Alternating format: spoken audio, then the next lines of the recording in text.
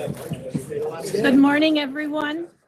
Today is November 19th, 2025. This is a regular meeting of the members of the State Liquor Authority being conducted in New York City with video conferencing to Albany and Buffalo. This meeting is being live streamed on the authority's YouTube channel, where you can also find recordings of our past meetings. Present today are Chair Lily Fan, Commissioner Edgar de Leon, and Commissioner John Maya. Staff in attendance is Council Margarita MARSICO, Deputy Commissioner of Licensing Maureen Hughes, and myself, Paul Taylor of Secretary's Office. The next regular full board meeting dates are December 9th, December 10th, and January 7th, 2026, and January 8th, 2026. Our full board schedule for the 2026 year is posted on our website, so you may take a note of the dates and plan accordingly. While in the meeting room, please silence your cell phones and take phone calls or conversations outside.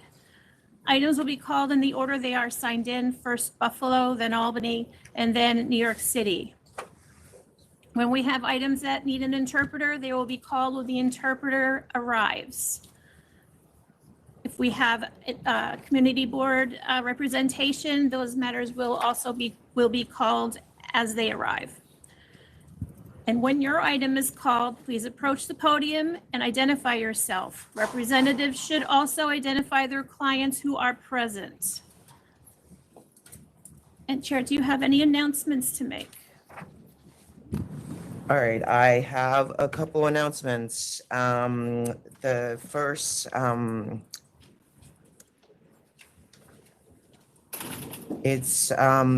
so Shannon is not here today. You guys probably noticed. Our general counsel, her father passed away very recently.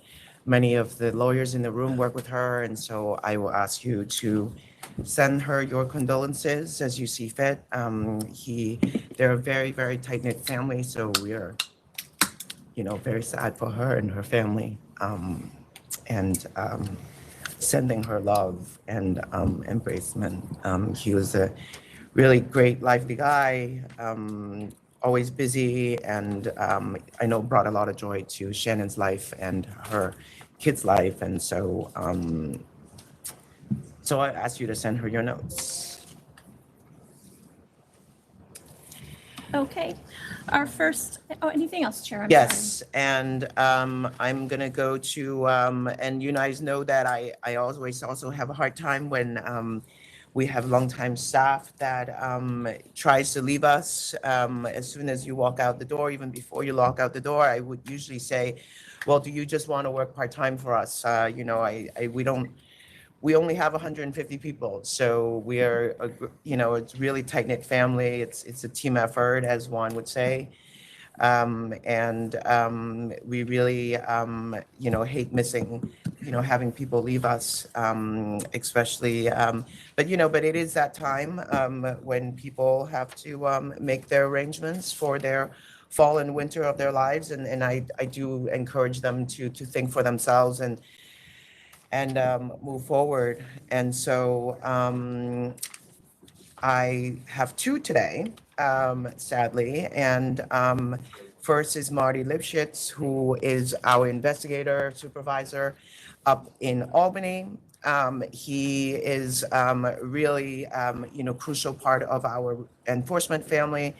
He was crucial in our work during the COVID times. As you guys recall, it was really not that long ago.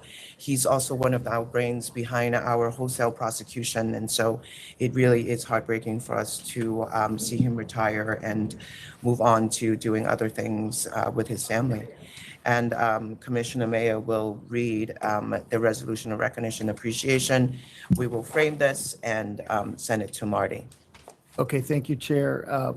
And I have not had the privilege to meet Mr. Lipschitz, but I'm privileged now to offer this resolution on behalf of the Liquor Authority. Resolution of recognition and appreciation, whereas Marty Lipschitz is retiring after 20 years service with the State Liquor Authority, whereas Marty has a total of 31 years of state service, which began in 1994 with the Department of Motor Vehicles and made his way to full investigator during his tenure. Marty moved to the Department of Tax and Finance in 1998 as an excise investigator. Whereas the State Liquor Authority was fortunate when Marty joined the Enforcement Bureau team in 2005 as a beverage control investigator and quickly became a valuable member of the Zone 2 enforcement team. Whereas after years of dedication and hard work, Marty was promoted to senior investigator and then supervising investigator in 2024. Whereas Marty's contributions, including teamwork, problem-solving skills, and leadership, were and will continue to be instrumental to the successful operation of the State Liquor Authority Enforcement Bureau. It is hereby resolved on behalf of ourselves and the entire staff of the authority that we hereby acknowledge the exemplary service of Marty Lipschitz to this agency and extend to him and his family our sincere appreciation for his years of service to the State Liquor Authority and extend to him our best wishes for a healthy, fulfilling, and long-lived retirement. And it is hereby further resolved that this resolution shall be formally entered upon the minutes of this meeting and that forthwith a copy of this resolution shall be provided to Marty Lipschitz. This resolution issued by the members today, November 19, 2025. And as we know, Chair Fan is present, as well as Commissioner DeLeon and myself. Good luck, sir.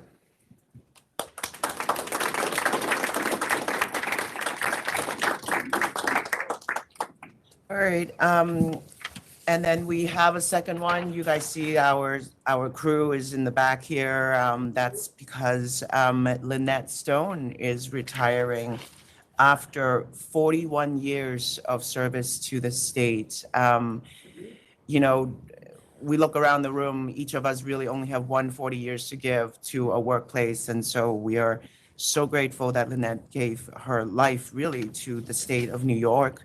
She's worked with the Office of Mental Health. She's worked with the Insurance Fund, the Attorney General's Office, and she's been with the SLA since 2022. And so Lynette is here. Lynette is here.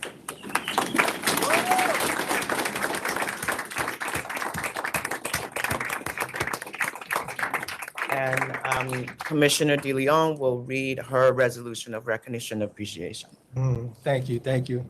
And before I get to Lynette's outstanding service for the public, I just do want to send a message to Shannon when I found out about the passing of her father and the pain and loss that her family must be feeling at this time. I can only wish that it soon passes and they're left only with the cherished memory of having known and loved him as he loved them. And as for Marty up in Albany, I greatly appreciate the work of our enforcement team. They work all kinds of hours of the day and provide invaluable information to us as board members. So I greatly appreciate the work that Marty has done and everybody in enforcement. And now to Lynette. There is no greater calling than public service. And a greater man, actually, I think it was Gandhi who said, we find ourselves in the service of others. And I can't imagine how many lives you have touched over the course of 41 years. So I personally thank you for what you have done for me and all of the citizens of the state of New York. Now, let me read this resolution. Resolution of recognition and appreciation. Whereas Lynette Stone is retiring after 41 years of service to New York State, including service with the New York State Office of Mental Health, the New York Insurance Fund, the Attorney General's Office, as well as the State Liquor Authority. Since September of 2022, she's been with the SLA.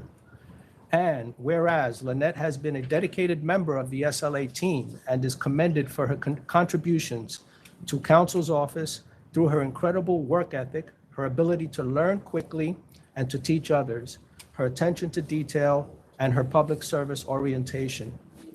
Whereas Lynette is recognized for always maintaining a cheerful, friendly, and helpful demeanor, making for a better workplace for everyone fortunate enough to work with her. Whereas Lynette went above and beyond her duties to increase our sense of community and to heighten morale, not only through her cooperative and helpful attitude towards work assignments, but extending to taking the lead in celebrating important milestones such as retirements, holidays, and birthdays. Today, we give back to you.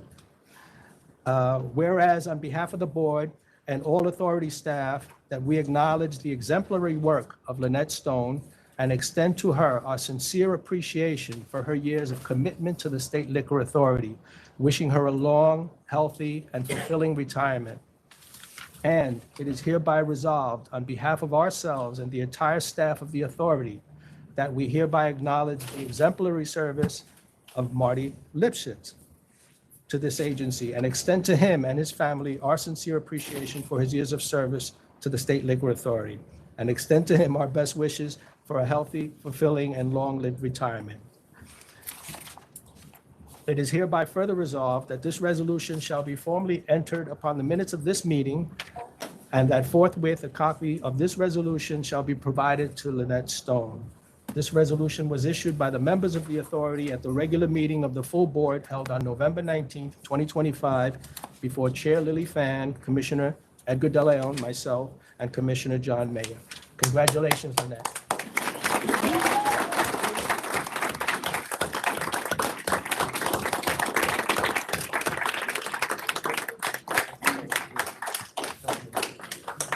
Okay, and those resolutions are on the record. We are going to, I think she's coming up and oh, we're she's gonna coming do a up, little thing. wonderful. Even better.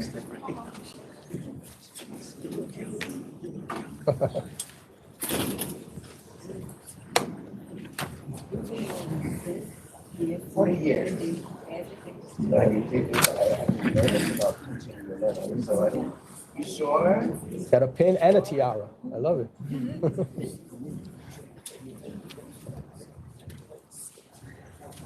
You're always stylish, so I'm just gonna get another jacket here. What's the matter? Did you go to the games or something?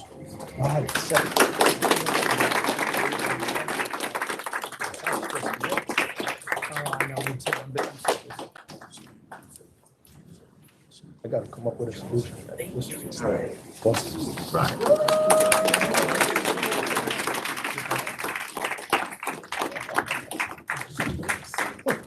All right, thank you, everybody. And we're going to first start in Buffalo.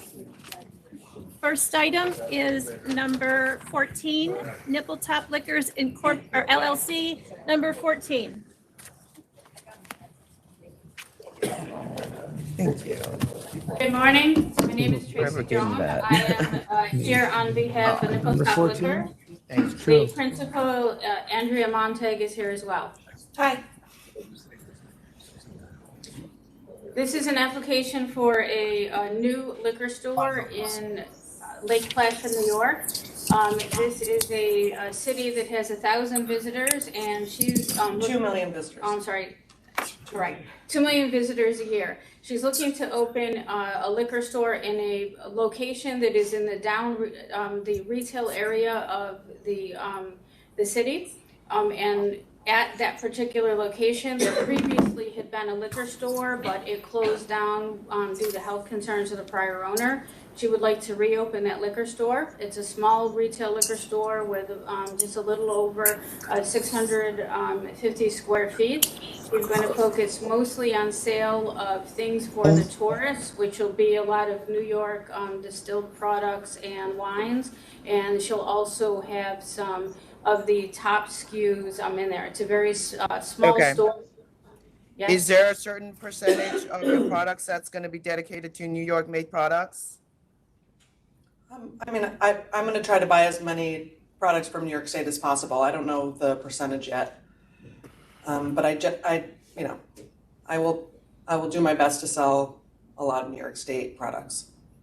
Okay, great. Chair Fan.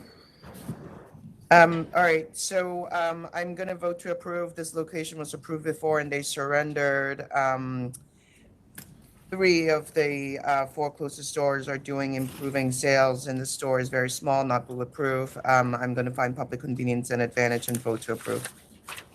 Commissioner De Leon. Yeah, I also vote to approve as Chair Fan noted, 3 out of the 4 stores are showed a profit in 2024 over 2023. The one that showed a decrease was only by $3,000. So I will also I will also vote to approve the application. Commissioner Maya. Okay, and I'll be a little bit more homey because I've been to Lake Placid so many times. I know right where you are, and good luck to you. I approve. Thank you. Application is approved. Thank you very much. I appreciate it. Thank you. Okay, next item is number 51F, Smith Green 585 LLC, number 51F. Again, Tracy Jong, I'm here with Michelle Green. She has a temporary permit for a retail location, a full on-premise license, and the board has asked her to come in and speak to them.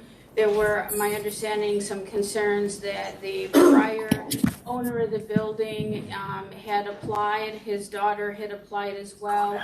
They were both denied for cause. Michelle did disclose in her application that she formerly was a girlfriend of one of the prior owners, and I believe that is what has triggered her to come in to answer any questions. The daughter that was disapproved is also the landlord of this, where the premises is located, right? That is correct. Do we And have- she, Go ahead. You were gonna say something? I was gonna say, we have put in a statement saying that we have no relationship other than a landlord. They're not working at the place. They have nothing to do with operating it. The daughter just now owns the building. She's looking obviously to lease it in order to cover the maintenance and the real estate, and is willing to lease it to Michelle. Michelle was going to work for her when she had applied. After she was denied, a period went by, the place was empty, and Michelle approached her about operating it herself since she was unable to get a license. She was willing to lease the property to them, and that's the only relationship that she has is a landlord. Well, that goes to my real central question, is that I don't see a lease, an arm's length lease that's been executed. Do you have one? Did you submit one? Do we have a signed lease as of yet? Yes, I have a copy. There is a signed lease, and if it is not on the record, I will have it submitted today. My understanding is it was in the record. I apologize. There's somebody else, a consultant, applied for this license and has been communicating with licensing. However, they asked me to come in and appear today before the full board because they needed an attorney. Deep dive into Okay. We're just checking on that, all right? So who's Ed Smith? Ed Smith was, right now he's going to loan the money. They had originally applied for him to be a co-owner of the LLC. When the full board notice came and we asked him to come be here, he wasn't able to travel here from the other state to be here today. He is withdrawing his application to be a co-owner, and he is lending the money to Michelle to begin to open and operate. Maureen. So he's no longer going to be involved? That is correct. His liquor license consultant submitted things in the record to licensing yesterday with a letter for him withdrawing as a member of the LLC. Yesterday. And amended, personal questionnaire to clarify, and amended pages of the application to clarify that he's going from an LLC owner to just a lender. Ma'am, why are documents being submitted the day before the meeting? We may not have them. I'm not seeing an executed lease. I'm not seeing the documents that you're referring to. That makes it hard for us to just blindly, approve this application. What's the name of the LLC? I understand. I was brought into this case when the full board notice came, and we immediately went and put our statements in, and the the person who was handling the license submitted those things yesterday. All right, So, if you're withdrawing one of the principles, we certainly can't grant the temp today. So can we adjourn to an upcoming meeting? Can I ask a question? Because the name is Smith Green on the Yes. LLC, that gonna change? No, Not executed. All right, so can they change the Yeah, they permit can. application? They can pull the guy off, but we need alternate forms of financing. We'll do that at the examination. So stage. how long are you gonna need? I'm gonna kick it. Well, we won't review it until it comes to the examiner. Is it better to just deny it then? Or are We can you do 1/7. 1/7? All right, we're gonna hold it over to January 7. Commissioners, you agree? Yeah, that's fine, 1/7. thank you. So we're gonna need that, we're gonna need to get that, the financing and the approval of Mr. Smith from the LLC, and also a statement regarding that the LLC name's gonna remain the same. The lease, we do have a copy of a lease. I'm not sure that it is completely executed, so you might want to take a look at that. Absolutely. I will go back and I'll submit a statement about the other items have already been submitted to licensing. I can send them to the full board secretary as well. And I'll submit a statement about the name of the LLC not changing. Their trade name is a DBA 688 at Lexington. So the name of the LLC doesn't need to change. Okay, but you're pulling the guy who's 51% off, and We've done that already. just make sure that whatever amendments you're making to both the permit application and the actual application. So it's kind of a far jump, but I'm gonna try to give you an opportunity to fix it by 1/7. Thank you. Thanks. Thank you. And next item is Harlem Liquor and Wine Depot Incorporated, number 44. Item number 44. And just for the record, this has opposition. Thank you. Good morning, Justin White here, appearing on behalf of Harlem Liquor and Wine Depot, and I've got Navjeet Kaur to my left. She is the principal. We've articulated the public convenience and advantage in a memo to the board on November 10th of 2025. We did extensive work to portray the proposed licensed premises as being in a very busy commercial, heavy trafficked area. We've also delineated in the All right, area. all right. Let the protest go first. Thank you. Can you just put your client's name on the record? Navjot Kaur, Navjot, last name Kaur. Okay, there are two people there. The other is a consultant, or is that? Spouse. He's my spouse. Okay. You have a liquor store too, or no? No, No, sir. Sorry, what? So who's the applicant? So this is me, Navjot Kaur. I'm the applicant. Okay, got it. Okay. Thank you. Okay, can I have the protest come up, sir?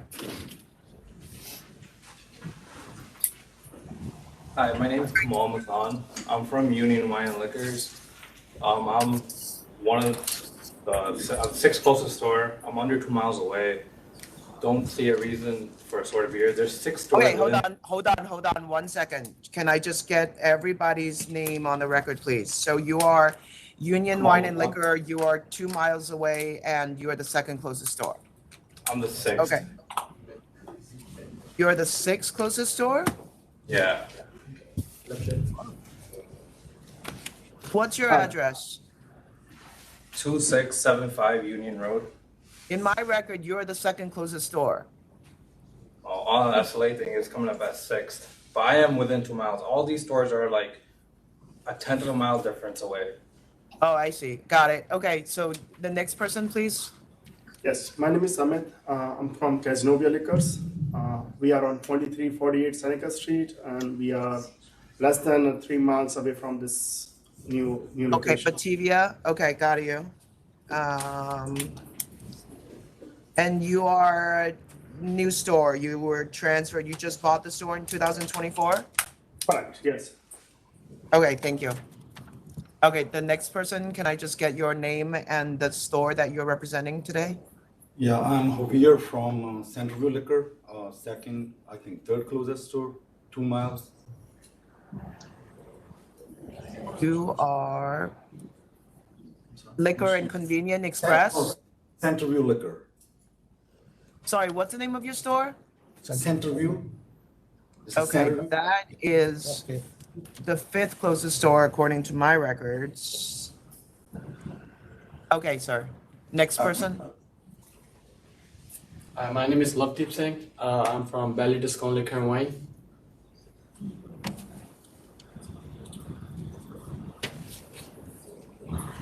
What's your address?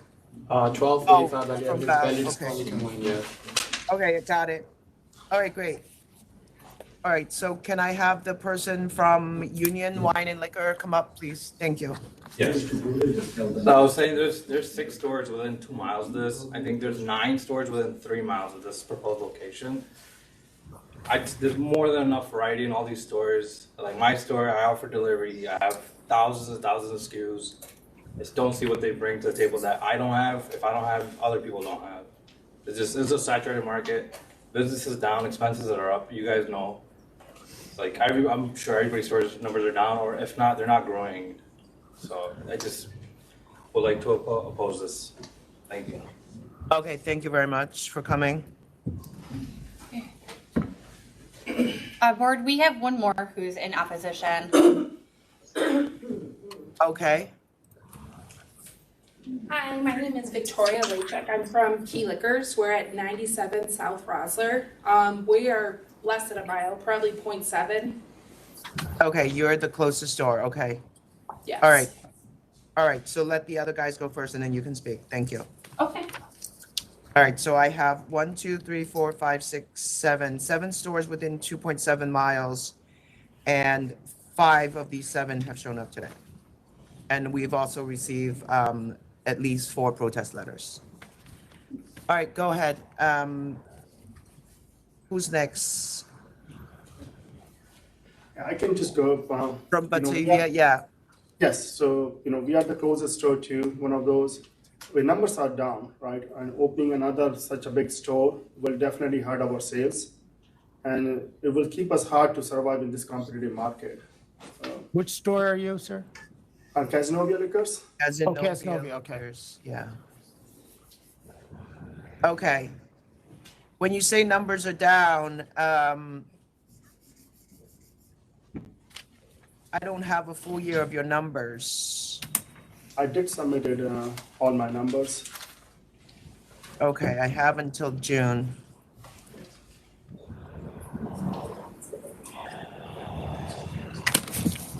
All right. All right, it's fine. Go ahead. All right. Thank you. Centerview.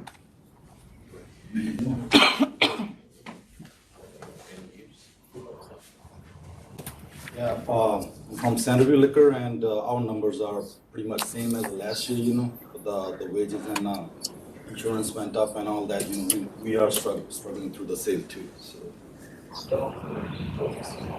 Yep.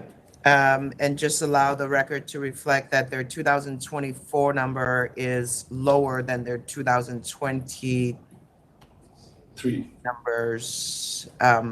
In between, there were some ups, but it's basically gone back down to before COVID levels and less than that. Yes. All right, thank you. Thank you. And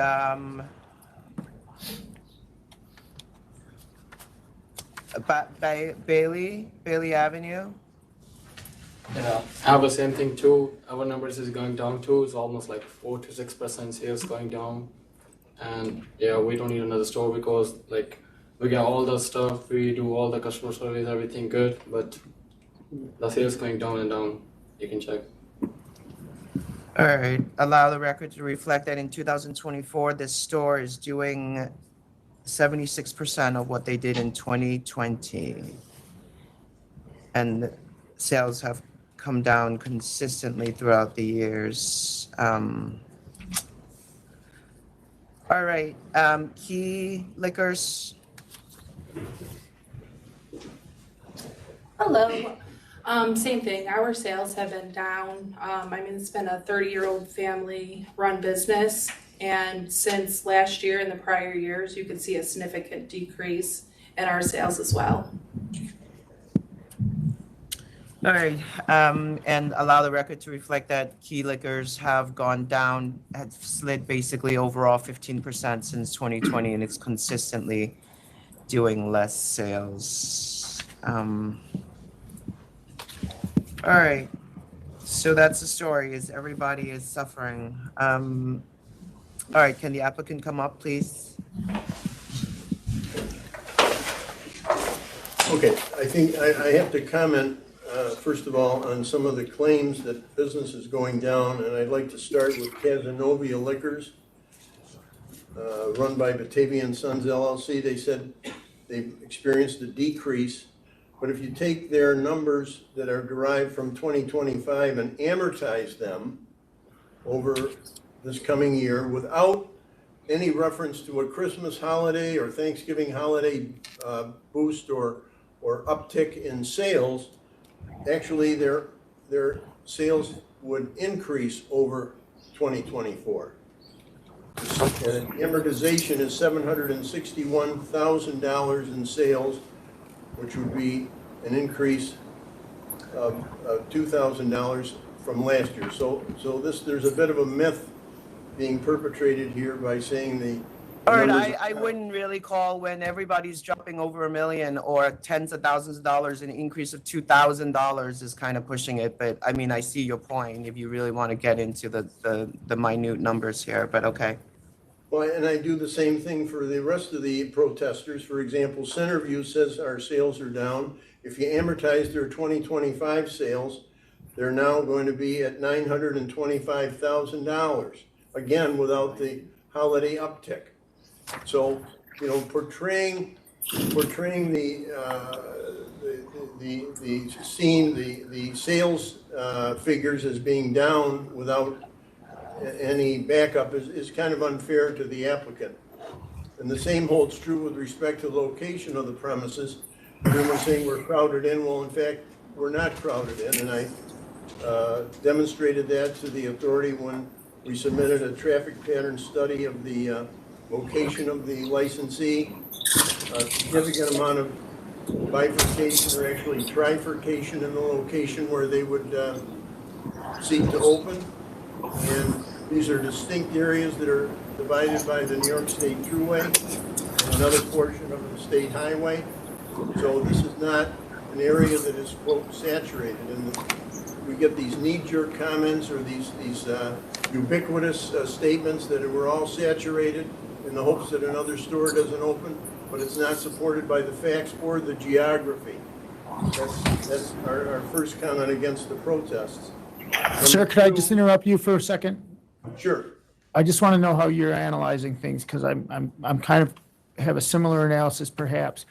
What did you come up with for Seneca on your calculations? Okay, Seneca. Yeah. I came up with Seneca is 1,298,271. Okay. That's I wanted to get into your methodology, because I'm at 1,333,000. So you and I are close. Okay. Thank you. Back to the other aspect of this proposed location that I think is going to make a distinct advantage to the public, and that are the hours of operation. They've committed to a longer period of operation all week long until 10 p.m. every day. And then finally, look, I urge the board to consider the letters of support which were submitted on behalf of the applicant. These are not just stray letters here or there. These are from, for example, Consumer Beverages, a next door neighbor to the store. Couldn't talk more highly about the applicant's convenience and advantage to the public. A VFW post came forward, AMVETS came forward, and all the comments by the public talk about, boy, this would be a great spot. We need more variety. This is a convenient area. Wonderful. So there's a lot of community support behind this. Could I ask a question? Ms. Kaur, I ask this every time. It seems to happen between Rochester and Buffalo. Do you have any other relatives that own liquor stores? No, Because there's a lot of persons with your surname that come across this board. yes. You don't have but, any? No relatives. Okay, how about Mr. Singh? Who's the, are you both, do you both own a building? You own the property? Yes. Okay, does Mr. Singh have any interest in, or family members that own a liquor store? No, no. Okay. I'm the only like sole 100% owner of it. He don't have no interest. He have his own business, so Yeah. I don't think so. He have any interest in that. But he will be there to help me Okay. if I need.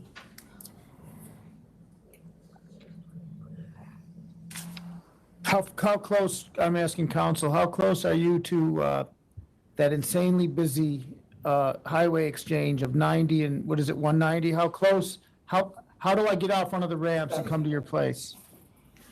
Well, it would depend on which exit you took. If you took the William Street, you'd have to get off and come down and travel about 5 to 7 minutes to get to the store. And if you got off the, is Clinton Street? Clinton Street and Harlem. Clinton Street in Harlem. How far is that from the highway? Yeah, I'm gonna ask. Just like parallel, they run parallel to I-90 and Harlem Road. But it take like around 5 minutes to get there. Okay, thanks. Like,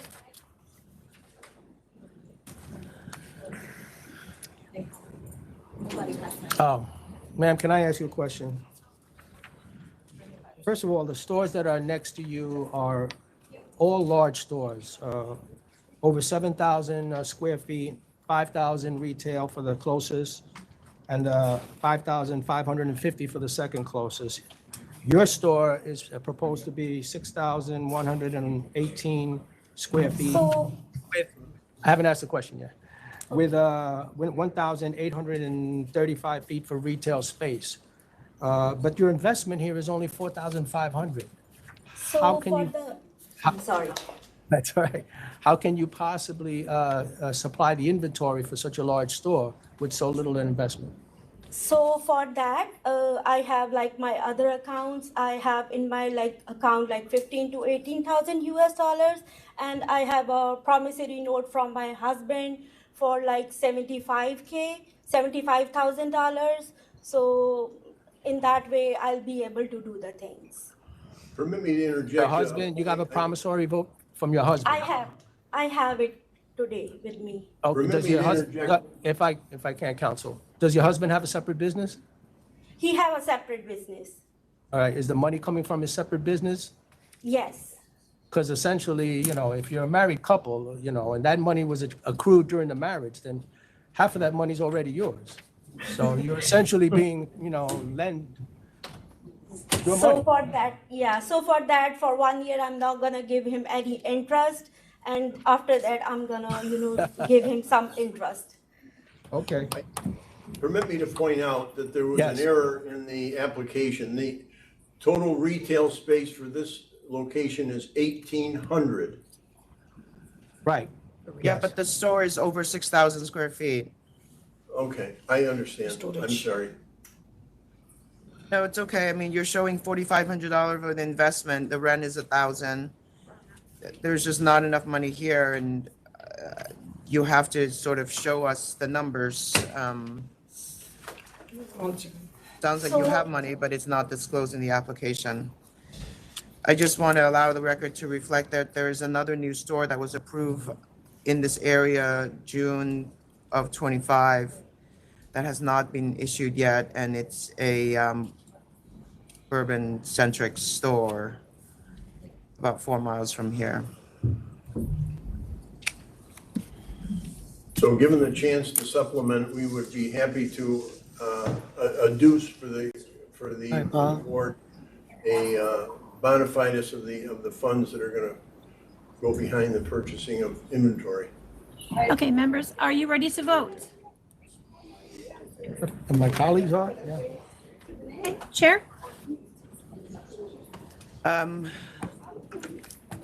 All the neighboring stores are doing the climbing numbers. I'm not going to find public convenience an advantage. I don't think there's increased demand here. It's extremely saturated, so I'm going to vote to deny. Hey, Commissioner De Leon. Council, with your amortizations, I will agree with your representations regarding Centerview and Batavia. But using that same process, amortizations, the two closest stores, which are very large stores, are showing projected to do a significant decrease in 2025. For the closest store, I would say in the vicinity of at least $300,000. For the second closest store, about $250,000 in decreased sales. And the third closest store would also, according to amortization, show a decrease.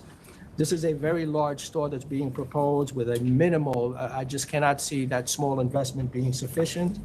The population in this area has declined. The figures that I saw are from 44,620 to 44,096. And as the chair noted, we just approved another store in this area in June of 2025. So for all those reasons, I respectfully deny the application. Commissioner Maya.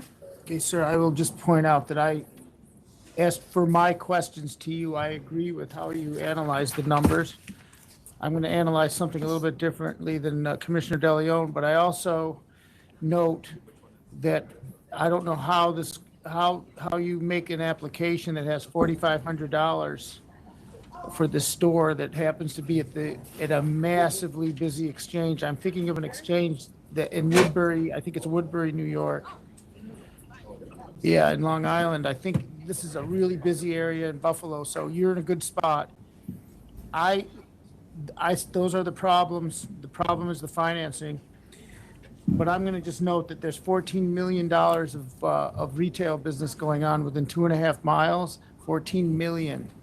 So if you're willing to step into 14 million in that location and take on part of that market, I would approve this. But I definitely appreciate some of the statements made by Chair Fan and Commissioner DeLeon on this. So I vote to approve based upon everything I've said. Your application has been disapproved. Thank you. Thank you for your time. Next item is number 19. Stevie D's Liquor LLC, number 19.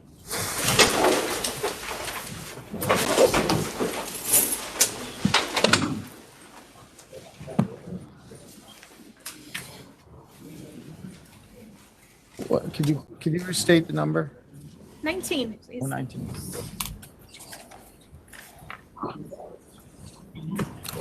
Good morning, Board.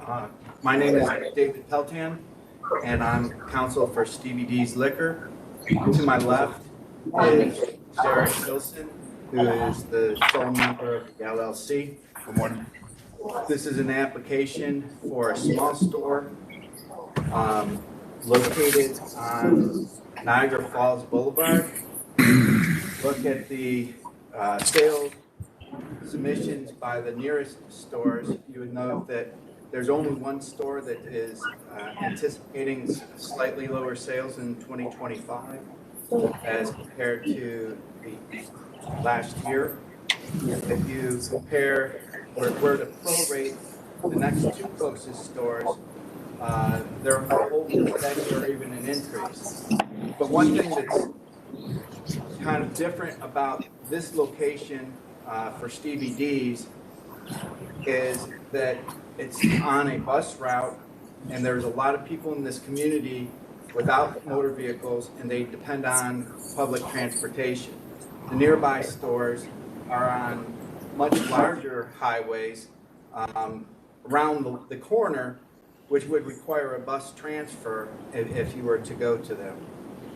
One thing that has not been a part of the application, but you should be aware of, is that Mr. Hilson loves Western New York, and it's part of his plan, even though the store is small, to dedicate sections to wines and spirits that are produced within Western New York. There was some conditions that we were told that would need to be taken care of, including a bond rider, amending the expiration date, executing the lease in the name of the LLC, and some additional photographs. We're fully agreeable to those. That would be simple to take care of. Sir, I have to ask you a couple of questions, okay? And maybe one of them's directed to, maybe the following are directed to Mr. Hilson. If you know, sir, what's going on with Tipsy Liquor and Wine, which is 1.4 miles away? What do you know about that place, sir? That's the one I know this part. Honestly, I'm not really 100% sure with Tipsy Liquor and Wine. They didn't, I don't, All right. they, okay, I'm sorry. All right, now next, what distinguishes you or differentiates you from On the Rocks Liquors or Caputi Wine and Liquor? Well, like I said, What makes you special as compared to those two locations? well, being in that area, especially with the stores that are developing there, that are in that plaza, that particular plaza, as Attorney Dave said, it's a lot of foot traffic in that area, so a lot of people walk, and it's more convenient for the surrounding areas. For you or also- for them? Are you talking about your place or these On the Rocks or Caputi? Oh, I'm sorry. Can you re-ask the question? Maybe I'm misunderstanding the question. Yeah, so it's more convenient for the people that are walking and taking a bus to stop at the proposed location for Stevie D's. Right. That's what I'm getting at. It's just Okay, in a, so- All right, so what do you know about those two places? Because I'm looking at their numbers that look like, I don't know, I hope this is not true. It looks like On the Rocks is On the Rocks. So Well, what's going on? So first of all, if you look at the numbers submitted for On the Rocks and as compared between 2024 and 2025, assuming that you can prorate 2025's numbers through the end of the year, they are holding steady with 2024. Okay, I'm not seeing that. Are you looking at 80,689? Is that the number you're looking at? Correct. So, But that's only through the middle of May. Right, sir, what I'm saying is that gives them like 12,000, 15,000 a month, which means 15 times 12 is nothing, okay? That's like 120 something thousand off of 1.7 million. Thus my statement is, are they going out of business, or do you know anything about that store? Well, yeah, Because Mr. Hilson has my it. numbers, respectfully, you're 1 decimal point off of my calculation. Mr. Hilson has some additional information. so it's to my belief that that On the Rocks, I believe they were having some type of licensing issue because at some point their store was coming up as temporarily closed. Okay. So I believe they were having either issues with licensing or they were closed for some time. Okay. As far as the Tipsy Liquor and Wine, it looks like they're fairly new, so it looks like they're like increasing. But I do know On the Rocks actually showed up to my establishment. I was going there one day and they actually showed up and I don't know, it was a little weird interaction, but I know that they were temporarily closed on when I looked them up to view how far they were away. Okay. Well, I've got them at council. I've got them at $220,000. So that's that's like 80% off of, it looks like they're going out. So you don't know too much if they are going out. I guess I could ask licensing if they've had a closure of some kind. I'm sorry, which store are you talking about, On the Rocks? Let me help you out here. I'm trying to figure out if the closest store that had the second highest numbers or so, are they going out of I think business? this is wrong. I think this is wrong. Oh, this is wrong. I mean, if you look at it, it would probably make sense that it's actually 800,000 and that Oh, this okay. is a typo. Okay, you think it's a typo. So I would assume I that this see. is a typo. Okay, all right, thank I you, mean, Chair. I'm just Okay, looking I at the rely on, logic. I rely on this record and it But might be incorrect. Okay. regardless, Yeah, okay, gotcha. Yes, I You know, agree, we're up by a decimal. I would Yeah. beg to differ from what's been said today here that all the closest stores are doing declining numbers, if not at best flat. And I just want to allow the record to also reflect that we just denied a store at the last meeting 3 weeks ago in the same general vicinity.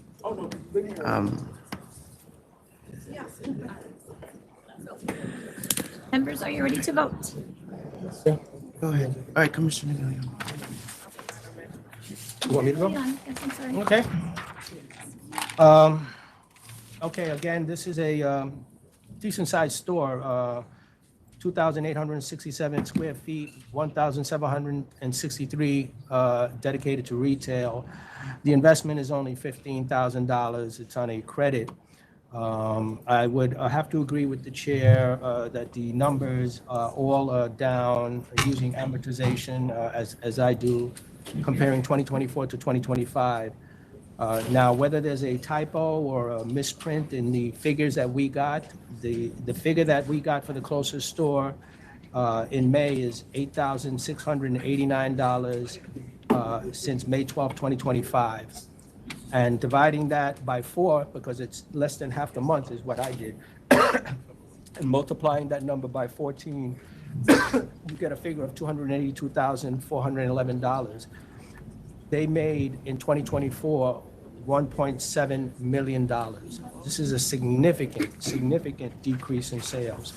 The same for the, excuse me, the next closest store, KRUPA. I am just not seeing the numbers that justify another store in this area. And I will also note what the chair said, that another store was granted a license. It was denied. Oh, it was denied, excuse me. Another store was recently denied in that area. For all those reasons, again, sir, I respectfully deny the application. Commissioner Maya? Okay, I'm just going to state something because I may be abstaining from even voting. If that $80,000 through May 12, 2025 is correct on the rocks, then that opens a vacuum, which I think would be a circumstance that I would reconsider in the future. If that number is indeed 800,000, I have a different calculus as to their numbers might have gone a little bit up. And I don't know if on that basis I would have approved of this. So I'm going to abstain from this because I'm not sure of that 80,000 number. If it is 80,000 and that were to be confirmed on any future application, I'm inclined to approve, but I'm abstaining from this vote. All right, Maureen, can we just take a break and can you just look at the numbers? We're just going to take a look at the file for 1 second so we can clear this up. Thank you. Okay.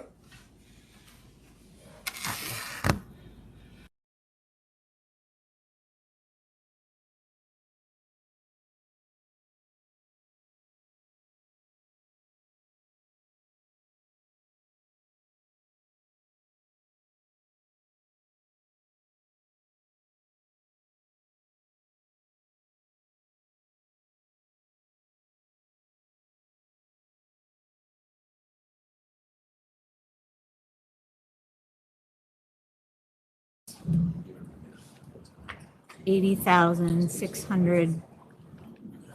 But the submission says? Yeah.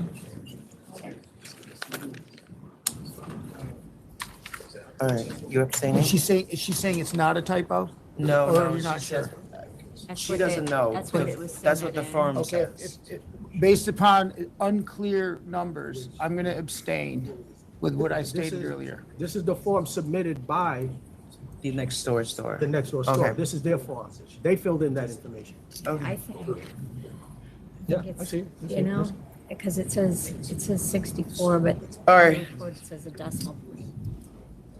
We don't really know, but they reported, you see how this says that?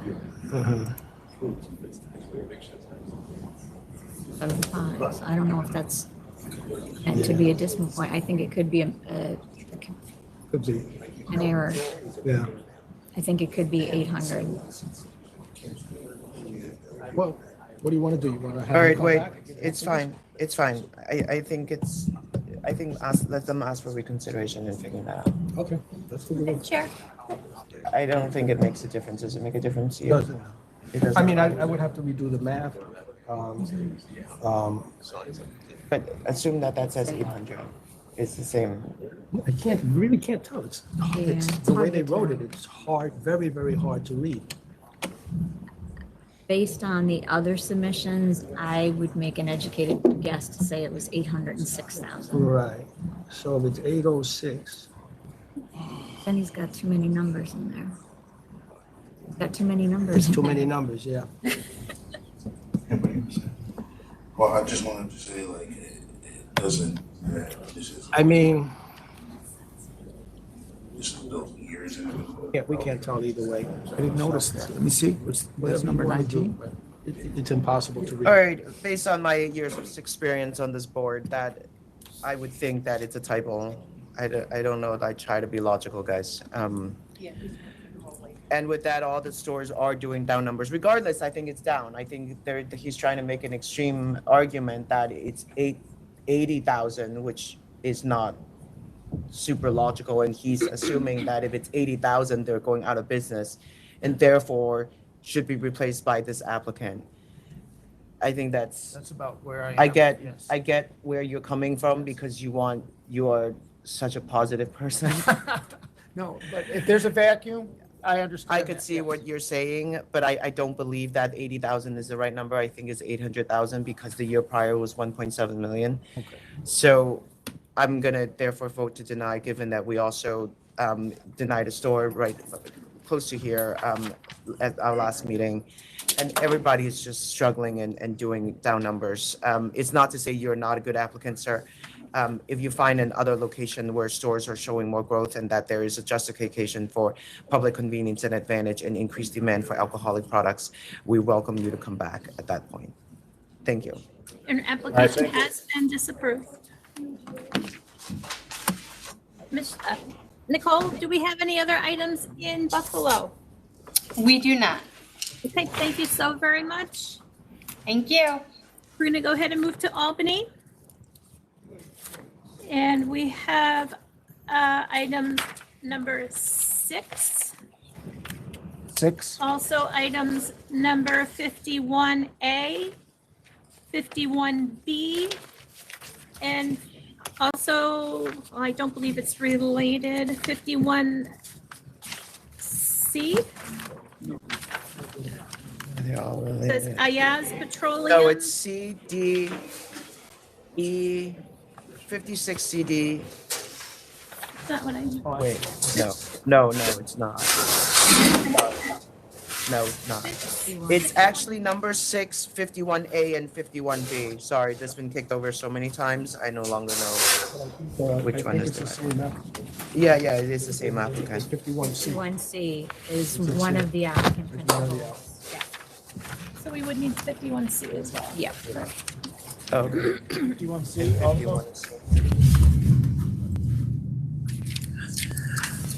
All right.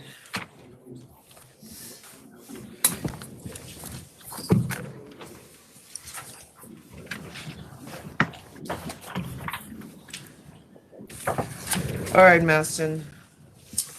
All right, well, good morning. Good morning, Chair Fan. Good morning, Commissioner De Leon. Good morning, Commissioner Maya. My name is Maston Sansom. I'm the attorney for the applicant. I'm joined here by AYAAZ Youssef, as well as Muhammad Ali Youssef. They are the principals for the applicant. We're here. This is in regard to 3 applications for AYAAZ Petroleum, DBA Yazzy's Market. 2 of the applications are for temporary permits at this point. That's the stage that they're at. And So then I have 3 temps. Okay. I have 3 temps and 1 grocery store license. Okay. There could be one of the stores that is Salim's. Does that? That's 51C. That's a temp. Okay. And then I have 2 AYAAZ that are temporary permits. Yep. And 1 AYAAZ that is the actual license. Yep. Perfect. Okay. So the confusion might be the AYAAZ Petroleum, the 3. Yeah. I'm the principal, 100%. Yeah. And for the other temp, he is a principal. Okay. For Slims. Okay. So is there one where both of you are on it? For these 4 that are on for today, no, ma'am. Okay, so just explain what the universe is here, Masson. Can we just talk straight? Let's Yeah, not sure. focus So on what's like so what's the business and why do I have nonstop availing and disclosure mistakes and they're about to lose their empire because of the confusion in the paperwork. Yep, understood. So as you're aware, there was an investigation into the Central Ave location. And, you know, it found a number of things, I would say, a vast majority of things, the most important things, were in the name, or still are in the name of the current licensee. However, due to timing issues, as well as an issue with the DBA, which AYAAZ will talk about a little more, you know, they transitioned some things a little too quickly in anticipation of the attempt being approved. Now, this definitely should not have happened. They should have waited. Based on their experience, they were certainly planning, about 6 weeks, they'll get the temple. That didn't happen. For one reason is because the investigation was pending, which sent it to full board, but also another investigation related to a Delmar location, which also alleged availing. And that had somewhat unique circumstances as well, at which, you know, we're happy to explain about that. As far as the disclosure, that was more of an administrative oversight. Again, they've applied for these licenses. They have numerous licenses. They've done it many times and didn't realize that their personal questionnaire needed to be updated to reflect the disapproval that they had received. So, and then when they found out that it was an issue, it was included on subsequent applications. Again, not a perfect scenario, but they did not intend to try and hide it from the authority that there was a disapproval. Getting back to the AYAAZ locations where the investigation is, one of the as part of the findings, it found that the clerk's shirt, some of my clients, my client's DBA name was used in certain circumstances. For example, the clerk's shirt, the front door, the outside ice machine, certain business letters, and the electric and gas bills had been transferred into the name of my client's name. So there, now in contrast, all the certificates, licenses, tobacco, lottery, food permits, as well as tax filings and things like that were still in the name of the current licensee. And I'm going to turn it over to, and still are, I'm going to turn it over to AYAAZ to talk a little bit about why his DBA was used in certain circumstances. I have a question first, sir. Sure. Are you the lawyer on the transaction? No. I'm the lawyer just for the liquor license. Who's the lawyer on the transaction? I'm sorry, Chair. Who's the lawyer who's doing the asset purchase transfer? Mr. Altman, Fred Altman. What's the first name? Fred Altman. Fred, I'm sorry. First name Fred. Where's he from? He's from Albany, 6 Walker Way, Albany. Okay, all right, thank you. So, Chair, I don't know if you had a question. So are you the lawyer on all 20? He has, how many licenses does he have? I don't know the exact number, but it's about around 20 to 25. You don't know how many licenses you have? I've never counted, ma'am, to be honest with you. Who runs these businesses? Me, my brother, my family.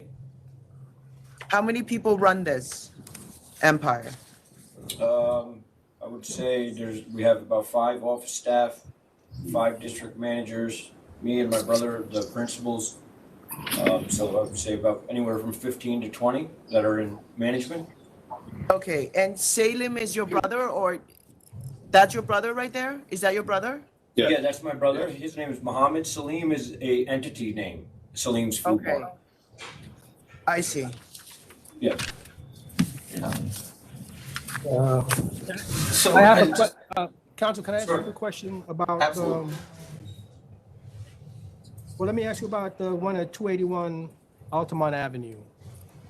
When was the contract of sale for that sign? So 281, I think what you're talking about, maybe the Central Ave, that was the subject of the investigation? 281 Altamont Avenue, Schenectady, I think you're talking about, right?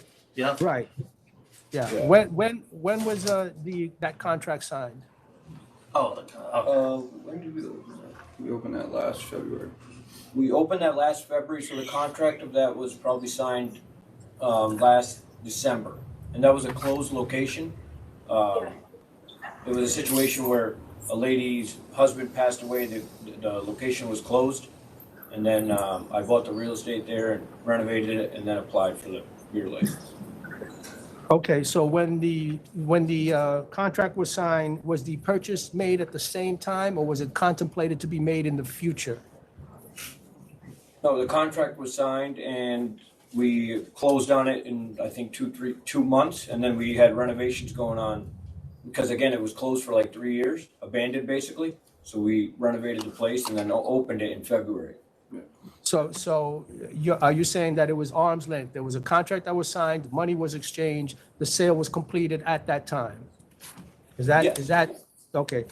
Yeah. Because I have information that the sale, it wasn't completed until April. From December to April, there's this 4-month gap. Can you explain that? Renovations. Yeah, that's when the renovations were going on, to the best of my knowledge. But I thought we opened in February or March. February. Yeah, because my father passed away in March, and I remember he was there right when we opened, so we opened in February. Yeah. Well, but I'm talking about when the sale was completed, when the money for the purchase was handed over and the sale was completely completed. Was it in December or April? Oh, it should have been December. Definitely not April. December. I don't think we're ever going to find out. I think we need a lawyer here. Can I ask a question to the big brother, the taller brother? Yeah. Why is your place in Averill Park, why is that particular location named Salim's? That's just a business that I own 100%, and it was an entity that we were adding locations to. Okay, but why are you not calling it Yazzi's? Why are you not using the trade name? No, Why are you not branding that Yazzi's, I guess? I don't know the answer, so. We applied for the DBA name. Okay, so that's just the corporate name? That's just, okay. Yeah, just entity name. All right, okay. Because, sir, we have different entities. We have, there's about 15, 20 different entities. Just a DBA, we started making all the DBAs Yazzi's Market just to brand ourselves within the last year or so. Okay, thank you. Are all the records now in your name? I didn't understand that. The records for which location? There's so many here. Are you talking about all the DBAs now at each or is Yazzi's Market DBA at each location? Is that what you're asking? Tax, payroll summary, quarterly tax filings, checking account statements, signature cards. Whose name is all this stuff in? For which location, sir? Yeah. Any of the 4 that you're applying for, sir? Okay. Yeah, so the answer to that is, for Central Ave, Never gonna get no. So all of those things are in the name of the current licensee awaiting issuance of the temporary permit. There are a few things that they did transition. Why would that be the case, Counselor? Because the applicant hasn't been issued the license yet. So it's still currently being operated by the current licensee. However, there were a few things that they did transition. Except the staff is wearing your T-shirts already, so I don't understand how you're telling both of those stories. Right, that's correct. So a number of things, as was stated by the commissioner, are in the name of the current licensee. But you're correct, Chair, that the T-shirt and a few items are reflecting my clients, the applicants, DBA, and that was because of a trademark type of DBA issue regarding the name of A+.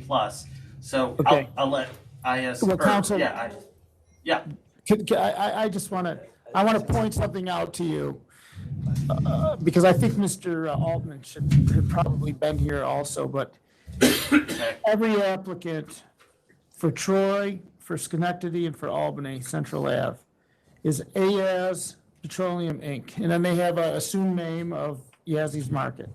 Correct. I'm not understanding, I'm just calling him Big Brother because he's the tallest guy. But Big Brother is Salim's Food Mart Inc. Why is there a completely different corporate entity there? They're trying to get the DBA. No. But my question is different. They could always get the assumed name, but it's a completely different corporation. Yeah. All Yeah, the corporations they are the actually same. What's have- up with that? Yeah, they actually have a number of different corporations. For example, some licenses that they have are under SA Petroleum. Yeah, we have, I believe. we have about 20. Look at the application. 25 They have like 20 businesses. Yeah, No, we I have know that. 25 entities. Okay. All right, so it just has to be with okay, under the umbrella, there's a different name. All right, Maston, are you the lawyer on all of these applications, these licenses, renewals, all of that? For the, correct, for the liquor license applications. I'm sorry, Okay, grocery so store. if this gets approved, I mean, obviously they know what they're doing, but they're not also not following the law cleanly. So I asked you to go back and look at all the applications they've ever filed, all the licenses that he doesn't even know how many he has. He has like 20 that he surrendered and 20 that are active now. So can we just spend some time, get it organized, make sure that all the paperwork is clean? I'm giving you the opportunity to do that before I send my enforcement team over and look at the books and records of your 25 businesses. Yep. And see if it's clean and up to speed and who's on what. Okay? Yeah, understood. I'm yeah. trying to give you the opportunity because I trust that they're sound businessmen, but the books needs to be clean. Everything needs to be separate. Do you guys understand what I'm saying? Yeah, so so it's all of it really should be clean. There are these two instances. One was Del Mar, and another one is Central Ave, which was the focus of this enforcement's going to go out. investigation. Which Well, I'm going to give you an they jumped the opportunity. gun. Look, I'm going to give you an opportunity. These are 3 of them are temps. The electro application is going to come back, and I promise you that we will come look at your books of records because before any of these 3 temps become actual licenses. Okay? Okay. Yeah. So it's fine. If you have no problems, it's fine. But people shouldn't be wearing your T-shirt and accounts not in your name, right? So, The employees Okay, are wearing so- the T-shirts, and when questioned, they say he's not the owner. Yeah, because This is what we have. it doesn't matter to me. It just needs to follow the letter of the law. Okay? Sure. Understood. And I promise you, enforcement will come out before we get to the actual application. So make sure the 3 applications come out in that. For now, I'm going to vote to approve despite my better judgment on all 4 of these. Okay. Commissioner DeLeon? Thank you, Chair. I vote to deny. And Commissioner May, and that's all 4, Yeah. Commissioner? And Commissioner Mayo? I vote to approve all 4. Stay with you. Thank Guys, you, Commissioner. could I just state something to council? Yes. Please don't make me remember this negatively. Understood. Thank you. Everything will be in tip-top shape. Everything will be reviewed, re-reviewed, made sure, strict compliance. All right, thank you. Before you go away, I do have a couple of questions for the members regarding the temporary retail permits that were approved. Do you want these names to return to the members? Yes, Okay. all 3 of them, please. And we do have some pending. We have Yazzie, Petro, which is, they're operating under an SP. Just send them here. You Just want send them all them here? Okay. Yes. All right, we're gonna see you a few more times, so let's get the story straight here. Okay, perfect. All right, thank you. Thank you. Thank you very much. Thank you.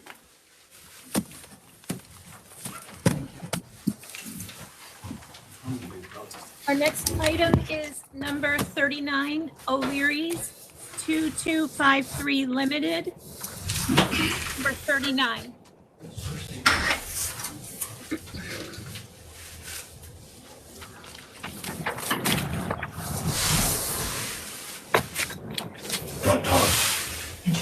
Oh, good afternoon. My name is Christian Volchinsky. I'm the owner of O'Leary's Tavern. I'm looking to get my permanent liquor license. All right.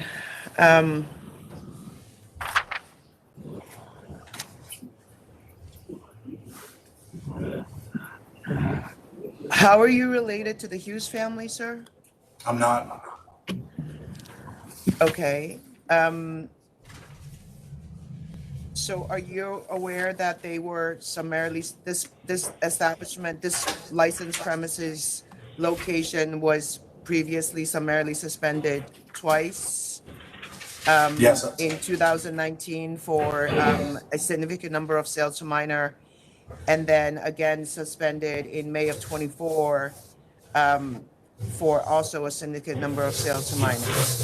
Yes, I was aware of that. Okay, so it sounds like you took over this business and kept the same name?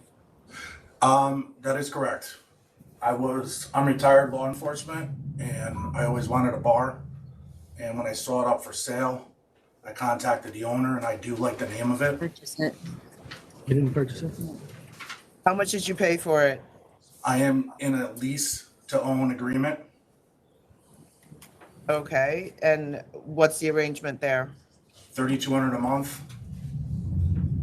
For how, what's the overall purchase price? $500,000.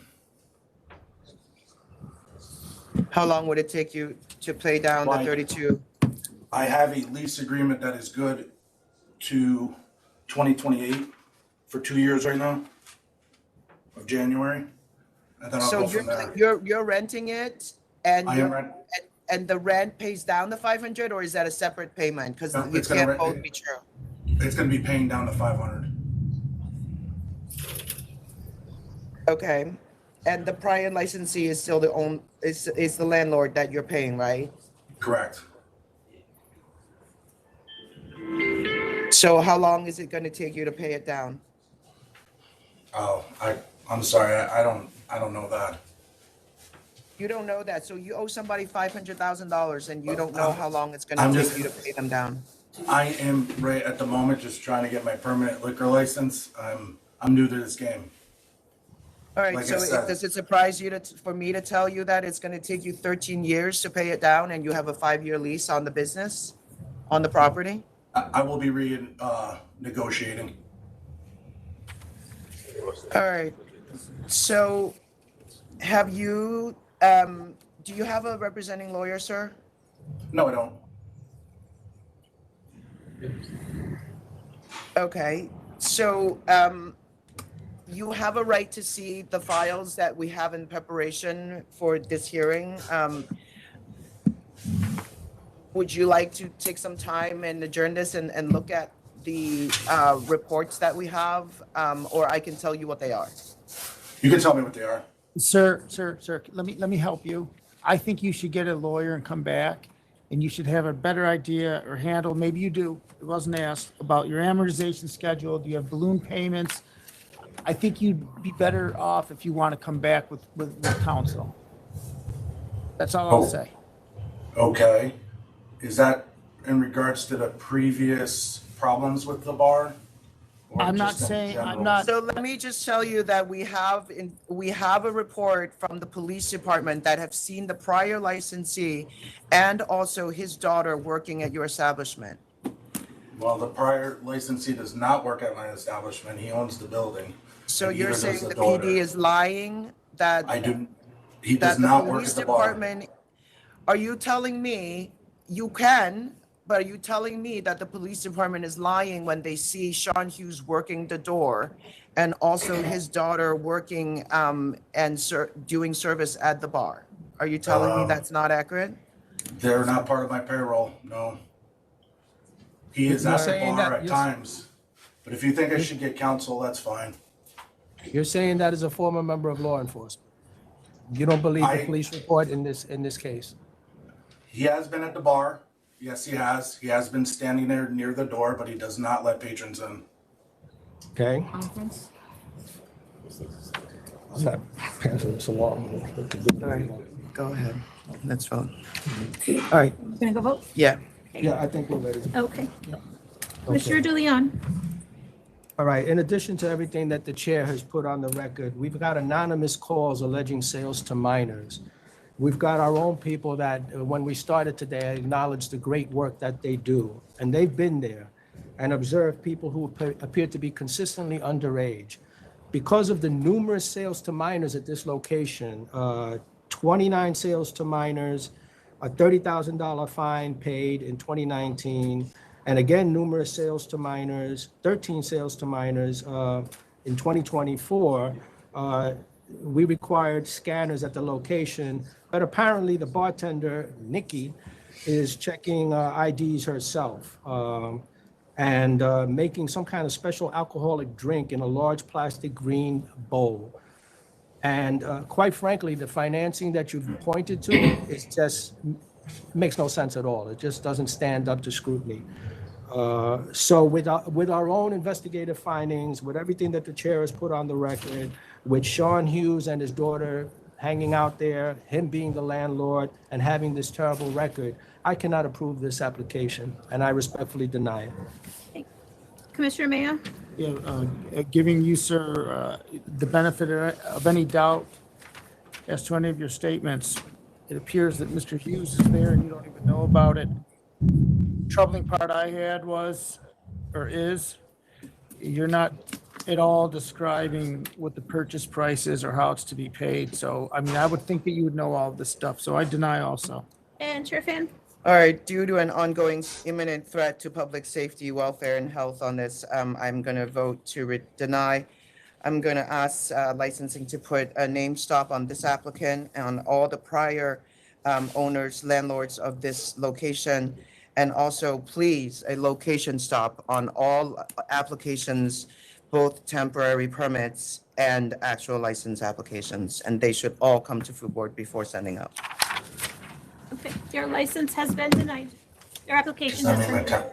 My temporary has been denied too. Your temporary's been canceled effective immediately. Thank you. Next item is number 42, Liquor by the Lake Incorporated. How you doing? I'm Michael Monks from Liquor by the Lake. Applying for a new liquor store in Provo Lake, New York. Yeah, right on. I don't have any questions. Yeah, I mean, it's a slight decrease. The second one is up. Questions. The other two are down. Do you have questions? Or None, zero. Okay. I'm ready to go. Okay, and Commissioner DeLeon, would you like to cast your vote? Yeah. Okay, this is a small, I guess we're voting. This is a small store by comparison. The closest store is 4,000 square feet, 3,500 of which are retail. That is showing a decrease in sales, but it's de minimis. It's about 20,000. The second closest store is showing a profit of about, I would say maybe about 300,000. So they kind of offset each other. I see we have the appropriate insurance and workers' compensation. All those forms were submitted. I'm going to vote to approve and wish you the best in this venture. Thank you. Commissioner Maya. I vote to approve, and I also, I never say this, but I know the chair will say this. I definitely see public convenience and advantage here where the nearest store is 10 miles away and you're in a rural area, and the numbers are not bad. Yeah, that's true. Yeah, I forgot that. All right, I'm going to vote to Thank you very approve. much. I'm going to find public convenience and advantage. The next store, as Commissioner Mayo has pointed out, is 10 plus miles away. The next one is 11, 12. So clearly this area needs some service. It's a small store, so I'm going to vote to approve. Thank you. Your application has been approved. Thank you very much. Appreciate your time. All right, thanks for coming in, sir. Next item is number 35, Randy G. Tull, number 35.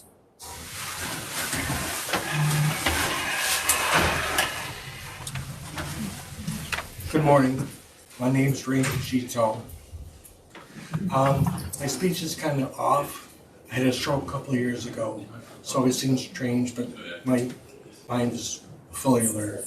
I'm asking the commissioner. I'm sorry, sir. Are you the licensee? Yes, I am. All right, sorry, can you just repeat what you just said? Okay, my name is Randy G. Tull. I had a stroke a couple of years ago, so my speech is kind of poor. Oh, no, I can hear you totally fine. Okay, Not good. poor, but yeah. What I'm Okay. asking, all right, I'm in the process of selling the store, retiring. I'm now 72. Unfortunately, my cashier last year, September 23rd, sold alcohol to a underage person. She was put on probation. I kept her, she was a good person. But I wonder when the fine will come to me so I can finally sell the store. You want to know when the fine will come to you? Yes. When would that be? Well, the members need to vote to determine what the fine will be. And Yeah, after, but just talk to him about what the process is from here on, because he's trying to sell the business. oh, okay. So when the penalty is assessed, an email will be sent that'll include a disposition letter. It'll list the penalty, the due date, and then if the penalty is not paid, an alternate penalty. It'll also have the address of where to send the certified funds so it can be applied to the case when the payment is received. Okay, yes, I want to clear things up so the new owner can purchase the store. Okay, That's all. Thank you. you're welcome. All right, what's the fine? The negotiated fine here is $3,500. I will accept $3,500. No, it's a no contest. Oh, it's a no contest. I'm sorry. Where is it? It's the delegation. Oh, right. I read that wrong. Yeah, I will accept $3,500. Okay, and Commissioner Maya? Are there discounts on that first one or no? The discount is on 5 years. Yeah. Delegation is 35. Okay. It's 18 and under. Okay. He doesn't have 5 years. All right, 35. You could. He has training or something like that. Not really. I mean, if you want to do 500, it's up to you. If I want to do, 500, I would. No, you can. oh, yeah, okay. Yeah, yeah. Sorry. Okay, sir, I just had a question, more of a procedural question, how these work. I'll go 3,000, sir. Okay, 3,000, and Chair? Did you say 3,000? I said 3,000. All right, 3,000. Okay. So their civil penalty is $3,000. Again, you will receive an email stating as such with an attached letter. Okay. All right, sir, just make sure that there's no other sale before your sale goes through. I mean, no sale to minor. That is a very serious thing. Is there is a second offense on this particular license, it's gonna be 6,000 or more. The commissioner here gave you a pretty big discount, which we generally don't do. We're doing that because you said you're selling your business and that you showed up today on your own. So I hope you show him some gratitude here, because we have an actual specific delegation that we generally don't move off of. Thank you, Jim. Thanks. Next item is number 23, LAVIANO Wine and Liquor Incorporated, number 23.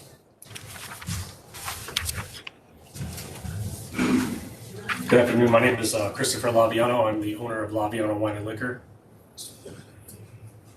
I'm seeking to expand my store and move to a new location, which is just 20 feet away from my current location. I believe there's opposition. There is Is there opposition there? All right, go ahead, sir. Hello, my name is Ankit Sood. We own the 20 Mall Wine and Liquor. And there is opposition to this primarily because, well, I had purchased a store around 5 years ago. And within a 1 mile. Sorry. What's the name of your store again? 20 Mall Wine and Liquor. Okay. 20 more. Okay, got it. So you're 1.4 miles away. All right, let the other person put his name on the record. Is he also protesting? Yes. Okay, what store do you represent, sir? Hi, my name is Janak Goswami. from Glinderland Wine and Liquor, Homesview LLC. And I am closest to the current store. What's the name of your store again, sir? Glinderland Wine and Liquor in Star Plaza. Gilderland. That's not, pronounce oh, I see. That's the 0.9 miles. Okay. Yeah. All right. Oh, it's AMU. All right, I got it. All right, thank you. Sorry, let him Thank go you. first, sir. Is there any other protests in the room? Yeah. Oh, I think that person's outside waiting. All Let me right, just can we get verify one- everybody in here?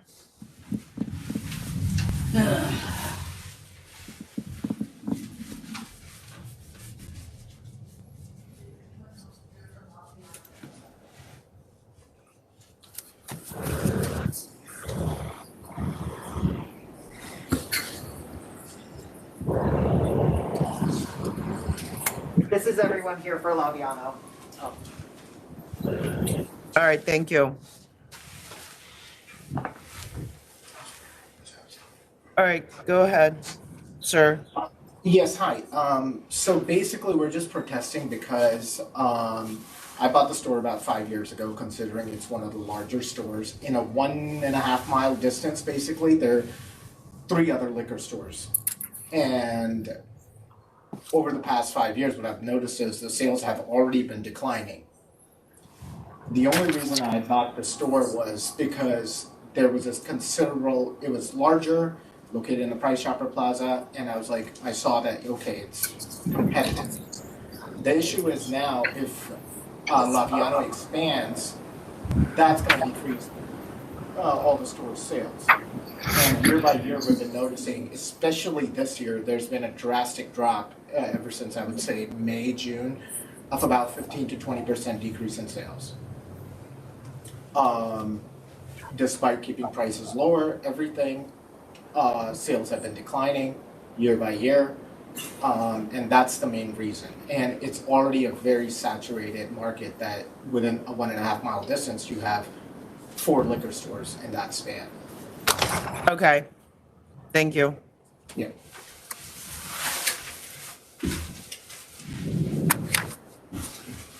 Hello. I bought my store in 2019.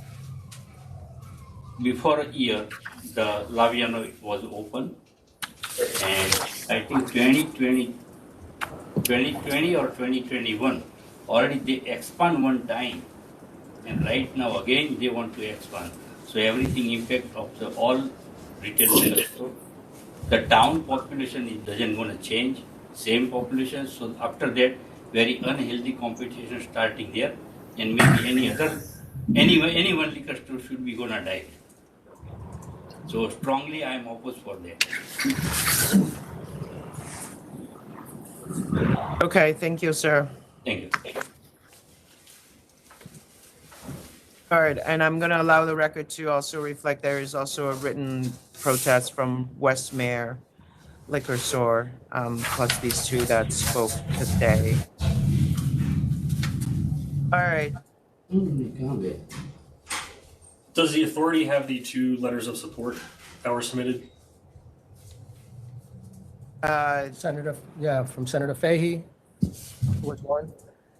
What's the second? Yeah, I see one. Yeah, I see Senator one. Fahey, Town Council member, also Amanda Vidal, also.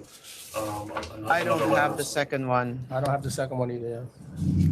They it was actually sent to me from the SLA that it was submitted on time, but that's fine. It's okay. It was another letter of support indicating that my size of my store, as the previous opposition has stated, they are larger than me. At the moment, my current space is probably one of the smallest stores in the area. I am the only liquor store on the westbound side of Guilderland, which is a go home route, I like to call it. Over 28,000 vehicles travel past that location on a daily basis. We have seen a 5% increase in population growth in our town. And again, for consumer convenience and advantage, I am the only liquor store that is simply on that westbound route where you can come right in, stop, go right out, and continue on your route without traffic going across 3 lanes of, a very, very busy road. So did you just, in 2018, when you applied, you were 780 square feet, and then you did an alteration, so you increased your space to like, I don't know, capture a next door space or something like that? It was the same location that I just expanded. So what happened was originally when actually Chairwoman Van, you were there, who approved my license. I had no objections to any oppositions to anyone surrounding me. I was 24 years old when you approved me, but I was naive to the industry to a degree, to admit. Not noticing storage was a huge thing that you needed to have, and variety was huge. So within December 2018 is when I opened my doors. Within 6 months, I applied and was approved also by you to expand my location, to give myself more storage space and more square footage. Right now, the configuration of my store is retail on the first floor, which is just over 1,000 square feet. And then there's about 800 square feet of storage on my second floor. So as you can assume, it's extremely difficult to store the amount of product we need to carry now on a second story to bring it down, so on and so forth. But and do you own all of these buildings? Yep. If you have the picture that I submitted with my application, I owned prior to being approved by you. I purchased 3 other properties along that corridor, and I recently developed that property myself. And the new building that I'd like to move into, just 20 feet away, is that new location, which will be the new liquor store, single story level storage to the right, larger checkout counter, a tasting section, just more product, more variety. I mean, since I opened up back in 2018, cans were not a thing. I mean, cans are huge now, and it's like every week they come out with a new can. So, I have 5 coolers now instead of the 2 that I originally had. So, again, it's just making sure. Can I ask you a question? Sorry. You are a real estate broker by, that's what you do on an everyday basis? Yes, I'm a real estate broker. I own the wine and liquor store. I pretty much put a lot of hats on. I also developed and GC'd the project.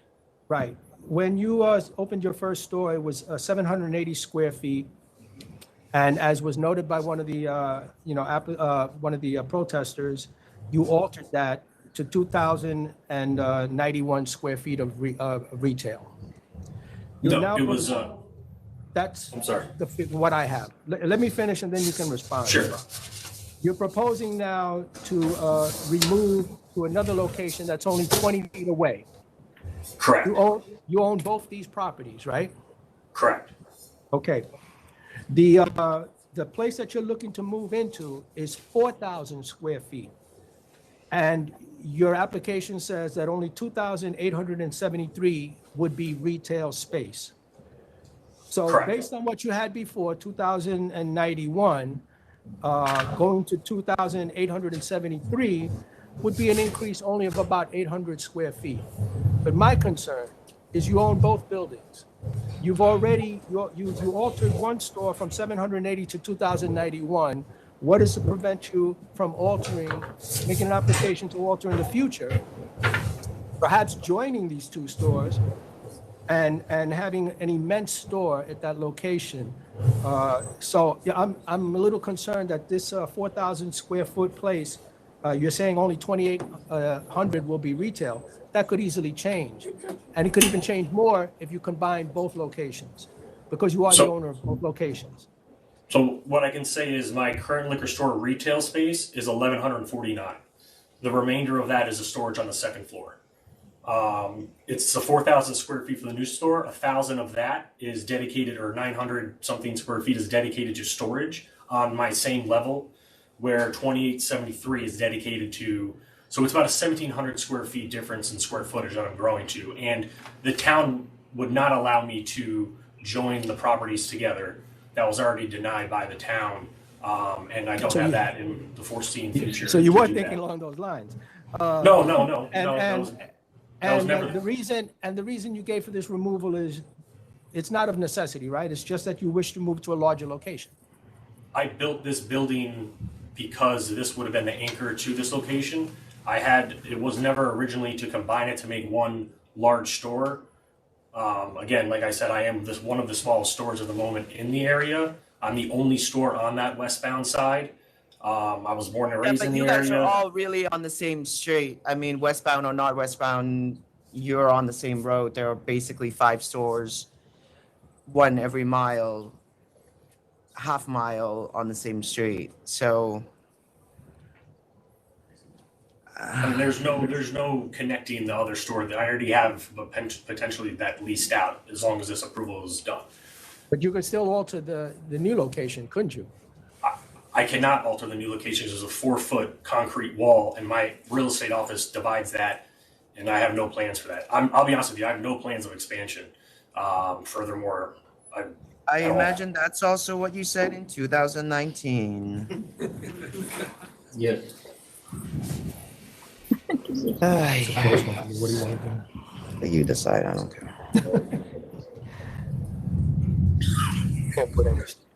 Any questions, members? I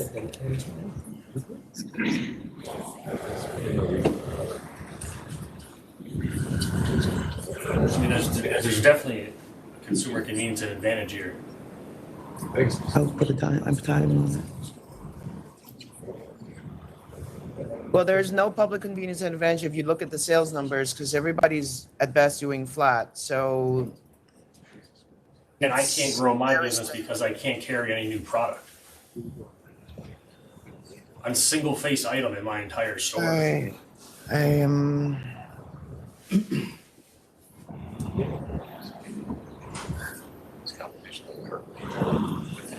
Would you? Can I also say one more thing? You said you said you have no plans to expand. Would you commit to that, sir? Yes, of course. Absolutely. Absolutely.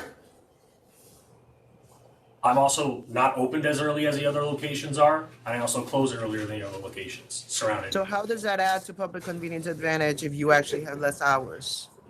Well, because I'm able to actually get more product in instead of single facing items. I'm adding more product lines that my consumers are requesting and asking for. I'm also a strong focuser on New York State products. I have been since I've opened up, since, from the beginning. I mean, I carry hundreds of SKUs of New York State products. But I will attest here today that I have no plans to expand this wine and liquor store any further. I have no interest in that whatsoever. That can. I believe it commits not to expand. There's no way I can expand it. Okay. All right. Is everybody ready to vote? Okay, Commissioner DeLeon? Okay, I am accepting your representation and your commitment not to expand this location. And I'm also accepting your representation that the town will not allow you to join these 2 locations that are only 20 feet apart. I don't know what's separating them, maybe a driveway or something, I don't know. It's greenery. Oh, okay, all right. Do you own that space in between?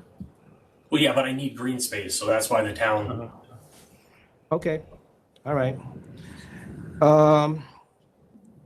Doing the amortization for 2025 over 2024, I see that, you're projected to make about a 90,000% increase in sales.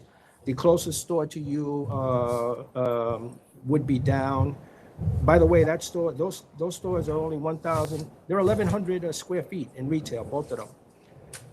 The second closest store would be down by 6,000.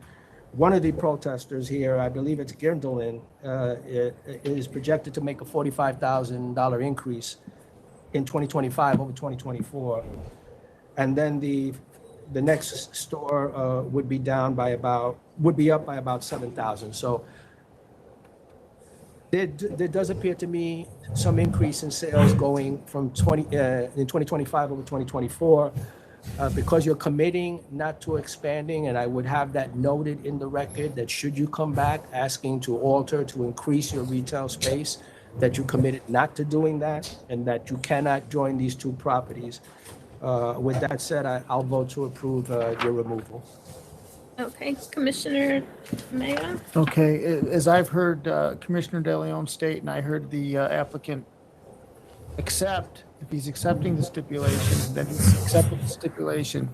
So I'll approve. I would probably, I don't know, he might be the greatest marketer of alcohol products in the world. I don't like putting restrictions, but you've stipulated to them, so I'm joining per Commissioner De Leon. Yes. Okay, and Chair Fan? All right, I'm going to vote to approve with the stipulation that the applicant will not ask to go up in size again.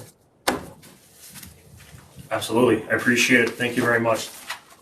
Okay, so that would be conjoining the buildings and an alteration to increase the space. Right, you shouldn't increase. There's no moving, no nothing ever. Ever, No. okay. Just wanted to make that clear. No, Thank you. Thank you. Next item is number 43. GSBB Enterprises LLC. We have opposition signed in here in New York City.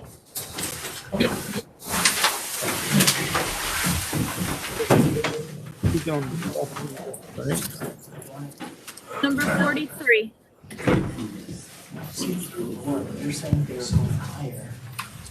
Good morning.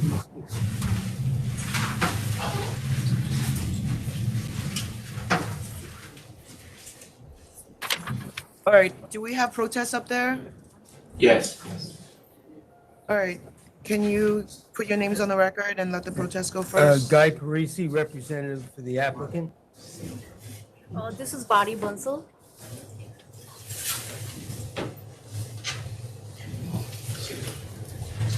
All right, who's up in Albany, guys? I see 4 protests on the record. Ellery, would you have the opposition step up and state their names, please? Good morning. I'm the owner of the Winners Liquor Mart. I oppose this application. Okay, great. Just let the next. Okay, just put, sir. Okay, I get it. Okay, put your name on the record, please. What's your name? Biao, B-I-A-O, last name C-A-O.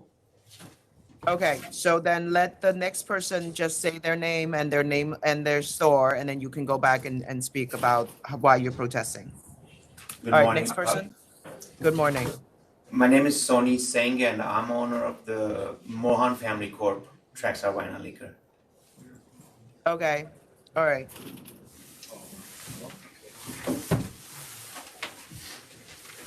My name is Robert Flint Jr. I'm the owner of Flint Liquors since 1988. Thank you. Okay. Mr. Ko? Yes. All right, you go first. Okay, good morning, everyone. Good morning. I'm Biao, owner of the Winners Liquor Mart in Valentine Bridge. I'm here to oppose the liquor license for 30 West Grand Street, Valentine Bridge. I have 4 main concerns. Legal issue, market oversaturation, community safety, and economic impact. Number 1, ABC Law 10548 violation.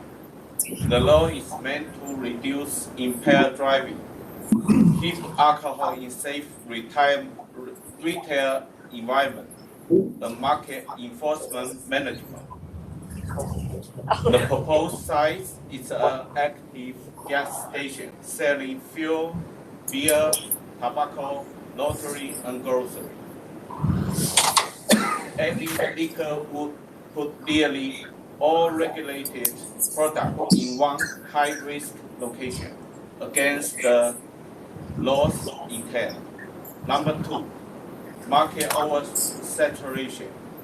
Our area lost over 10% of its population in the past decade. We have 3 local stores serving 6,700 people. That's 1 per store.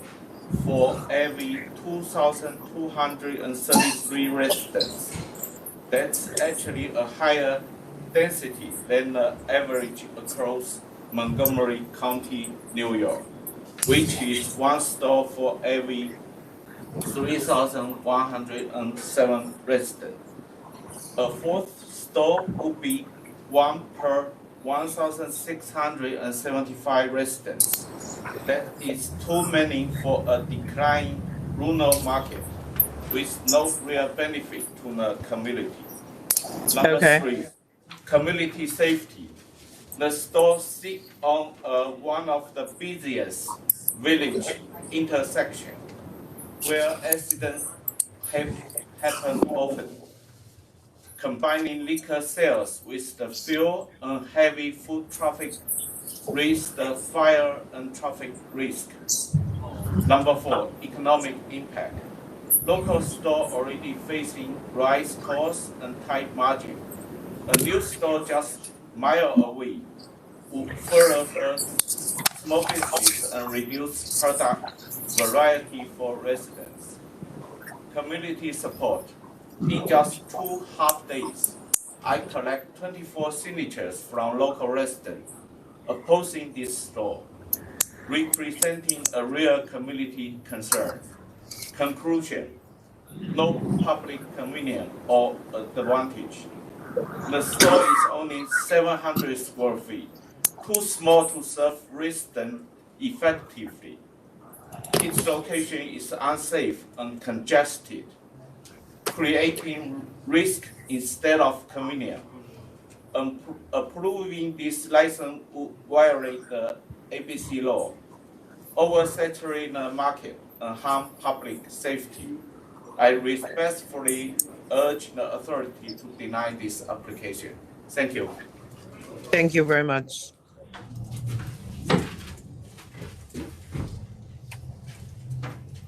It's taken out. So, Mr. Kao, can I just clarify your comment? Because you said 10% population decrease. Is that in the town or is that in the county of Montgomery? It's in the 3 major areas surrounding in this area. It's 3 different like 3 different cities. How would you frame it? No, small village around the three villages. the store. Okay, got it. And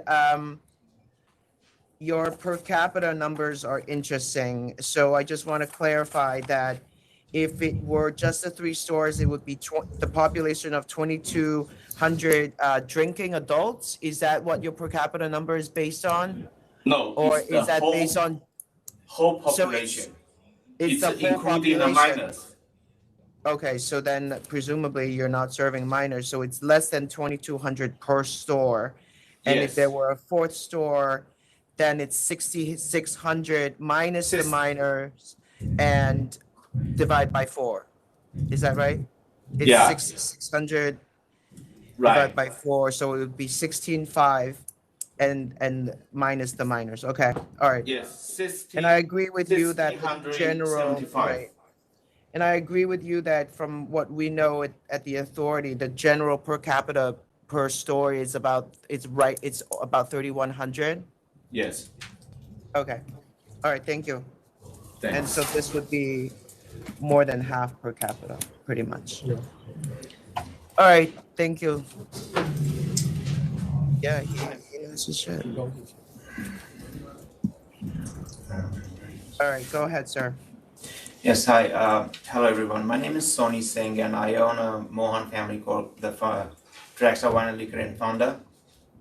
So, about this new application, I'm opposing this new application because there are already 3 liquor stores in the town. 2 of them are within a mile a distance, and the 3rd one, it's around under 3 miles, which are, they don't do, including me. I'm also, the number wise are not increasing like supposed. Like I'm a new store for 3 years, and I'm supposed to get more business, which is not happening. Sir, aren't So- you, you're Mohan? Yeah. Yes, Aren't you like 11.6 miles away? I am. I'm speaking more about the other 3 stores, and I'm also affected, not directly, but I'm there in the area. So And I when don't see you a big were, compact. I don't where see a big. I understand. Can I ask you a question? Were Please. you closer to this location before, or did you move further away? No, I was always in there. I only moved my building from intersection to 500, like around only maybe 300 feet away from the old location. Okay. So I've been always there. Okay. On the same road. All right, I understand. You are on the same road, but 11 miles down the road, basically on Route 5. Yes. Okay, thank you. Thank you. And you said that you have not found new business since your move. I mean, I see your numbers are... See, according to the location and the space for the business, of course, the people from the town who used to go out of the town and do shopping, they're coming to the local store, which is happening now, not used to be because the old store was tiny and there was no parking spot. But again, because that's a big, Stewart's is right there, there's another few businesses right there. My number's supposed to be better than what we have. And I've been told it's slow everywhere. I don't know how true is that, but slow everywhere. And I don't see any new, like any new business or any new big businesses coming to the area that can, that we need another liquor store in the area. That my point is, the people in the area are already not making enough sales, and the numbers are now not only decreasing, not increasing. So there is not a lot of room to, and top of that, speaking of the public safety, it's a gas station, and if you see the pictures, it's like the door is right in front of the gas pumps. So no cars can be parked right there, in anybody coming out of the store, in the bad area, bad time, or because anybody coming for fuel, they always go and pull up the front of the pump, not waiting for any, but most of the time. So there's a possibility of injury and accidents for public safety. Okay, great. Thank you very much. And the last one, please. Yeah, my name's Robert Flint. I own Flint Liquors. Okay, like I said you're the before, closest store. I'm less than a mile away in one direction. Mr. Cow is less than a mile away in the other direction. As we all know, wine sales are plummeting. We're facing declining sales from gummies, malted beverages like Fireball being sold in convenience stores. The population of the town right across the bridge, so like 25 seconds away, which is Canajoharie, lost Beech Nut 14 years ago, and the other manufacturing, which was Richardson's, they made mints and Gravy Master. They pulled out last year and their buildings are for sale. So there are no manufacturing. Canajoharie has lost 229 people since 2020, and the population was 1808 in 2020. But two of the most pertinent factors are the village where this proposed location is has a total population of 796 people. That was as of the 2020 census. And there are 2 stores within a mile each way. And like the last guy said, there's a, I didn't write in my protest letter because the entrance wasn't built yet, but that's only about 15 feet from the gas pumps. So people pulling in and out, if somebody's carrying a case out, it's a danger. You know, your sign outside says improving public safety. That would not improve public safety in any way, shape, or form. That's about all I have. Thank you for your time. Do you have any questions? All right, thank you very much. Yes. All right. So just allow the record to reflect that both stores less than 1 mile away are both showing declining numbers from 21 to 24. The closest 3 are all doing declining numbers. All right. All right, go ahead. May I be heard? Yes. Good afternoon, Commissioners and Chairwoman. First, with respect to ABC Law 105-4-A, that was repealed as part of the state budget in April of 2024. So the section of law that they are relying on was repealed. Interestingly enough, the website of the Liquor Authority, if you go to the ABC law, reflects that repeal. So I don't know where they got, I looked for the section, I couldn't find it. And as I said, it was repealed. With respect to public convenience, population, according to Nielsberg Research, which cites the Census Bureau Population Estimate Program, the population between 2010 and 2020 of the village of Panlin increased by 9.28%. It did not decrease by 14.2%. In fact, 2013 to 2023, the population of the village increased by 4.23%, an average growth of 10 over 10 years of 0.44. And these are all from the Census Bureau. I don't know where they got their figures from. This is all from the Nielsberg research.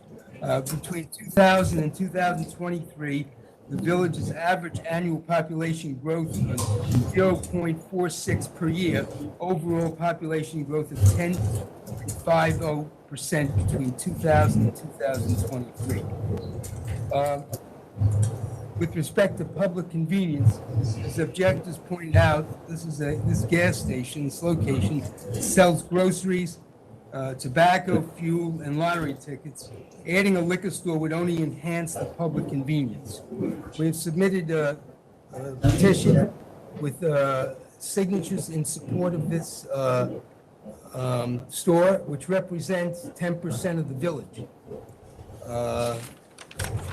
Furthermore, What was that you just said? excuse me? Say that again, about 10% of the village? The signatures that were submitted, we Okay, submitted gotcha. 70, boy, it's a very small village. I got you. With respect to their argument about conflict with the zoning and land use, this is in a DO8 zone, which is small retail, and that's consists of 1- and 2-story structures containing related outlets primarily devoted to specialty uses, as this is in this case. This clearly falls within the intent of the zoning code. With respect to the objection to the proximity of the Lutheran Church, it's 0.4 of a mile from this location. That's 2,112 feet. That's 10 times the 200-foot restriction in the law.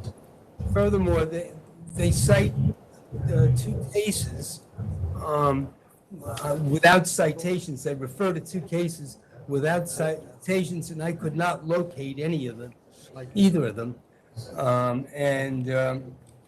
With respect to the decline in sales, a study by the postdoctorate fellow at Columbia University Millman School of Public Health in New York City found between March 2020 and September 2020, wine and liquor sales in liquor stores were 20% higher than during the same months in 2019, and restaurant and bar sales dropped 27% between March 20th and September 20th, March 2020 and September 2020.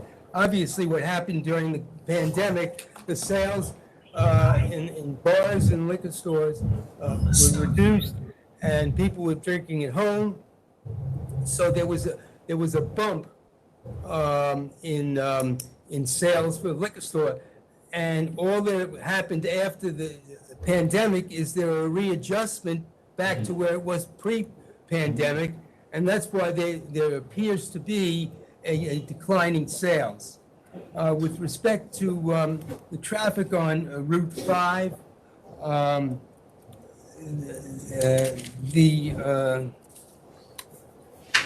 in a 24-hour period, over a week, there are 21,265 cars passing, and it's, according to the Department of Transportation.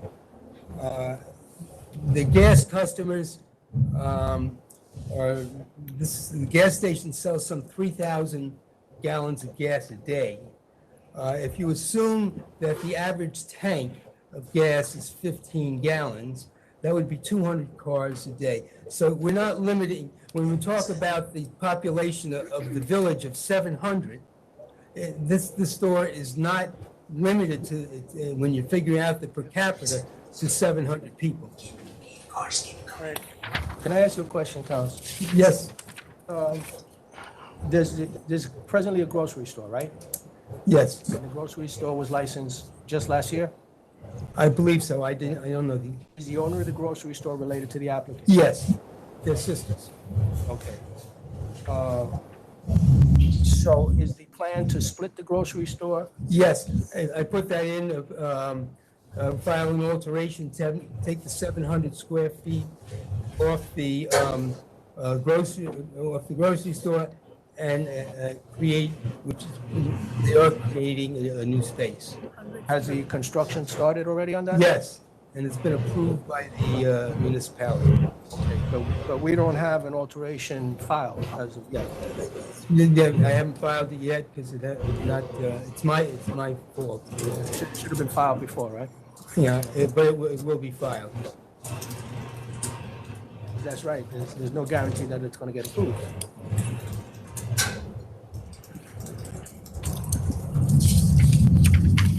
All right.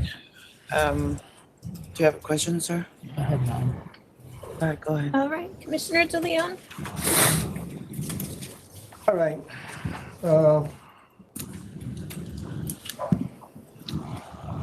I do note the petition of support, which I counted 74 names on. I mean, this is a small village. I understand your argument that sales are not going to be limited just to the villagers, but it's a very, very small village. A little concerned about the construction having been started with no alteration having been filed, because we don't know ultimately if the alteration is going to be approved. And in terms of the numbers, the closest store, Flint, has, and I'm using 2024 and using amortization for 2025. We have figures already, for one store from July of 2025, and for the other ones, pretty much April. So you guys know how I work the math. I see a $3,000 increase for Flint projected. It's almost de minimis. But the next closest store, Winners, would be down by 7,000. The next closest store, Rosemeyer, would be down by 35,000. And then the next store, Jay, shows an increase of 21, but it's 11.3 miles away. And then Mohan, who I noted before, is 11.6 miles away, but they're projected to do a decrease of 53,000. So this is a very, very small village. You're projected on providing convenience for people that may stop by to get gas. But I'm not seeing a real demand in this particular area. And because the numbers just don't seem to support it, and a little concern about the alteration that's going on, what the plan might have been a year ago when the gas station was first licensed, I'm going to respectfully deny the application. Okay, and Commissioner Maya? First of all, my compliments to Mr. Chow for, he did very well speaking for himself. Yeah, I deny. All right, I'm gonna find no public convenience and advantage. The two stores that are on opposite side of this proposed location are both doing decreasing sales. I think this area is well served. Mr. Kao has given us a lot of numbers to consider, 10% decline in population of the three surrounding villages and a per capita number of 1,650 people per store if we had approved this, which is unnecessary. I also acknowledge Mr. Flint's arguments about the malt beverages and THC sales that are in the area that's eating into their business. I'm not going to make a finding on the public safety arguments. When everybody sells alcohol, I don't know why it's a public safety concern for one more person to do it, but I'm going to find no public convenience image and vote to deny. Application has been denied. All right, thank you very much, everybody. Thank you. We'll take a brief recess. We'll be back shortly. Thank you very much. Thank you very much.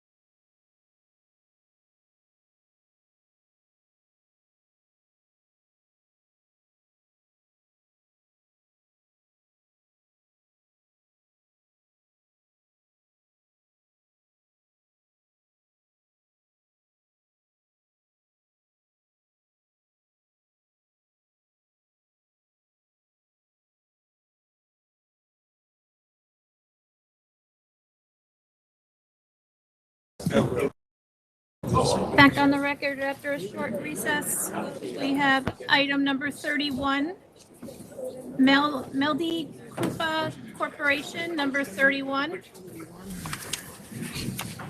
Just introduce yourself. Hey, good morning, everyone. My name is James Val. I work for the law firm Young Summer, and we serve as counsel for MELDI KRUPA.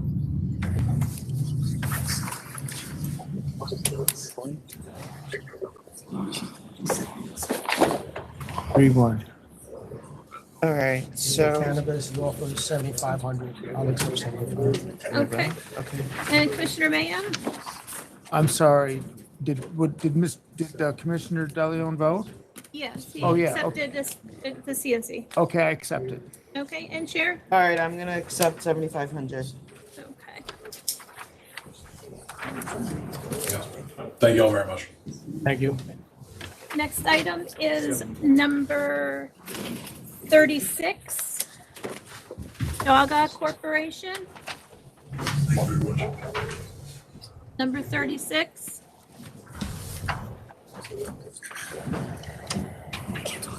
Hello, my name is Ali Fakaya. I'm the owner of DOGA Corp. in Wantaga Avenue, Wantaga. We received a violation in regards to Delta 8 sale, as well as not proper presentation of the pregnancy risk and the underage sale sign. We're not contesting to the violation. It happened. The agent saw it, but we just wanted to know if you guys could help with the fine. Yeah, I'm sorry. We were given a note that you would like to reschedule. Oh, if that's okay, but if Is you that guys, what you're asking us to do right now? we thought we were last in line. If we can be heard now, we'd like to stay and be heard, but if there's a line before us, if we could reschedule, that would be great. All right, you're up now, so Yeah. it takes more time to reschedule. So you made an offer of 10,000, we'll accept Excellent. 10,000. Yeah. This is a negotiated plea. It was 10,000. You accepted 10,000. I will accept 10,000. No, accept it. Commissioner Maya? Get 10,000. Okay. All right, don't sell THC products. Thank you. All right, go ahead. Do you know when we accepted 10,000? Because we never did. And that's why we had requested a It was hearing. dated April 29, 2025. We made an offer to you to settle this case for $10,000. It was due May 7, 2025. You responded April 29, 2025 and said it was acceptable. But then why did we get a hearing date for today? This is the accepting, this is not the hearing, this is the full board where we finalize the penalty, which is based on what you submitted as a conditional no contest. Will there be an option to If you wanted to withdraw and you wanted to go to hearing, you can withdraw and go to hearing. That's your choice. But if it comes back again, the fine's going to be. It's possible that it's going to go. It's going to become more. But you have to actually, then. I mean, you can do the hearing yourself, but. Yeah, the $10,000 fine was really why we had came here. Like, my sister is the owner, but I Yes, just the helped. $10,000 fine is pretty standard for THC products being sold at a licensee. So it's pretty standard. We were just hoping if you guys could make an exception and help out with the fine because business is extremely low. Like, I'm sure you hear this all the time. I even asked, I called and tried to see if we could do like a payment plan option. They said that was not up for negotiation, Yeah, that but was you already not have a sell doable. to minor on the record and improper conduct in 2023. So, I mean, this is already a good number, to be honest. Yeah, like when she took I know, over, I'm telling you that you already yeah. have a sell to minor. In theory, we could be taking 10,000 on each of these charges. That would be $30,000, but we're not there. So I would just take the 10,000. Okay, thanks. All right, thank you. Next item is number 20, the Borough Bar and Grill LLC. What is it? Number 20. 20? Oh. All right, everybody, there's.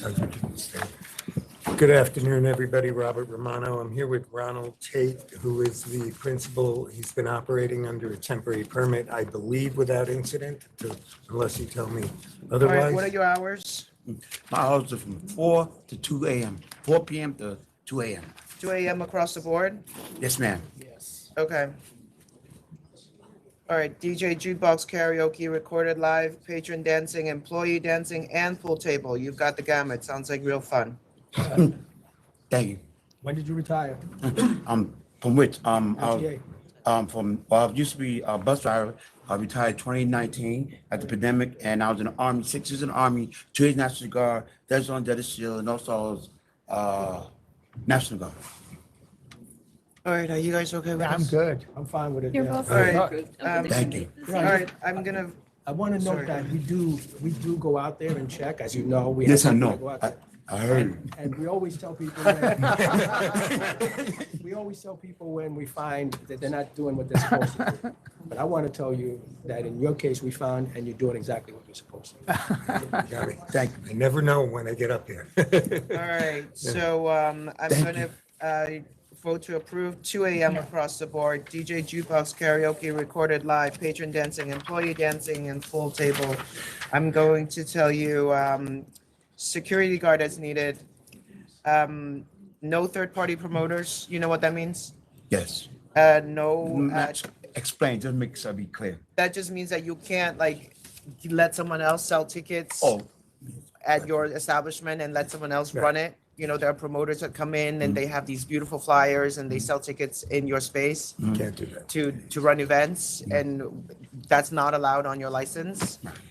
Do you want private events? Private events is not just you're having a birthday party. It's when you close the entire establishment to the public, and that you are doing a corporate event or someone's birthday party or someone's wedding or something like that. If you think that you will do that, I would ask for it now, because otherwise you're not allowed to be closed to the public at all. 12 times a year? Yes, 12 times a year. All right. 12 private parties, no third-party promoters, no ticketed events, 2 a.m. across the board. You're done. Thank you. Enjoy your Thanksgiving. Yes. Thank All you. right, thank you. Thank you. Commissioners, you will I concur? I approve with those conditions. Oh, excuse me. But- Sorry. All right, good luck. Thank you for coming in. Sorry for the long wait. Okay, I believe we're number 41, MARSICO Wines LLC, to request for reconsideration. All right.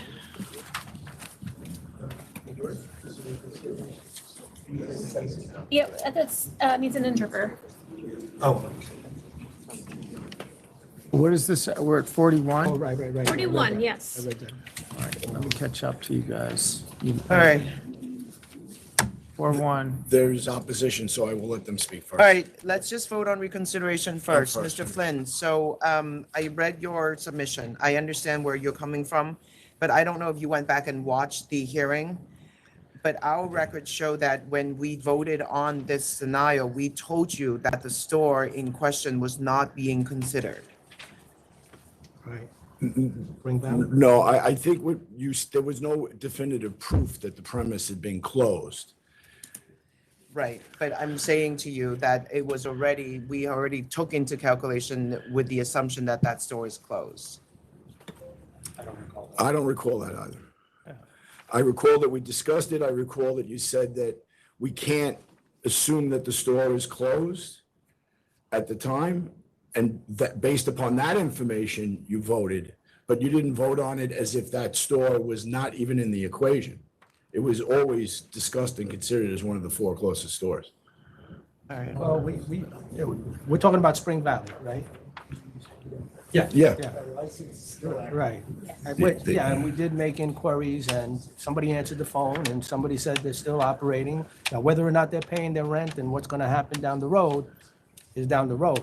But apparently it hasn't happened as of yet. There's two Spring Valley Corps. Just make sure, because there's nobody answering the phone over there. Yeah, I don't know when the phone call was made, because at that meeting, nobody had made a phone. When we were last here, nobody had made a phone call. We had told you that we had just found out that that store had been vacated, and you indicated that what other proof that we had. Since then, we've submitted all the photos of the store being closed, the eviction notice being posted at the store. Was the eviction after the last hearing? Yes. Yeah, we have the picture of notice of court date, Yeah. okay? And the court date is October 1st. So That was one of the court dates. There are, do you know what the results were? of that court date, no, last time I checked, it was adjourned, but I don't know to what adjourned date they gave them. I mean, the way I kind of read the notes that I have, whoever made the phone call was, you know, from one of our employees, was subsequent to that date of October. Well, it would be something that we don't know about. If you made it subsequent to the date, I would imagine it would go unanswered because there's nobody in that store. But it was answered. That's the thing. Can I ask a question? Do you know if you called the owner directly with that number, or was it the store itself? Because there's No, two different he's not numbers. gonna know that, sir. That's Okay. not his job. Yeah. And the landlord's attorney says they still owe rent Yeah. and are still in the space.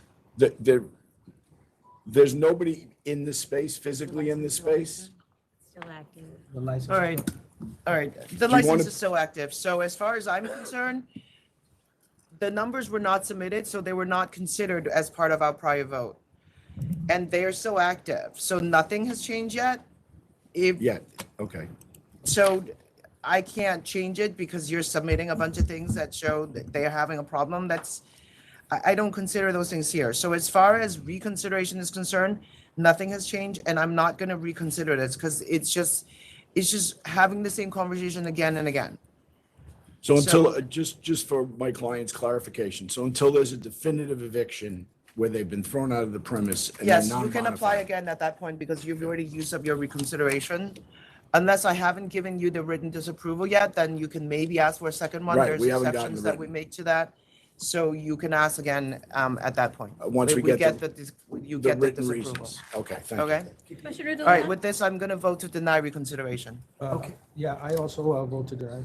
And All Commissioner right, Rea? so based upon what I've just heard, I'm hearing that if there is an eviction and we have proof that they are no longer in the premises, you will make a request again? Yes, Okay, so on that basis, I'll deny now. Okay. thank you very much. All right, thank you. All right, thanks for coming, guys. Sorry. And next item is number 51D, CB Broadway Diner Incorporated. 51D.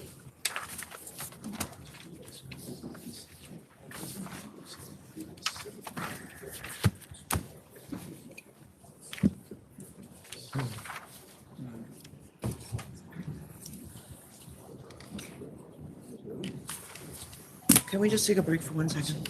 Yeah. I think we need to. 51D. We're going to take a brief recess. We'll be back shortly.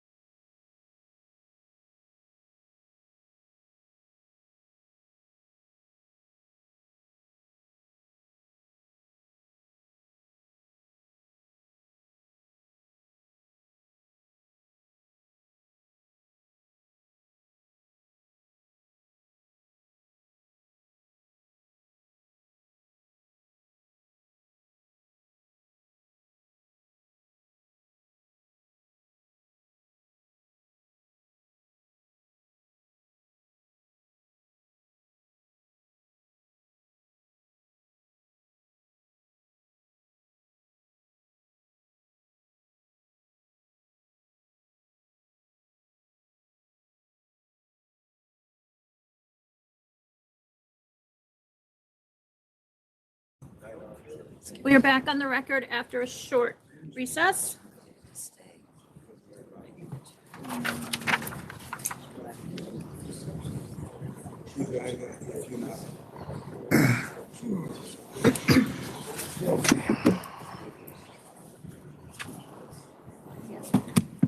All right.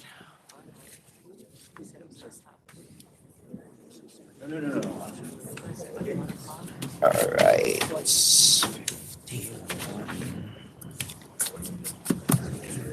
All right, Mr. DeLuca, explain, please, what's going on here. I'm Patrick DeLuca. This is my client, Lisa Burkettis. We previously filed an application for her to become the new owner of this diner, and it was disapproved with cause because we did it with a management agreement because the landlord would not allow a sublease. We were transparent about everything that in the application, and we had done this before when her husband joined the police force back in 2014, I believe. And it went through, and again, we were transparent then as well, but the authorities changed on this one. I think because it was a larger amount of money, and before he transferred it to his mom, and this time it was to his wife. And the authority disapproved it. He went back to the landlord because this is a long-term, he's still got 23 years left on it. And the landlord approved So his the right diner is to operating now? Beg your pardon? The diner is Oh, operating yes, now? ma'am. It's been operating by Ms. Burkettis since February of 2024. Just without alcohol. Alcohol is only about 5% it's a diner. So that's minimal. I understand. And how many diners are there? Beg your pardon? There's two altogether. Yeah. There are two diners? Yes. But the other one, we didn't reapply yet because the landlord is still holding back on his ability to sublease. Okay, so who runs the diners? I do. You run the diners? Yes. You also have a full-time job? No, I left my career to do this. Okay. So do you get a monthly management fee or no? No. She's the owner. She's the only owner. Okay, but when you signed a sublease, the amount that you're paying is more than what the original lease was. Mhm. Why is that? Because it's a net lease, and he still has to cover all the heating, and the landlord still has all the responsibility of the building. It's a standard diner lease, and that's how they work it. So if he's subleasing it, there still has to be something there for him to maintain the heating systems and the cooling systems, the roof and things like that. So it's a minimal amount, but it's there. That's Mr. standard. DeLuca? Beg your pardon? That's not standard in all. With the diner, they do 40-year leases, net. No, sir, let me just interrupt, I'm sorry. The prime lease is triple net, is that The correct? prime lease is to a previous corporation. But it's triple net, right? Yes. Okay, so I think what the question is, Oh, I'm more sorry. precisely, the question is, if my numbers are off, I'm just giving you the example of what's in the record here. If the prime lease is 14,000 and the sublease is 17,000, then it looks like Constantino's is making $3,000 a month. He's It looks also the like landlord. Okay, but it also, you can understand what the question is from this Oh, board. I do understand, but he's allowed to be the landlord, and as a matter of Yeah, fact, he's allowed to be the landlord, but he's not allowed to make money off of her profits, right? That's the whole point That's- here. that's And her to the rent. extent that he's still sort of the name on the corporation's name here, He is the landlord, correct? yes, I understand, but he's also gifting her the money No, to, no, the application also took that out, and Ms. Burkettis financed the application herself because she's been running the place since February, and it was simply cash flow. It was a minimal amount. It was simply expenses, rent, security. I've seen many of these for a restaurant. The or- sublease is in the package you have. Yeah, yeah. I'm questioning, you're saying that all leases are done this way. No, The I didn't landlord say has- that. I said diner leases all they're very unique. They drive me crazy. They're a different animal. They're a different animal. I'm at a loss there, but I've seen many at least for restaurants and others where the cost is, the landlord doesn't pay that cost. You pay that cost. You pay for the No, electricity. you pay with for the everything. diner lease, it's the And landlord. why is it this unique to diners again? I'm sorry, sir. Why is this unique to diners? This type of lease that you're. It's a Greek thing. I know it It's a sounds Greek crazy. thing? I'm telling you, I'm not making that up. It's so unique.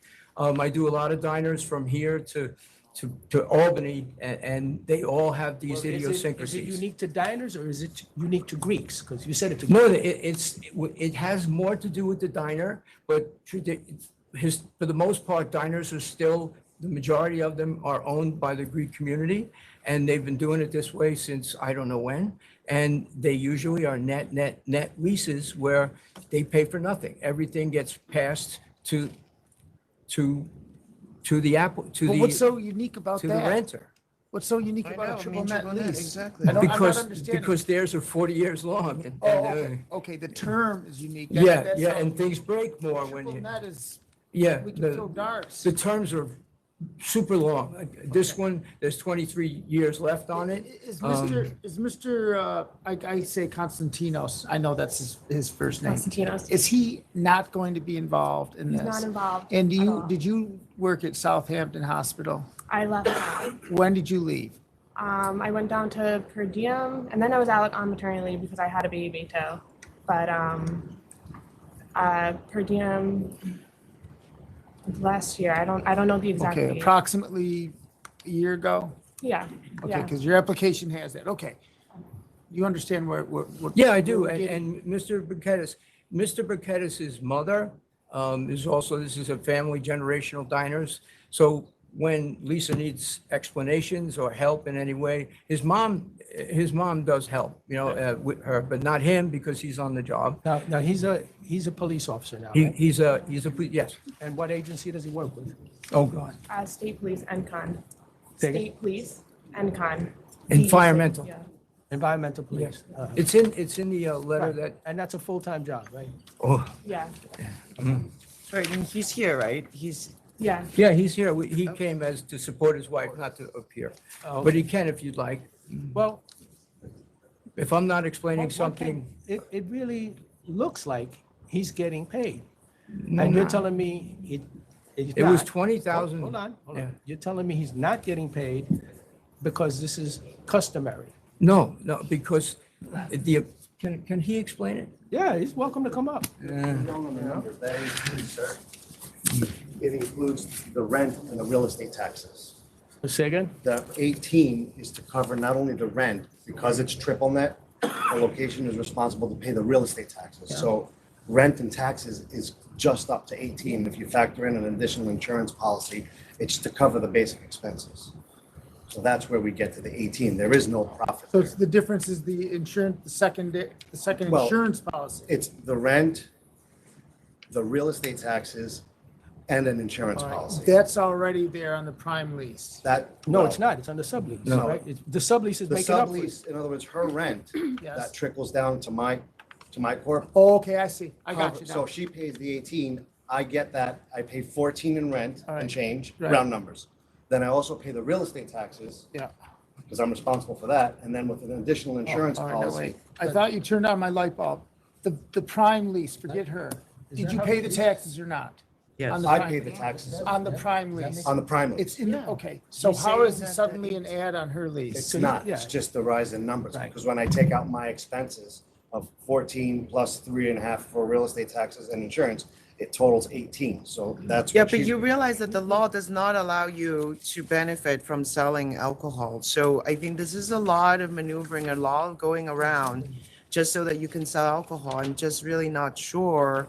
I'm not selling anything. I'm just covering my expenses with the hopes that one day I can buy the real estate.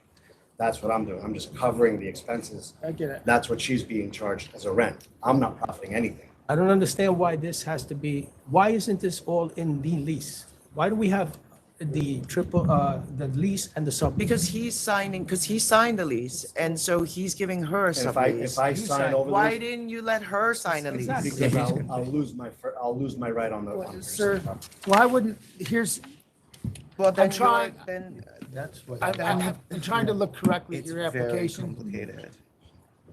Why wouldn't the sublease have the exact same payment terms?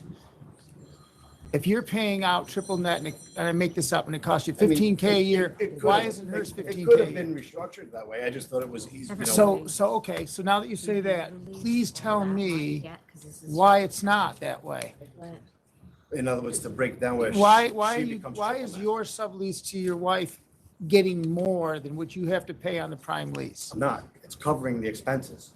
So I'm your not- so you're saying the prime lease is actually higher in No, cost now? It's break even. Because the prime lease has rent, triple net. Yes, and understood, taxes, yes. And an insurance policy. Yep, so that number is a number. That Which should be is the cool. same number if you make a sublease. It pretty much is. So why is it higher? It's not. It's not higher. It's not higher, sir. Okay, so we are in error seeing something that looks higher. Yeah, I'm sorry for the confusion. It's just two different ways of wording. You could have worded it either way. In the end, No, it's he's the not. same number. It's There's expense. not a profit there. There's no profit left over for that. In other words, I know I can't profit from it. I want nothing to do The with it. sublease doesn't appear to delineate. Well, it just doesn't break it down, but if you take the numbers of the actual lease and the sublease. It would certainly be helpful maybe if it did. We can provide that to you in breakdown, but it really pretty much comes to the same. If there's a little left over, it's, again, Okay, insurance. here's the last question that I'll have. I don't even know if this is appropriate. They'll all yell at me. If you were to make an affidavit that basically what the prime lease is all that she's paying the same as the prime lease. Is that correct? Can that be done? Yes. Okay, so you're able to affirm. You're formalizing what is. I mean, you're able to state here that it's the same. I have no It more might not be to the questions. dollar, but it's very. I get it. I have no you more know. questions then. Okay, that's very convoluted. counsel. How this is presented. I'm not his attorney. No, Okay. and then, to answer your question of why the dinosaurs, it's just generational. They started the wrong way and everybody kind of like, hey, Okay. how did you do it? And they all copycat. and it's So kinda- basically, it's a prime lease just moving into a sublease, right? Yes, sir. Okay, And if he All right. changed the lease over to Lisa. I got it. I got all Yeah. that. That's easy. Thank you. Don't go anywhere. We might need you. I might want to see something that reflects all that and beyond just the change in the lease. Like if you're telling me that the rent is 14,000 and we need another 3,000 to cover the insurance, this and that, And real whatever it estate is. taxes is the bigger one. Yeah, then I'd like to see. I that- can provide that breakdown. Yeah, I'd like to see that breakdown and that the cost Sure. that you're saying, that it covers, it adds, the math adds up. Because I got to be straight with you, I have a concern, it appears like you're getting paid, and you can't, but you cannot by law. That was one of the issues on the original disapproval, right. And the Yeah, and sublease Mr. was DeLuca, you designed. haven't done him justice. You No, haven't the sublease was clarified it designed enough to for this to eliminate look that. He clean. doesn't make anything. I'm telling you that you haven't shown that there is a clear enough separation here. And some of it is because the way the paperwork is being done or that there's a sublease, all these things that I know that in your mind this is the best thing for the business, but it doesn't get past the laugh test of the law. So do you want to kick this over and give them one more I chance to would give you clarify? one more chance to clear this up, but All right. let me be clear that the lease and these add-on expenses that you want the sublease to cover, the math should add up. The Okay. sublease I'd was like to designed see- to break even, so Yeah, we and just show you seem the. to take the position that the math we does show you add the up. pieces. You just have to show it. 1210, and I'm gonna ask you for the paper trail of her investment into this business. Cash flow. Yeah, Maureen? The two leases should equalize. I'm sorry. The two leases should equalize, and then this commissioner they do. will have no questions. Okay, they do. Okay? Yeah. Commissioner DeLeon, are you on board with that? Yes, 1210. Okay. Alrighty, see you back on December 10th. Been held over to 1210. Thank you. See you back. Next item is, we got an interpreter for number 45, North Conduit, One Wine and Liquor LLC, number 45.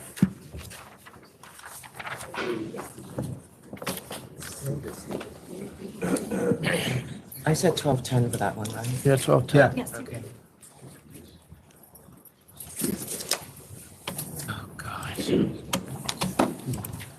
For the applicant, Neil Trivedi, for North Conduit One Wine and Liquor at 21929 North Conduit Avenue, Springfield Gardens. I have the principal applicant here, Ms. Kaur. I believe we have, All right, do I have all the stores that are protesting? How many stores do I have protesting? I'm representing HLCR Liquor, TKS Liquor Store LLC. Okay, hold on one second. There are. Should we come up? Okay. This is the hard part. Wow. I could clear out a room. Did you announce yourself? That's good. That's good. That's good. All right, so I have,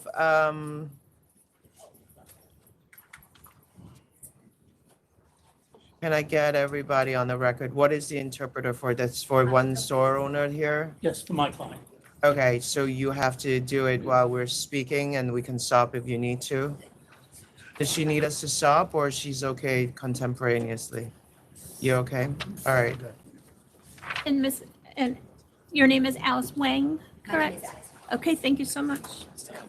All right, Mr. Buscemi, let's put everybody's name on the record. You tell us who's here. I Who are don't you know who representing? everyone is. Chair. Kuldip Singh, TKS Liquor Store LLC. He is TKS. Oh, TKS, that's 1.3 miles away in Jamaica. Tasadduk Bhatt, Great Liquor. You're closest.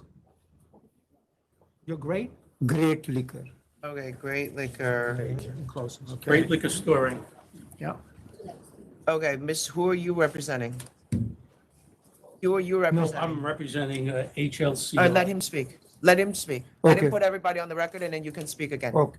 Okay?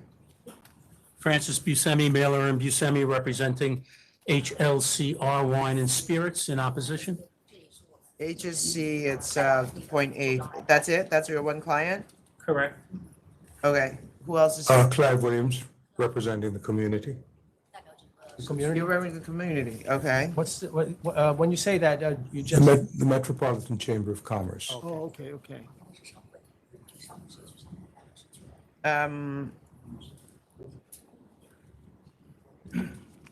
Alicia Spears. Sorry, the Chamber of Commerce, what's your role there?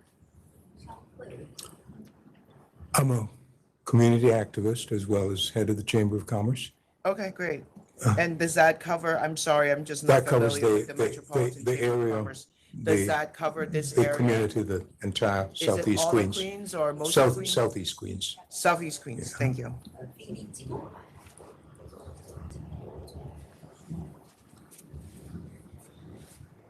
All right, go ahead. Who else? Alicia Spears, a concerned resident. And how far do you live from here? About 10 miles maybe probably. 10 miles. Okay. Go ahead. Sonia Owens, concerned resident. How far do you live from here? 4 blocks. From here or from the? From there, 4 blocks from where. 4 blocks from the proposed location. Yes. Yes. Okay, great. What's your name? Sonia Owens. Owens, okay, thank you. All right, who else do I have? Yeah, Smear Sikandar here, concerned citizen and also the landlord from this property, just like half a mile away. You're a landlord half a mile away, or you're a landlord of this property? Of not this property, property away from this property. And is there a liquor store there? No, Okay, you're a half mile away. yeah, Okay, got it. Who and else? I'm in opposition. Okay. What do we have? I'm concerned citizen Denise Kojak. I live nearby. How And far is that? I'm actually in the same building. I'm upstairs. Your same building of the proposed location? No, not of the proposed location, of his location. About 2 blocks away. Yeah. You're 2 blocks away? Yeah. Yeah. You're in the same building with whom? As a liquor store. As his liquor store? Yeah, the one that's protesting the Got it. moving in, Understood. and just concerned citizen. Yep. Okay, are we good? And no, we need, Ms. Wang, ma'am, would you please not you, ma'am, would you please approach the podium and state your name and how you're related to the opposition? Ms. client. Wang, would you bring the, 那你也可以介绍一下。 yes, No. thank you. You. Just me. My name is Alice Wine. I'm the interpreter. Yes. And does she have anything to Yeah, but say? what's her name? 你有什么问题？ That's my client. I know, but That's I'll tell her to put her Fiona name on the Hong. record. She's Hong. here. 您的名字 Ms. Hong. Say your name. Fiona Huang. Fiona Huang. Thank you. She's the owner of Of HLC. HACR, but that's HLCR. not on my list. Huh? I can't. Yeah, Well, yeah. You have? Got a gross sales letter. HLCR? I got a letter. 我有信寄过来说。 Am I blind? Yeah, we received the letter. My eyes are so bad Yeah, now. we received the letter. Oh, I see it. Okay. It's the bottom of the page. Oh my God. Where are my glasses? All right. here we go. That's good. Fiona Huang. Okay. Yeah, thank you. Getting old. I know.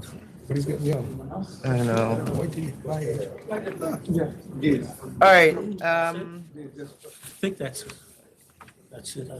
All right, Mr. Buscemi, you want to go first, or you want to let the source go first because they were on the record first, sir? Or let who? You guys want to let him go first? Yeah. Yeah, let him go first. All right, go, Mr. Buscemi. All right, go ahead, sir. Thank you. As previously indicated, I represent HLCR Wines and Spirits in opposition to the application. This is for a store located in Springfield Gardens at 219-29 North Conduit Avenue. In addition to the public convenience and advantage issues, which I want to address, there are also, I believe, 3 issues concerning the application information itself that I think the board should make certain determinations on. One is the lease itself. The applicant and I did a Freedom of Information Act request and obtained certain documents. Concerning the lease, this is a sublease that the applicant is operating under. I've attached it to my submission as Exhibit A. The term of the sublease, it's a 2-year sublease, which ends November 30th of 2026. As we all know, a licensee must have a lease for not less than the license period. In this case, that's a 3-year period. Article 3 of the sublease states that with the consent of the overlandlord, the applicant has a potential sublease extension. He doesn't have a right to an extension of the sublease, which terminates November 30th of 2026. Article 9 of the sublease states that the overlandlord consents to the sublease, quote, only for the original term listed on this sublease agreement. Thus, the applicant does not have a right to possession of the premises after November 30th of 2026 unless the overlandlord has consented. Okay. The sublease does not give the applicant the right to occupy the premises for the 3-year term of its liquor license. Second, with regard to the application that I reviewed, the statement of finances indicates the total investment being made by the applicant is $40,000. It's clear, I think that amounts would be insufficient to start a new liquor store business. When we look at this lease or sublease, it requires 2 months lease security and first month's rent being paid on signing. So right there, that's 3 months. Sublease agreement also requires that the applicant pay half rent to the sublandlord from the commencement of the lease. So it's been already paying half rent for 1 year. So when you look at all the rent has been paid, which I don't have the specific number, that was redacted, so I'd ask you, commissioners, to take a look at that. When you look at the amount of rent being paid, the lease security that had to be paid, deduct that as well as a $4,042.98 filing fee that had to be paid up front, and this is all, already paid. What's left of $40,000 to start a business? I would suspect very little, maybe none. Okay. The third issue I want to address is the square footage of the store.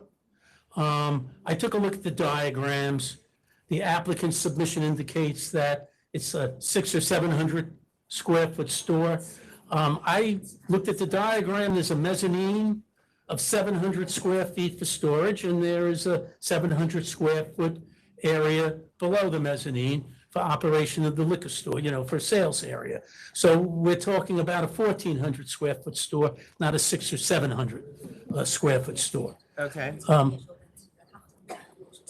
Having said that, with regard to the issues of public convenience and advantage, I looked at the zip code. This store is located in the zip code 11413.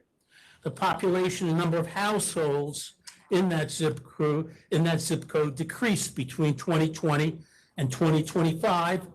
And the submission that I gave you, Exhibit D, shows you that and also indicates that it's expected to continue to decline. What's the percentage of decline? I'd have to take a look at that.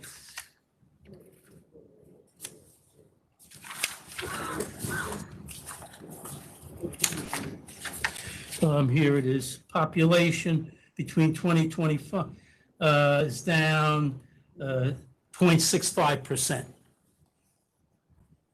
Between 2020 and 2025. And again, it's a smaller decline is expected to occur in 2025 to 2030. The applicant submission does indicate, the applicant writes that population has increased in the area.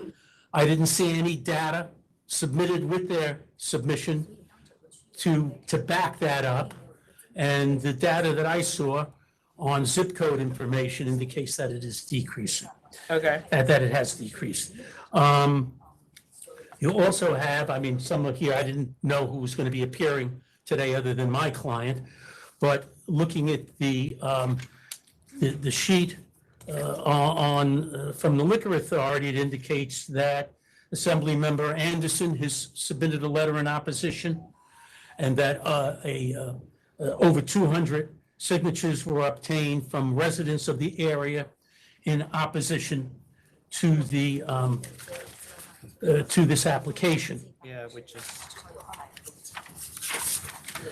We have 17 stores, liquor stores, located within 2 miles of the applicant's proposed location. I've given you a list of those liquor stores with their names and address within 2 miles. Within 1.5 miles, you have 10, I think it is, with 1.5 miles, and 17 within 2 miles. So there's a fair amount of liquor stores in this area already serving the public. When we look at the sales figures of the surrounding stores, although the applicant indicates that it believes the sales of the stores have been increasing, I don't see that when I look at the gross sales letters. HLCR, my client, purchased the business in 2024. The gross sales letter that we submitted has the sales of the seller, the prior licensee, which we obtained in order to get a clear picture of what's going on, since looking at my client's sales figures for partial of 2024 and part of 25 doesn't reveal much. But when we combine with the prior sales figures from the prior owner of the business, the sales of the business show to have decreased each year since 2021. The annual sales in 2024 are down almost 35% from 2021 sales. All right. And even if you extrapolate out 2025, it's pretty much flat. Okay.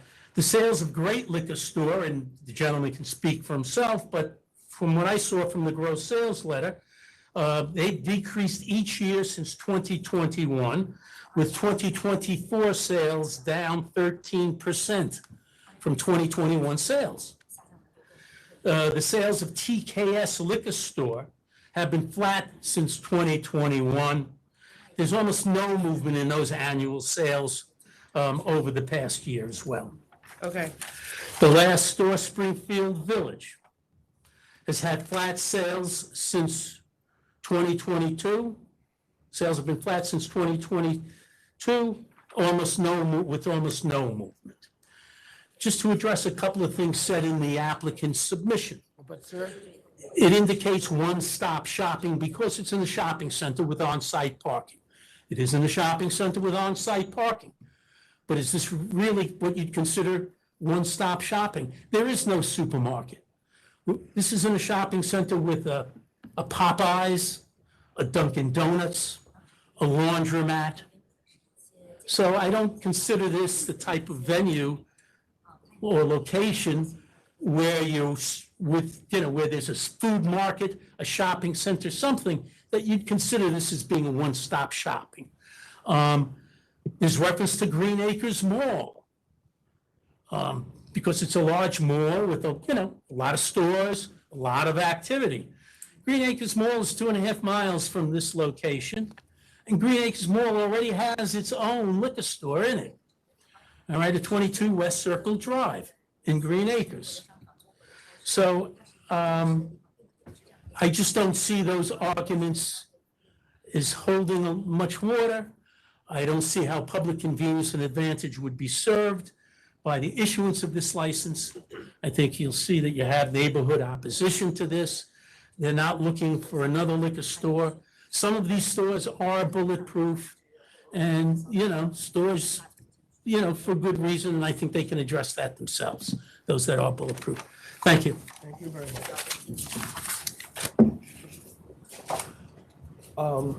Who would like to, well, let me ask the store owners. You're all here and we welcome your input. If you want to say anything, you want to say something, sir? Our sales been flat. There's no increase in population over the few years. It's been like we are just neighborhood store. What store are you, sir? TKS Liquor Store LLC. Yes. Okay, So there's nothing, no new buildings are coming. The only population is coming. It's the same people. I don't know. We don't need another.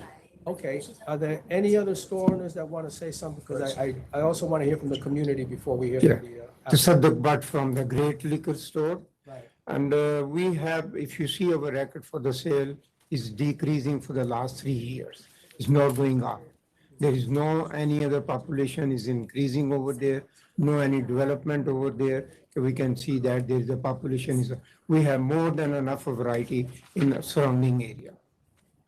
That's it. Thank you, sir. so you're saying you're declining? Sir? He said he was declining. Okay, for the last sir, 3 sir. years. Yeah, okay. I use the word qualitative, I'll just say that so the record could hear it. What are you doing to increase your sales?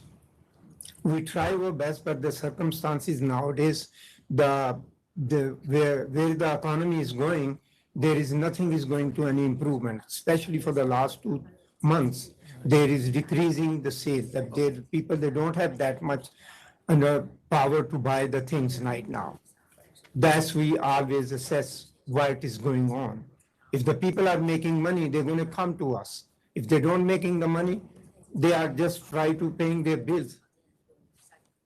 Thank you. Yes, sir. Oh, you're the Chamber of Commerce. Yes, and I served formerly as the chairman for Community Board 13. Okay.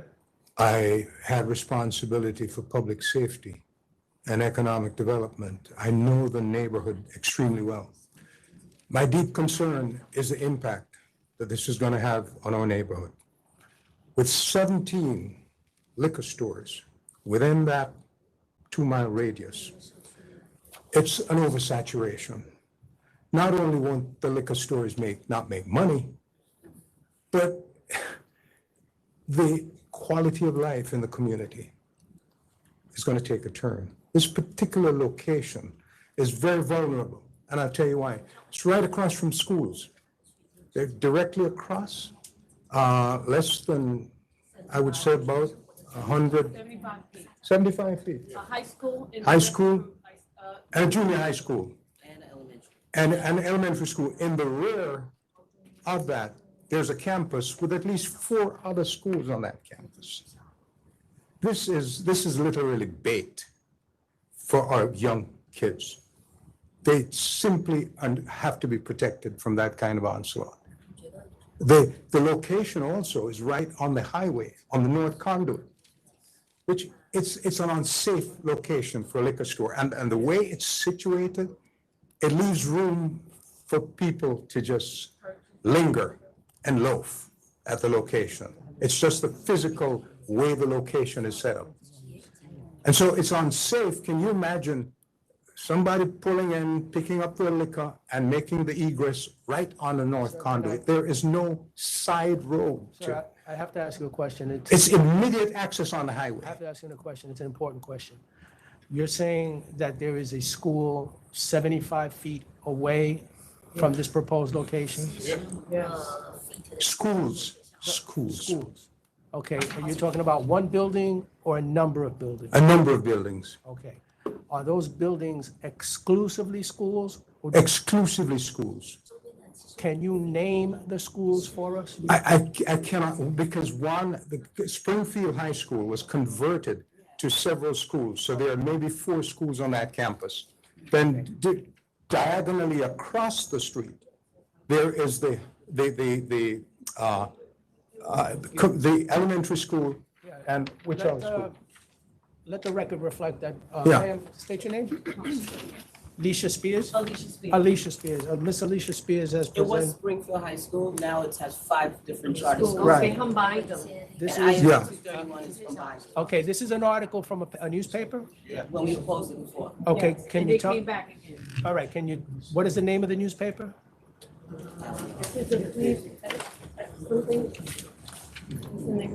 Here's the original paper itself.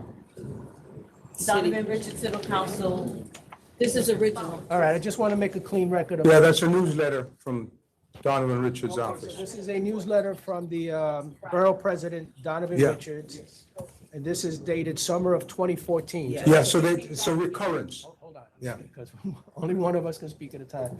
And it's dated summer of 2014. And I just want to make sure what you presented to me, ma'am, doesn't include the article. Yes, it's on the back. It's on the back. Oh, there it is, okay. Uh-huh. All right, so that we have a clear record. Thank you. And the article says that the community scores a major victory on behalf of students at Springfield Gardens High School and IS 231. Liquor score goes down the drain in Springfield Gardens. I won't read the whole article, but I just wanted to make a record of what was being presented. Senator Sanders is the one that helped us. This is going to be part of our record. Continue, sir. So though you might consider it sort of counterintuitive that a Chamber of Commerce would be, instead of defending the business person, Right. we are in fact as concerned about business opportunity as we are about our Let communities. me ask you one other question. Because a thriving community Let me can ask- support businesses. Forgive, we have a lot of people, and so forgive me for, Yeah. interjecting. But you specified that the school was 75 feet away. Yes, sir. How do you know it's 75 feet away? Because there's specific provision in the law about liquor scores. next- And this is an liquor sco- estimate, but you can, yeah. There's a specific provision in the law about liquor scores being a certain distance from schools, buildings that are exclusively schools. I think that's the 200-foot rule that you're talking about. Okay, right? So what makes you so sure that it's 75 feet away? Because I walked across the street, Okay, and it took me about 70 steps. and it's an exclusively, these are all schools, there's nothing These in are all those- schools. Okay, thank you. Thank you very much. It's not on the same street as, North Conduit. That's a very important fact. Anybody else on opposition? I'll note that there's a woman that's holding a sign saying protect the kids. I take it that that's related to the school issue? She has something a little more in depth. I'm just going to reiterate what the Commerce gentleman said. concerned for the safety of those children and the citizens. Like they said, not only is that high school, which is multiple schools combined now, and that junior high school, which is multiple schools, you also have the four-way lane highway and roadway that the person can pull into to get liquor and get on the highway. It's just an opportunity. And we got to delineate the opportunity of these people, and then also to the safety of everybody. And back of these schools are residential areas. These are homeowners and people that care about their community. And I ask and I beg that everybody keep that in consideration. That's it. Thank you. Okay. Anybody else from opposition? Go ahead, ma'am. Everything they said, I'm reiterating as well. But Please state your name. Sonia Owens. In 2014, we fought this same fight and won. And we're never notified when we're supposed to be notified 30 days after they file for the application. No one ever notifies us. We just drive around the neighborhood and find new liquor stores opening up. That's a problem. That neighborhood used to be, I lived there for 50 years. That neighborhood used to be nice. Now we have homeless people. We have people hanging out on the corners. The neighborhood's completely changed. But the school, I was shocked that a liquor store can go there because the school is literally right there. Each one just goes each way. So it's a problem, the crime in the area. In the stores on the Conduit, they rob them. So that bulletproof, they have to put bulletproof glass or they're not gonna live. They have to, because they'll rob them, jump on the highway, you go to Long Island or you go to Brooklyn. So most people go back this way to Brooklyn, to Long Island, because New York City doesn't have jurisdiction out there. Can So- I ask you a question? The great liquor store, that's you, sir? Yes. I don't mean to point at you. That's not bulletproof. Yours is not bulletproof. Yes. Is yours a bulletproof Yeah. store? Yours is a bulletproof store. Yes. It's listed here as not Not, bulletproof. for the whole store. They are. I'm asking for a great liquor store. They have access to come inside. No, It's a bulletproof. I went there, I took pictures. Oh, it is bulletproof. It says not bulletproof here. Okay. Yeah, you're wrong on that. Yeah. Okay. But- The record's The wrong. record is wrong. Okay. All right. Okay. Let's, My ma'am, client is not bulletproof. HLCR is not bulletproof. Yeah. Okay. It's an open store. All right, so there's another store owner. Did you go already? Yeah. Okay, there is community members. Anybody else from the community? You guys want to speak? Landlord? Ma'am? Hi, this is Mir Sikandar again. As our friend from the Chambers of Commerce address here is not the business issue, it's the moral issue here.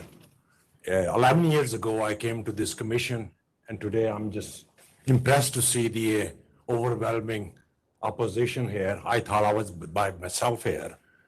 It is the only place where the kids hang out. When they come out of school, there is no other platform where they can hang out. This is that should be by the school, this kind of lot. So the kids can assembly after they getting out of the school. All right. I don't want to give them an impression of looking at the liquor when they are entering in and out from a Dunkin' Donut and a Popeye, which is just next to this proposed location for the liquor store license. So that's all I have. It's a moral issue. Thank you. Thank you. All right, are we good? Are we good? All right, thank you, everybody. All right, so the applicant can come up. Okay. This application was filed by Henry. All right, so are you going to be able to cure the lease issue? Yes. Can I just at least? It is not There's a lot just, against you. I have a lot of questions, so. okay, well, it's 2-year lease with an 8-year option. My client signed a guarantee of that lease. So this way, if we get the liquor license, we would be able to extend that lease with an option. So that would give us about a 10-year lease. Okay, so because they had to sign a guarantee. Okay, got Okay, it. my client does have bank statements that show that she has $80,000 in her account. Okay, the store, retail store is around 550 retail with 150 storage. It has a very high ceiling at the location.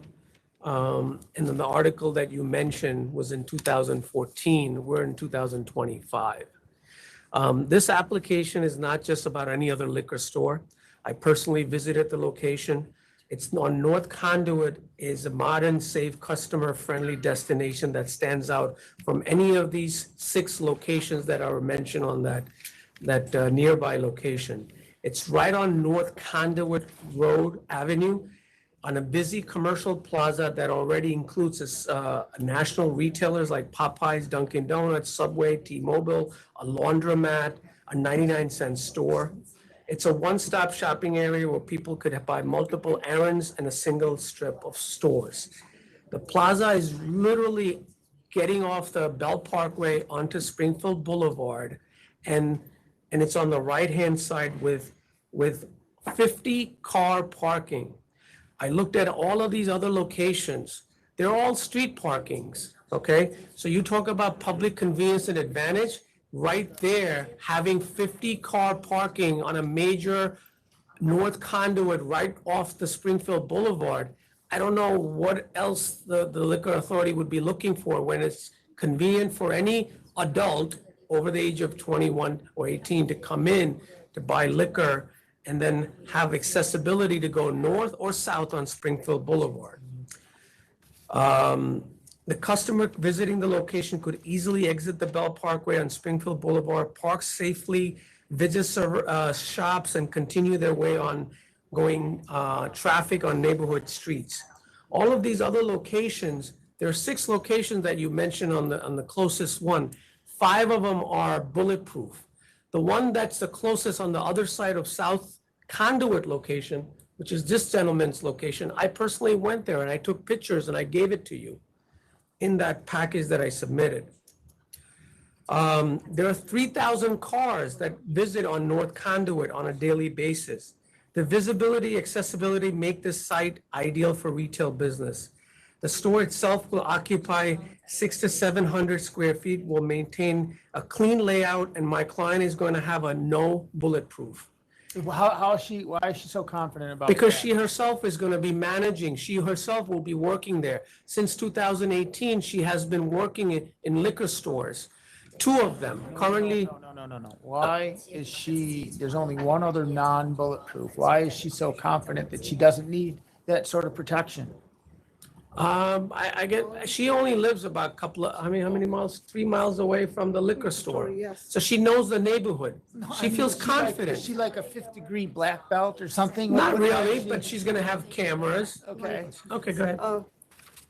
Good morning. My name is Amrinder Kaur. I am the applicant, North Conduit One Wine and Liquor LLC. So this location is in Plaza. This plaza have 7 stores. All the stores are open. The ladies work there. I see on personally over there. And I talked to the worker next door. He said Hang on, the neighborhood. I have a question. Are the other stores open? Do you have the same hours as the other stores? We can. Yes, They're not liquor yes. stores? Yes, They're not- the Popeyes and the Super Laundry is 24-hour open. Now, is your store between Popeyes and the No. Conduit? No, it's end of the plaza. It's actually, it's on the end of the plaza. So if you look at this is the plaza right here. Yeah, Okay, it's all the way on the east side. okay, it's It's all. the last one. So you start out with Popeyes and you end up with the liquor store, which is the most furthest away from the school that they're talking Are you about. really making the argument that because it's at the end of at the strip mall, it doesn't matter that it's close to a school? Well, the that- school that is what on, you're arguing? Because there are all these people standing here. yes. That is telling you that kids hang out here and it's not a good place for a liquor store. And you're arguing that, oh, well, we're on the far end, the kids won't walk over there? Is that Well, what the argument kids is? could walk anywhere they want, but doesn't Very mean, unusual, and even the guy said, like, it's very unusual that there is a bunch of people here talking about public safety that are not store owners. It's very unusual to have the Chamber of Commerce speak as he did.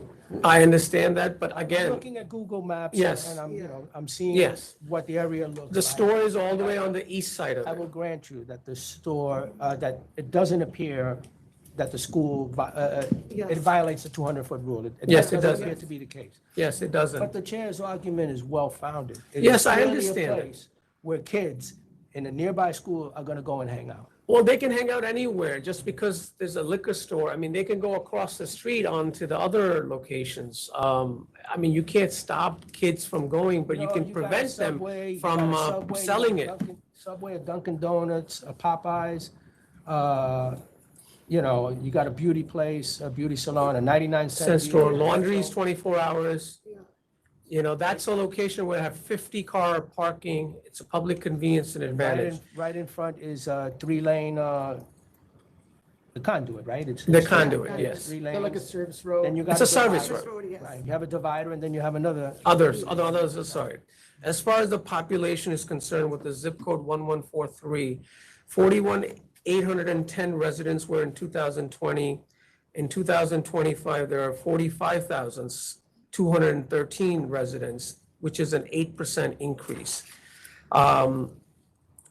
Again, with regarding to the JFK Business Improvement District, we also have the Green Acres Mall where they're developing more retail locations as well. I think that this location really fulfills the requirement of public convenience and safety for at least adults and people to come into the parking lot and actually exit out. With regard to the sales of these locations, if you were to look at all the 6 locations, 5 of the locations have a steady, healthy, sales records, over 1 million sales.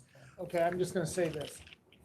Mr. Buscemi's November 10th submission, he claims that the 4 closest are flat, and I'm coming to the same result because I'm only less than 1% off 24 to 25 in the aggregate store sales. So they're somewhat. Even the opposition will agree, or everybody agrees that it's flat sales. So what's so special about her place? What will be special about it? The fact that she herself will operate. It's going to be not bulletproof. It will be open, right? So that is a convenience, Marketing. right? And the fact that she herself has some knowledge about liquor store, having worked there for 8 years, right? So those are the things. And plus, again, all of the stores' locations the sales have been over 1.5, 1.3. 6 locations, 4 of them are over 1 million. So there is a good demand for it, for a liquor store, that people are demanding it. If you would, I would like to have my client actually say something because she has written up something for it. Good afternoon, everyone. My name is Amrinder Kaur. I am the applicant of North Conduit Fund Wine and Liquor LLC. I have worked at liquor store for over 5-6 years. The opposition party has concern in terms of the community and the school nearby. But the school is 0.2 mile, approximately 1,056 feet away from that store. My intention is to always check New York State ID, no liquor under 21, and I will provide a responsible and safe service to the adults. On some days, I personally ask the people in the surrounding community and the customer present in the plaza about their opinion, and every single one of them supported the idea of having a liquor store in this plaza. I get over more than 100 signatures in 2 days. And we did submit those papers, all the signatures, and we got in 2 days. This store would be more convenient to the customer because this has a plaza, have a big parking lot. People can come inside the open store to look at the variety, size, and flavor, then they buy the products. This location would be more convenient to the customer. They do laundry here, pick up food, liquor, and other stuff in one destination.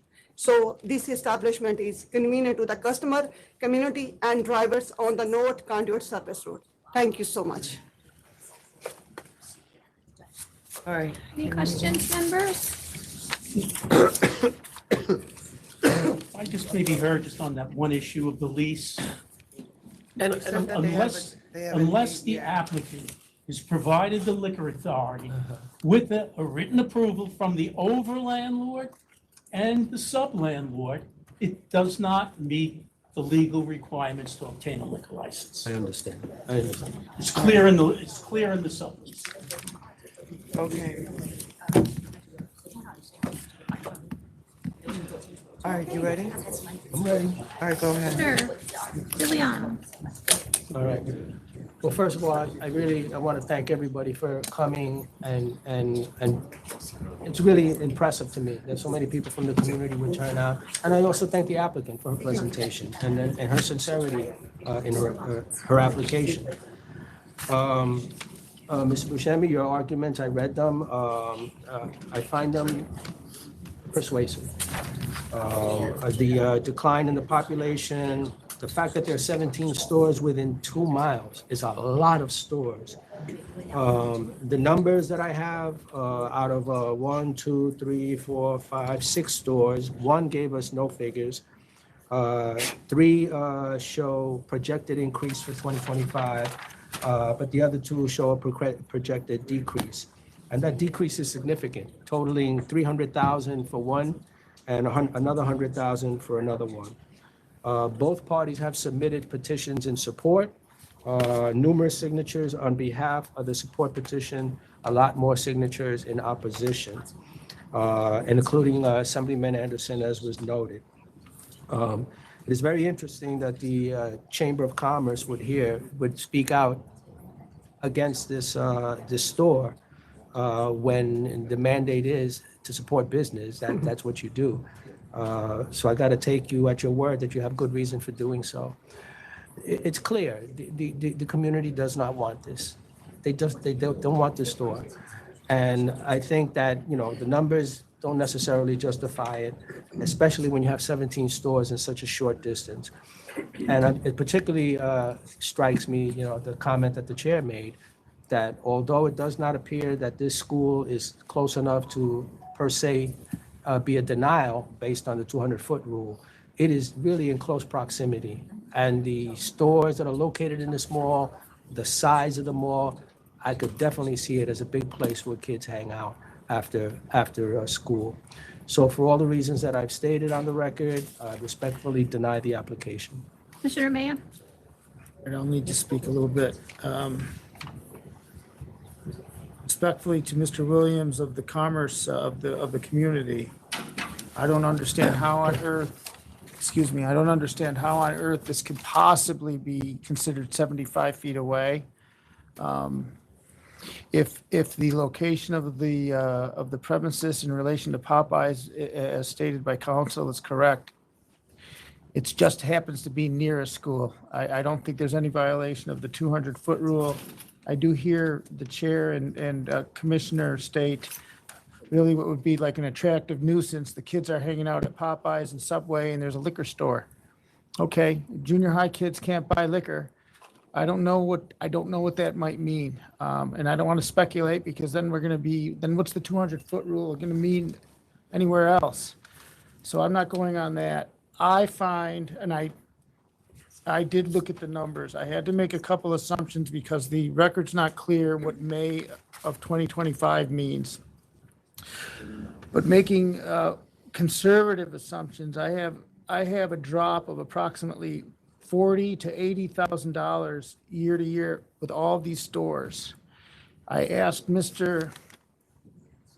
I don't know, the Great Liquors, I'll call you Great Liquors because I'm sorry, I don't want to mispronounce your name. Sales are going down. What are you doing about it? I don't know. I mean, I'm sure you're doing everything. It just wasn't articulated. What are you bringing to this community that has 5 or 6 bulletproof stores? I'm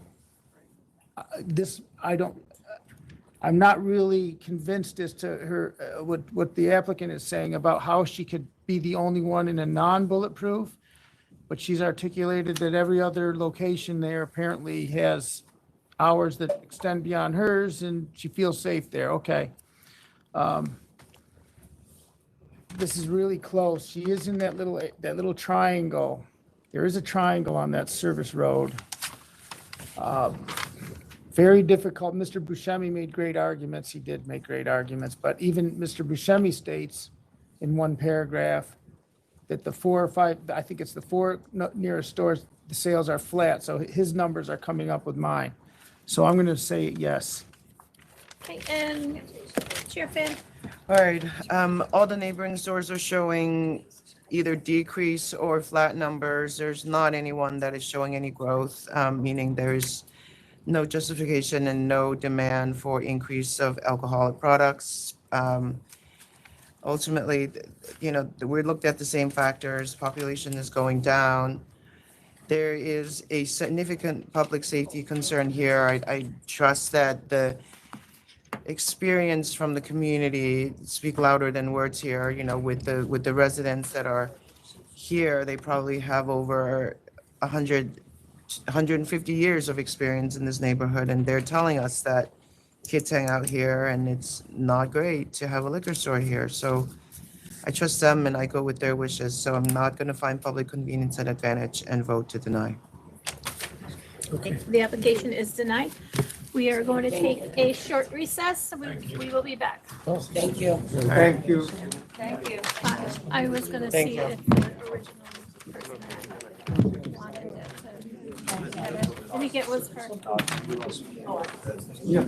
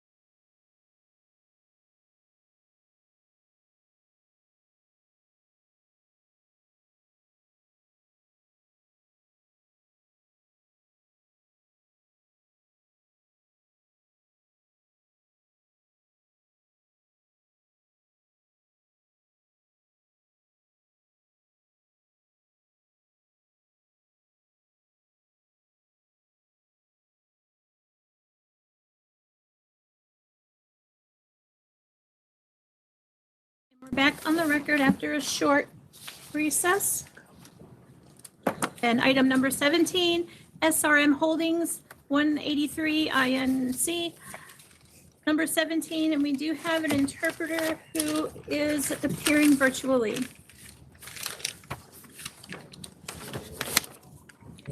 Mr. Interpreter, would you please state your name for the record?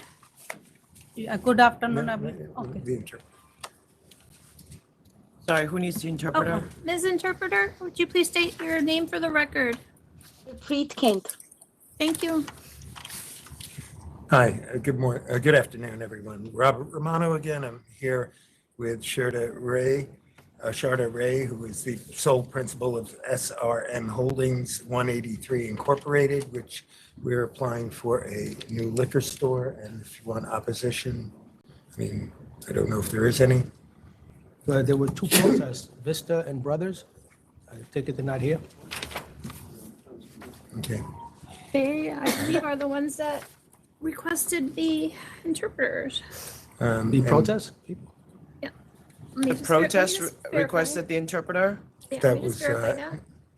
The licensee does not need an interpreter? Do you need an interpreter?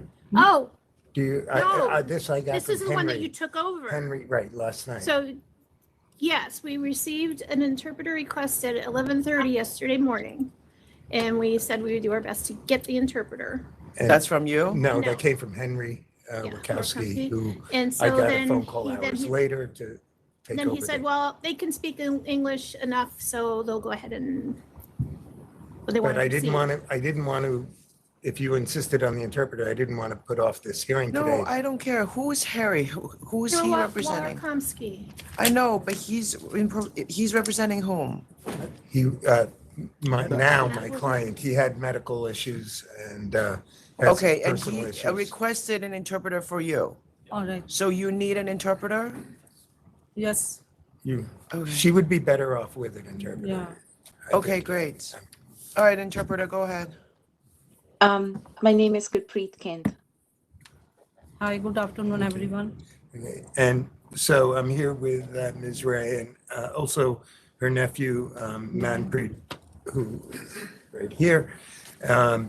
And we are applying for this store. Ms. Ray has 15 years of experience in retail. She works at Dunkin' Donuts, I believe, in John F. Kennedy Airport, JFK. Yeah. Is that correct? Yeah. Her son, we're totally open about this. Her son does have a liquor store 22 miles, about a 45-minute drive from where her application is in. And he was actually the one who got her excited to open a store. This is her project and only her project. It is to be a very small store, 451 square feet, 451 square feet of retail, 631 square feet in its entirety, which could probably fill this room 3 or 4 times. Surrounding store sales are up and down. The closest store, however, which is 0.6 miles away, is showing, I think, remarkably strong sales. And if you look at them in 2022, they had sales of 1.3 million. In 2024, they had sales of over 1.8 million. As I said, that closest store is 0.6 miles away, and in my opinion, reading those numbers, showing extremely strong growth. Let me ask you a question, Mr. Romano. Sure. Originally, the investment here would be $35,000 with a joint account holder was that the son? No, this is my store. I know what you're Right. saying. You had a- ਉਹ I- ਜਿਵੇਂ ਕਿ original investment $35,000 ਦੀ ਹੈਗੀ ਹੈ ਤੇ joint account ਤੁਹਾਡੇ son ਦੇ ਨਾਲ ਬਣੇਗਾ ਉਹਦਾ? नहीं मेरा अपना ही बनना है। Okay. It's going to be her own, she said. Right. Originally, the application said the investment would be $35,000 coming from a joint account holder. Could you? ਜਿਹੜੀ original ਤੁਸੀਂ application ਪਾਈ ਸੀ ਉਹਦੇ ਵਿੱਚ ਇਹ ਲਿਖਿਆ ਸੀ ਕਿ joint account holder ਦੇ ਨਾਲ ਆਏਗੀ 35,000 ਦੀ। As I was not involved in Yeah, the who- past, but I did tried to get up to speed. The money is coming from her nephew, who is right here. Who was the original joint account holder? It was, I believe it was him, Rohit. Basically with her son, That's, he has a liquor store. And that, We removed the funds, I believe, something like that. That's what Henry did, as much as I remember. okay, I think she needs to interpret. Can the person who just spoke can repeat? speaking, Okay. The other attorney, I believe he added the funds that she had with a beneficiary of her son. Her son's name is Rohit Rai, and he's standing right here. And what it is that I believe Henry, the other attorney, after that, we couldn't use those funds for some reason, so we did remove those funds. I gave more funds to help her and support this venture. Okay, how much did you give? First of all, let her interpret. So, ਉਹ ਇਹ ਦੱਸ ਰਹੇ ਨੇ ਕਿ Henry ਜੋ ਹੈਗੇ ਆ ਉਹਨਾਂ ਨੇ ਫੰਡਸ ਮੂਵ ਕਰੇ ਸੀਗੇ ਓਰੀਜਨਲੀ ਤੁਹਾਡੇ ਬੇਟੇ ਦੇ ਨਾਲ ਆਇਆ ਸੀ funds how much did you give her? I'm asking. 19,000. I gave 19,000. Okay. we have a total of 35,000, I believe, on Well, this project. that's what I'm confused about. Right. What I have is originally the investment was 35,000. Now the investment is only 19,000. And the reason for the change is because the 35,000 was in a joint account with somebody who already has a license. Right. Interpreter?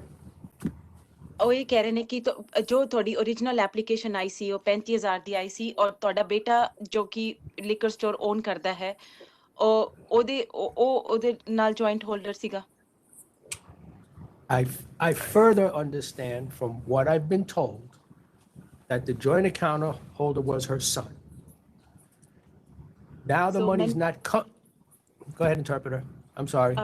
ਸੋ ਮੈਨੂੰ ਇਹ ਪਤਾ ਹੈ ਕਿ ਜੋ ਤੁਹਾਡਾ joint account holder ਤੁਹਾਡਾ ਬੇਟਾ ਸੀਗਾ ਉੱਥੋਂ ਦੀ ਮਨੀ ਆ ਰਹੀ ਸੀ yes go head Now the money is not coming from the son, it's coming from the gentleman standing next to the son. And it's $19,000. No, I actually had the initial investment also with her. I gave her the money in the beginning. So she was using some of her funds, and then plus it was my $19,000. So it's still the total of 35. No, it was total 35, I believe, in the beginning. She was putting something that had some beneficiary with her son. That's removed, but in the beginning, I still gave her money. A note I supported in the beginning. Okay. Why are you giving her money? Well, do you have a liquor license, sir? No, Okay. And where did that money that you gave her come I'm a from? real estate broker, so I work and I saved up money and I gave her the funds. And what is your relationship to the She's my applicant? She's your aunt. Okay. One of my favorite aunts. I've shot it, apparently. Now, what is the total investment as of now? The paperwork that I've seen in this short time is $35,000, and with the anticipation of the initial invoices of liquor purchasing being on credit, 30-day credit. So, to some degree, but there will be, I believe, of that 35, $10,000 to $15,000. Yeah, but the point is that there's zero investment here. Yeah. No, the 19,000 that I'm giving is the investment. Yeah, but there's no money coming from her. It's you as a real estate broker giving her the money to run it. And it can't be the money that she had before with the son because Right, we know you can't that. use that money. You know that. So it can't be a $35,000 investment as of right now. Okay. If you would like to adjourn this, I could clarify it. I had not had time. I haven't spoken to Mr. Wachowski. I'm unable to speak to him. It might be best if we can clarify the whole scenario, or we can finish. You want to? I don't know. Is any clarification going to get you to the finish line here? Because Right. otherwise we can just vote. I don't need to waste time to. Right. Other put numbers are something good. down. Population growth is good. 1.07 Well, per year. the numbers are split on this. Right. From what I have.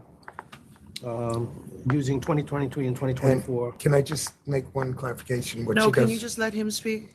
Can you just let him speak? He was speaking. The numbers are split here, and I have to go back to the financing. I don't understand it, and it doesn't sound like she has any investment in this. I mean, she's working as a cashier at Dunkin' Donuts. I don't know how much she's been able to save doing that job. And it's laudable that, the nephew is stepping up, but he's not the applicant.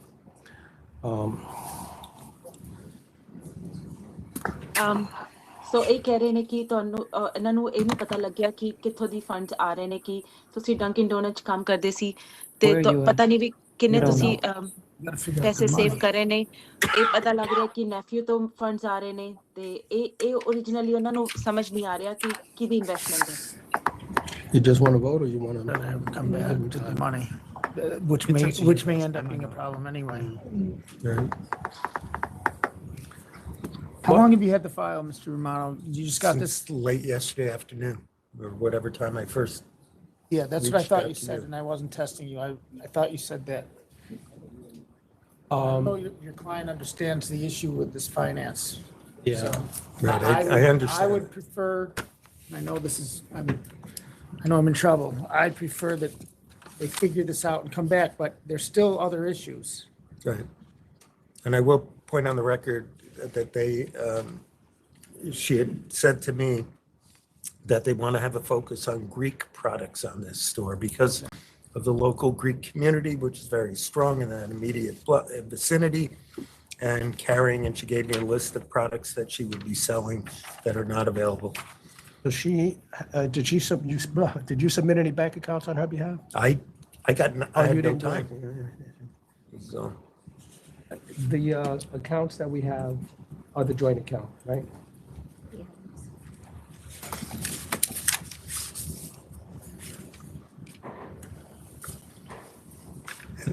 I mean, I would have requested an adjournment had the interpreter not been booked, frankly.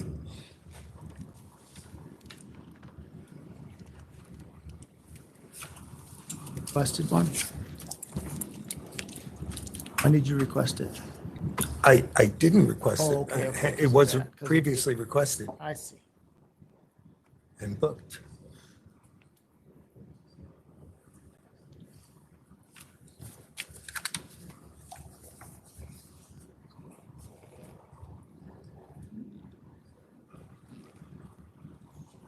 Again, it's a very small store.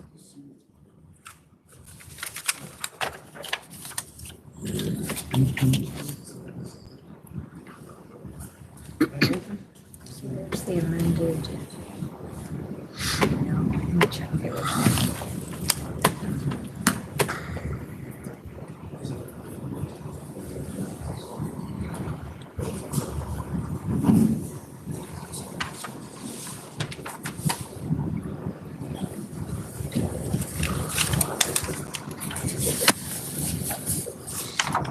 All right, what do you guys want to do? Come on.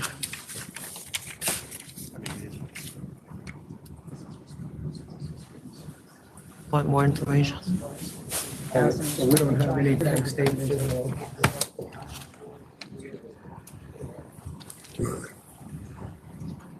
Yeah, look, you got to show us something. I certainly accept that you just stepped into the case. So I'm for giving you time to see if you can come up with showing us where the money's coming from and that it's legit and you know all the rules that apply. That would be my decision. ਇਹਨਾਂ ਦਾ decision ਇਹ ਹੈਗਾ ਕਿ ਇਹ ਦਿਖਾਣਗੇ ਕਿਉਂਕਿ ਤੁਹਾਡੇ ਨਾਲ ਜੋ ਆਏ ਨੇ ਉਹ ਹਲੇ ਹੁਣੇ ਹੀ ਕੇਸ ਦੇ ਵਿੱਚ ਆਏ ਨੇ ਤੇ ਇਹਨਾਂ ਨੂੰ ਥੋੜਾ ਜਿਹਾ ਟਾਈਮ ਮਿਲੇਗਾ ਵਾਪਸ ਆ ਕੇ ਦੱਸਣ ਵਾਸਤੇ ਵੀ ਇਹ ਫਾਈਨੈਂਸਿੰਗ ਕਿੱਥੋਂ ਦੀ ਆ ਰਹੀ ਹੈ Okay, ਠੀਕ ਹੈ. All right, okay. Are you voting to hold this matter over? My vote is to hold over the date. I don't know how much time would Mr. Romano want? I guess I could do 2 meetings. The next date is December 9th, and then we have December 10th. I don't know if it's slots open. I don't know if it's open either. Yeah. I'm going to do 1/7. Okay. 1/7. New year, new outlook. Commissioner Maya, are you on board with that? Yeah, 1/7/26. Yes. And yeah, I hope she, And for the interpreter, I hope that the applicant is ready to speak as to promote herself. Okay ਤੁਹਾਨੂੰ ਜਨਵਰੀ 7 2026 ਦੀ date ਦੇ ਰਹੇ ਨੇ ਤੇ ਉਸ ਤੋਂ ਤੱਕ ਤੁਹਾਨੂੰ ready ਹੋਣਾ ਪਏਗਾ ਤੁਸੀਂ ਆਪਣੇ ਵਾਸਤੇ ਬੋਲਣ ਵਾਸਤੇ ਤੁਹਾਨੂੰ Okay, ਠੀਕ ਹੈ। Okay all right All right, are you clear on what you need to come back with? ਤੁਹਾਨੂੰ ਪਤਾ ਹੈ ਤੁਸੀਂ ਵਾਪਸ ਕਿਹੜੀ ਕਿਹੜੀ ਚੀਜ਼ ਲੈ ਕੇ ਆਣਾ ਹੈ If she's starting a liquor store, she has to have enough money to start the ਨਹੀਂ store. ਮੈਨੂੰ ਦੱਸ ਦਿਓ ਕਿਹੜੀ ਕਿਹੜੀ ਚੀਜ਼ ਲੈ ਕੇ ਆਉਣੀ। she wants to know what all she needs to bring and get ready for That's what I'm telling her lawyer, that we have to know that she has enough money to start this business, and we have to know where the money came from, and there can't be any conflicts, that are bars under the law, for getting that money from people that can't be a part of it. Totally understand. You're represented by competent counsel. He knows the rules. Thank you. can I translate this to her Yeah. Yes, please.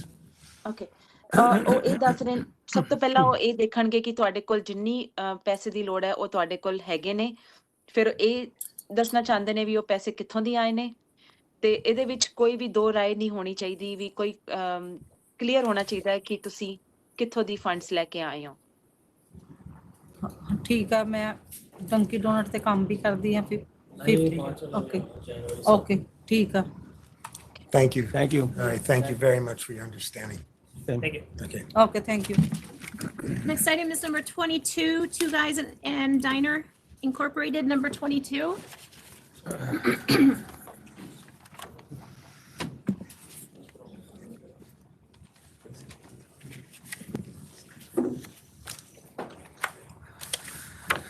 Good afternoon. My name is Benjamin Korngut. I'm the attorney for Two Guys in a Diner, Inc., doing business as Three Decker Diner. I have with me here today Eduardo Sandoval and Gavin Compton, who are the two principals of this licensee. This is an application for a change to the method of operation to extend the closing hours from 2 a.m. to 4 a.m., 7 days a week. The reason that we're here is that Brooklyn Community Board 1 did not support the application. We're here to make our case for why we feel this change is in the public interest. Just to give you a little background on the diner, this is a historic Greenpoint diner. It's been in operation since the 30s. It was. Sorry. I'm just going to summarize what I have. Sure. Yeah, first of all, like I said this morning, we do have people that go out and check. We often let people know when they fail those tests. In this case, that's not the case. You passed the test, and I commend you for that.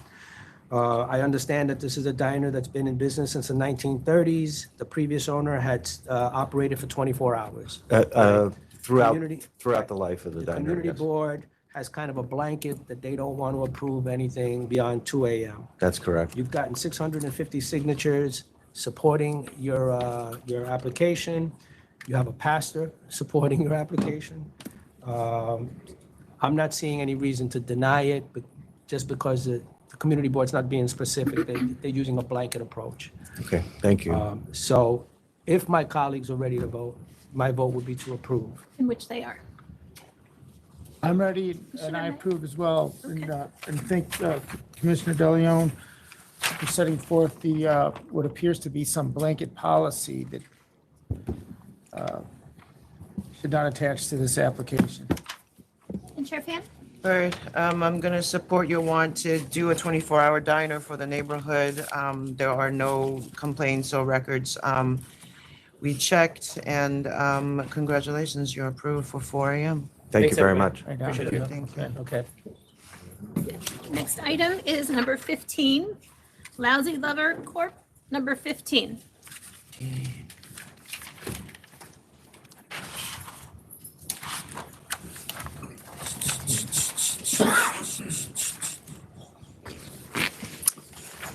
Good afternoon. My name is Benjamin Korngut. I'm the attorney for the applicant. I have with me here today Megan Rickerson and Jerry Leary, who are the two principals of the applicant. This is an application for an on-premises liquor license at 970 Flushing Avenue. This matter was referred to the full board because the ALJ determined at the 500-foot hearing that the issuance of this license was not in the public interest. That determination was based on 2 factors, community board 4 withholding support, and 1 neighbor submitting opposition. And we're here to explain why we feel it's in the public interest. Okay, I believe is there's, yeah, Are there's you someone here. protesting, sir? Not the application, the community board has limitations on hours. Sorry, can you just come up and tell us your name and who? Peter Wiseman, I own a 130-year-old building next door to the premises, You own the building next door? and I live in it. Okay. Okay, And from 2014, for about 10 years, there was a bar, nightclub, restaurant that would blast music into my bedroom. I commend the authority for for reviewing these processes and deferring to community boards generally. I was concerned that my joists were going to fall on my head. Bass is not a sound, it's a vibration. I don't know what concept the applicant is applying to open here. I like where I live. I've enjoyed it for 20 years. It was an abandoned gas station when I purchased my building. And I have tenants in the building that enjoy their quiet enjoyment. I'm not opposed to business or them opening. I do think that if you're going to dismantle the community board recommendations, what's next? Are we going to dismantle the Department of Environmental Protection's decibel level limits? It's a snowball. It's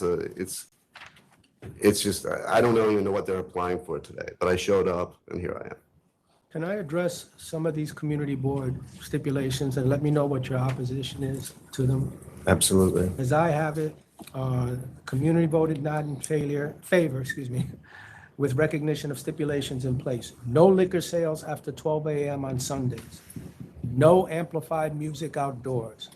Outdoor spaces must be closed by 10 p.m. all days, and stipulated sales of alcohol hours are as follows: Sunday through Thursday until 12 a.m. and Friday through Saturday until 2 a.m. Okay, so you want to know what specifically what we have? specifically do you Okay, agree so with, our disagree with? proposed hours of operation are Monday through Wednesday, 3 p.m. to 2 a.m. Thursday and Friday, 3 p.m. to 4 a.m. Saturday, 11 a.m. to 4 a.m. and then Sunday, 11:30 to midnight. And the outdoor, we're seeking to close at midnight, 7 days a week. The rest of the stipulations, I don't have them in front of me, but I don't think we have any issue with the rest of them. so it's Sunday at midnight, Friday, Saturday, 4 a.m., and Monday to Thursday, 2 a.m.? Those are your hours? That's correct, yeah. No, Oh, Thursday was 4. Thursday is 4 also, sorry. Thursday through Saturday. All right, so I just want to set out the standard here. So the AHA found not in favor when they considered public interests. So, and the community board has submitted a letter saying that there was no agreement on the stipulation and therefore they recommend denial.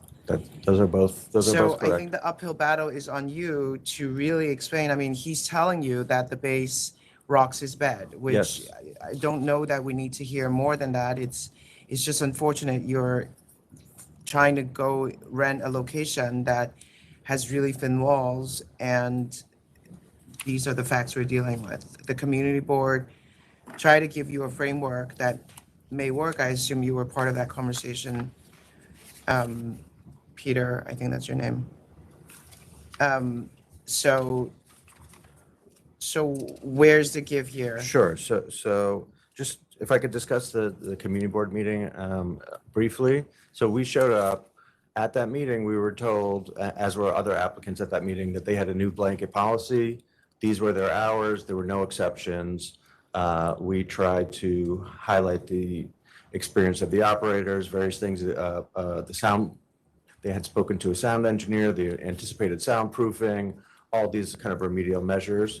And their answer was basically, there's no exceptions, these are the hours, take it or leave it.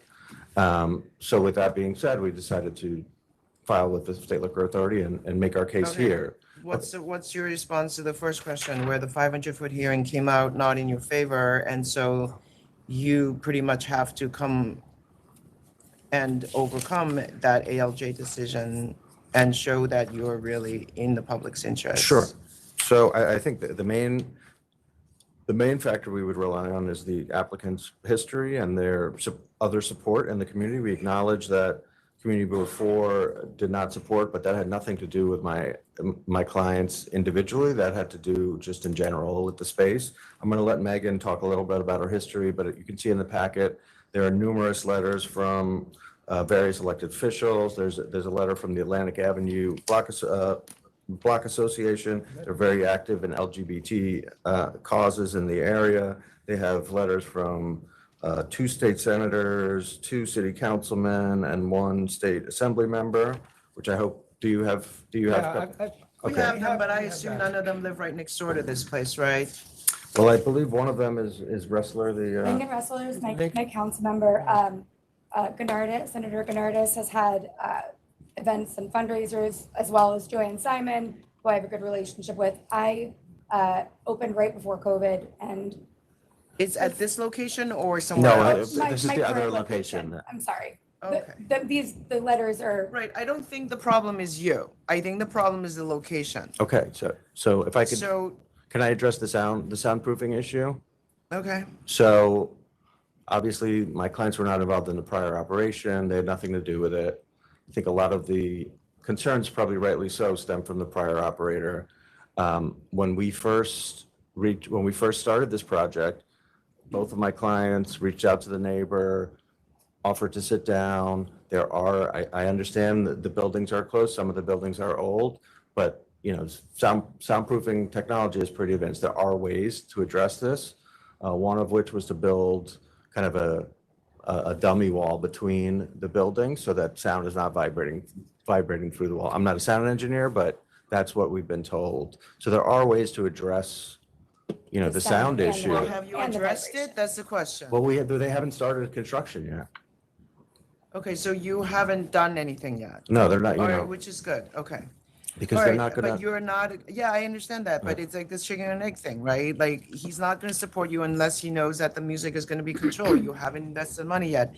The community board offered you their standard hours, for what they feel like is appropriate for their community. You haven't agreed to those. Right. So But the best we can do here, if the commissioners would agree, is to give you what the community board would be willing to give you, because they're actually recommending denial. So do you want to Yeah, but go and discuss it? I mean, either you take No, those. the reason that we're here is because that was not a workable, like closing at midnight during the week for a bar is Yeah, in Bushwick. Let me say a couple of things. First of all, I've seen the pictures that were submitted. I'm looking at the Google Maps. Your location is a 1-level.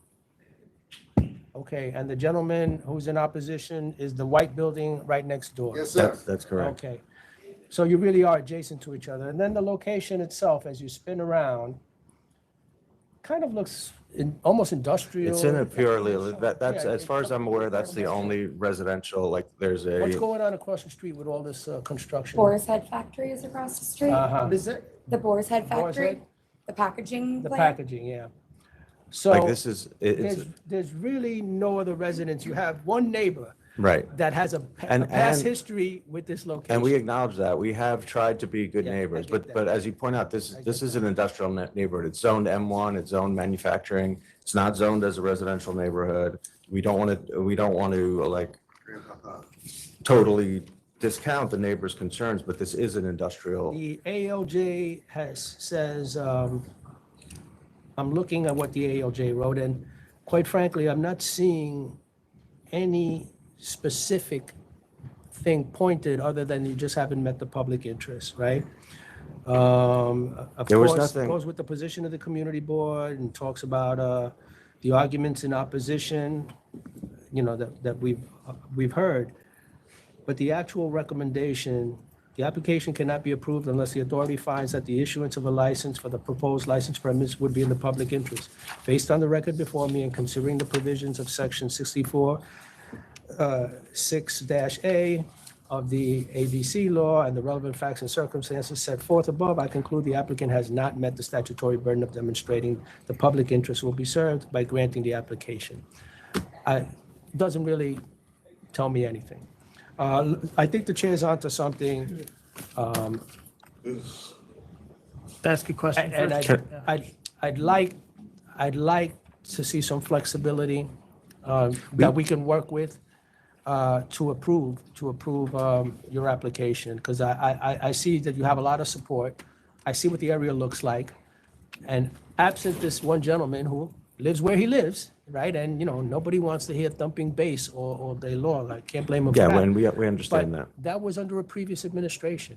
And you're telling me that you're doing things so that that doesn't become a problem.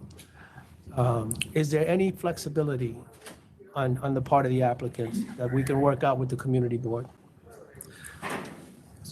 What kind of I music? mean, I think they could do 3 on Thursday, Friday, Saturday. Basically, what kind of music are you gonna play there? I mean, we're gonna DJ have a- recorded live music. Okay, I mean, it's called, DJ it's called Just. Lousy Lover. I mean, is it gonna be like Tony Bennett music? No, so the place that I run in Borum Hill, we are very queer friendly. We have a lot of drag performances. Okay. So there'll be some of that. There'll be sometimes, it's not all the time live music or DJs. Okay. We're gonna have brunch, like we have a full kitchen. We're not doing house music. It's Okay. not really our Your vibe. thing, yeah. It's just like, Did you have complaints at the other place about no, noise? not to any of my knowledge in this almost 7 years. And one of the letters submitted was actually from my neighbor that lives directly above the bar that I run. Can I ask this gentleman a question then? I will. Sure.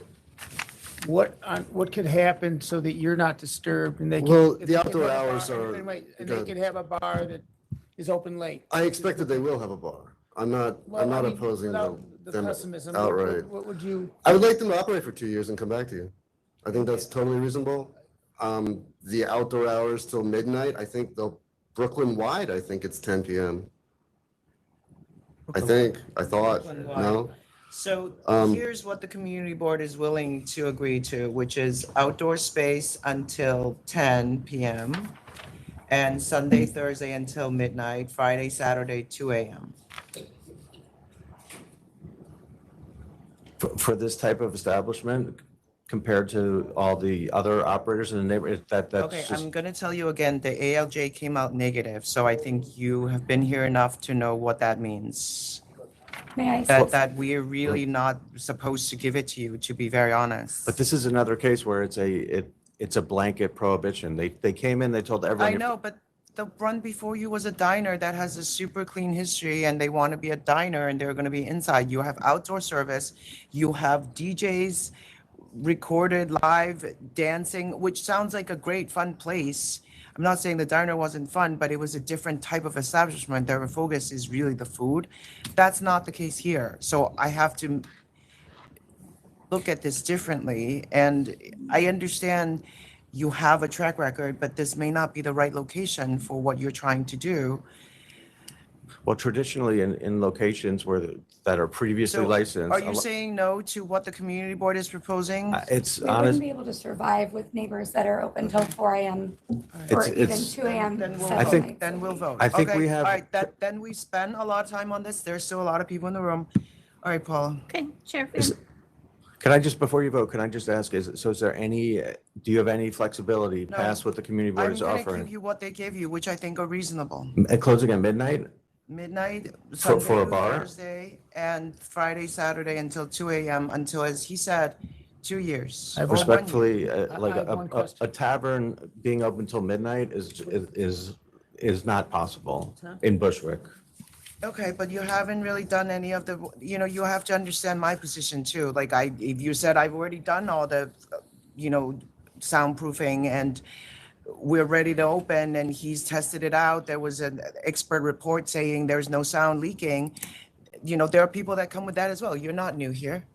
We were So- scared to put money into something and then.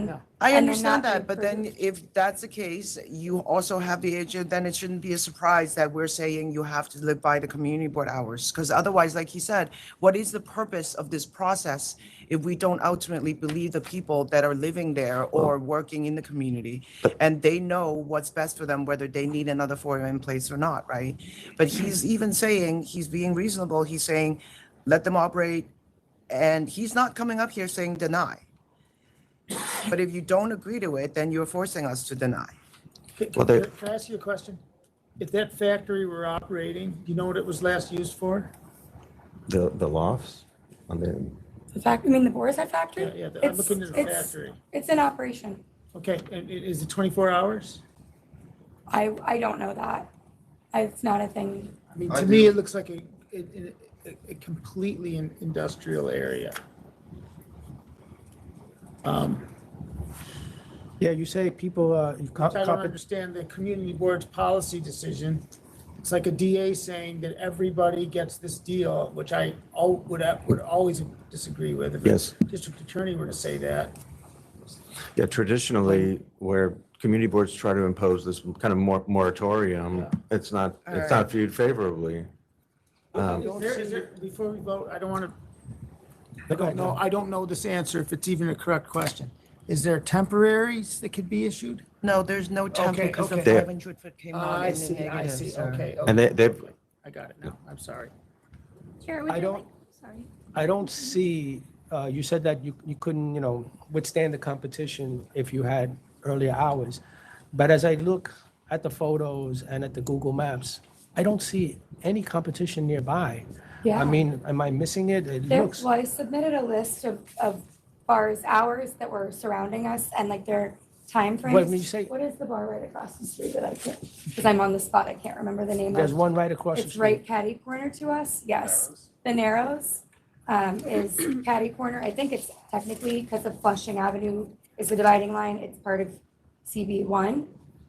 I just feel like in our position, the late close is not the actual hour that we stop serving alcohol, it's the decision that people make to come to your establishment.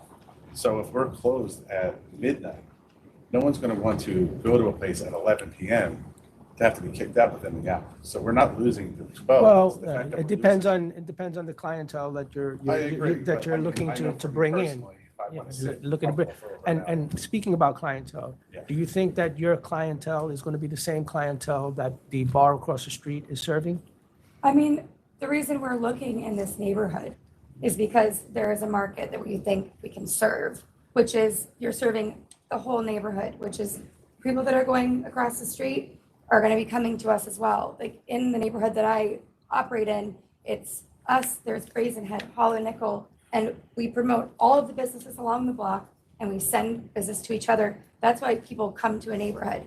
If you're the solitary bar in a neighborhood, you might capture a lot of business, but people go to neighborhoods so they can move around and they can go to different places and experience different things. So yeah, I think we're going to be capturing people from that neighborhood that are going to be bopping around.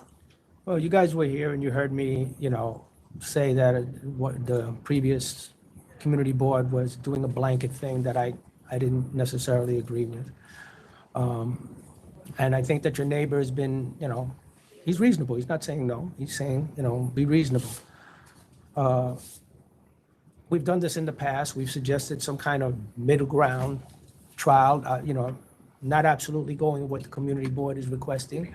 I understand that the ALJ determined what they determined, but they didn't really give me any specifics other than citing that the community board is in opposition. I guess that's what they leaned on, So if you can give us some flexibility, I think that we can work with you, and then you can come back and you can see how how things work out with your neighbor, and you can see and you can argue to the community board that there haven't been any problems and that we've done well.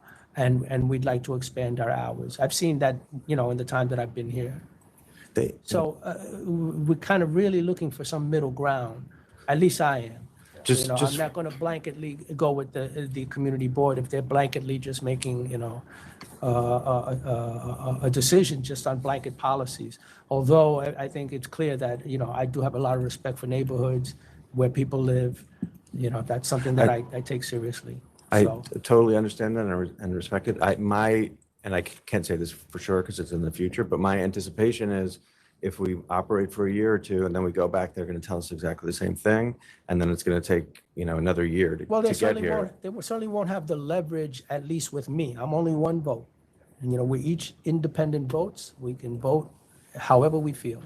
But they're certainly not going to have leverage with me if you can come back and say, hey, we've been operating, we'd like to expand. Things have been going well. You can ask our neighbor, and that gives me leverage to decide, okay, maybe this community board is being a little too stringent, a little too unreasonable.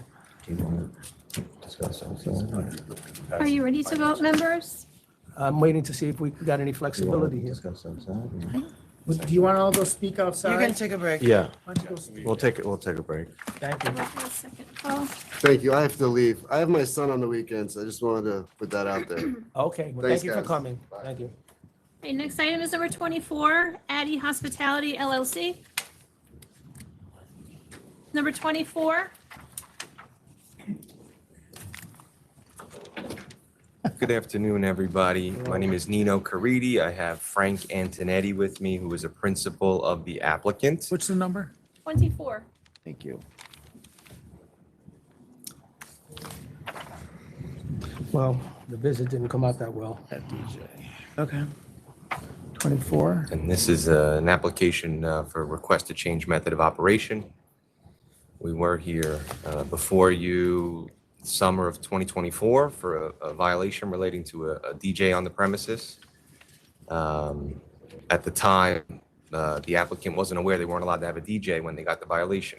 Before we were here, before you, we had filed the request for the change of method of operation, which was filed in early to mid 2024. Are you aware that there was an enforcement visit in October? In October? Yeah. This year, I'm not aware of that. All right, well, you have a right to this information. Do you want to adjourn and go take a look at it so that you are prepared to answer questions relating to that visit?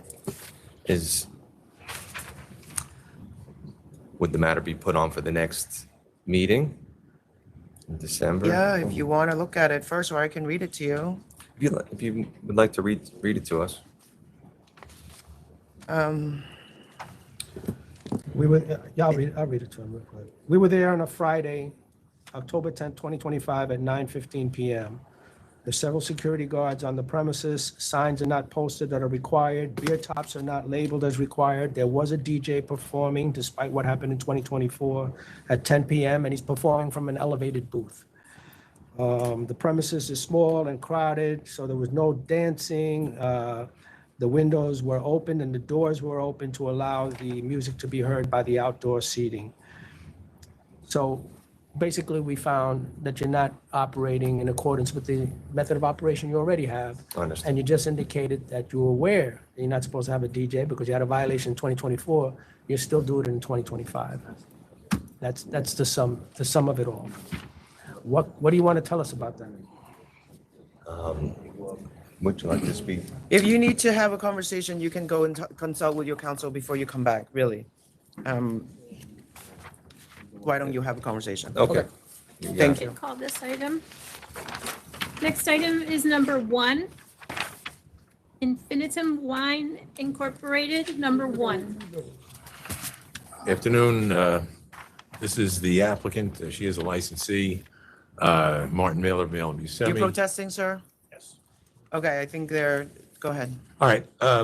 I've submitted a letter. The letter says they're withdrawing the application from this location, but the reason we've asked to go before you today is I just want to make sure that we can go back to our old location. This thing has been in safekeeping for Yeah, you're going gonna go on. back to your old location, but has it been altered since? No, what happened, the reason we left I was know. because it was condemned. There was. I know, but can you go back there? Yeah, we've spoken to the landlord. The landlord is correcting the violations.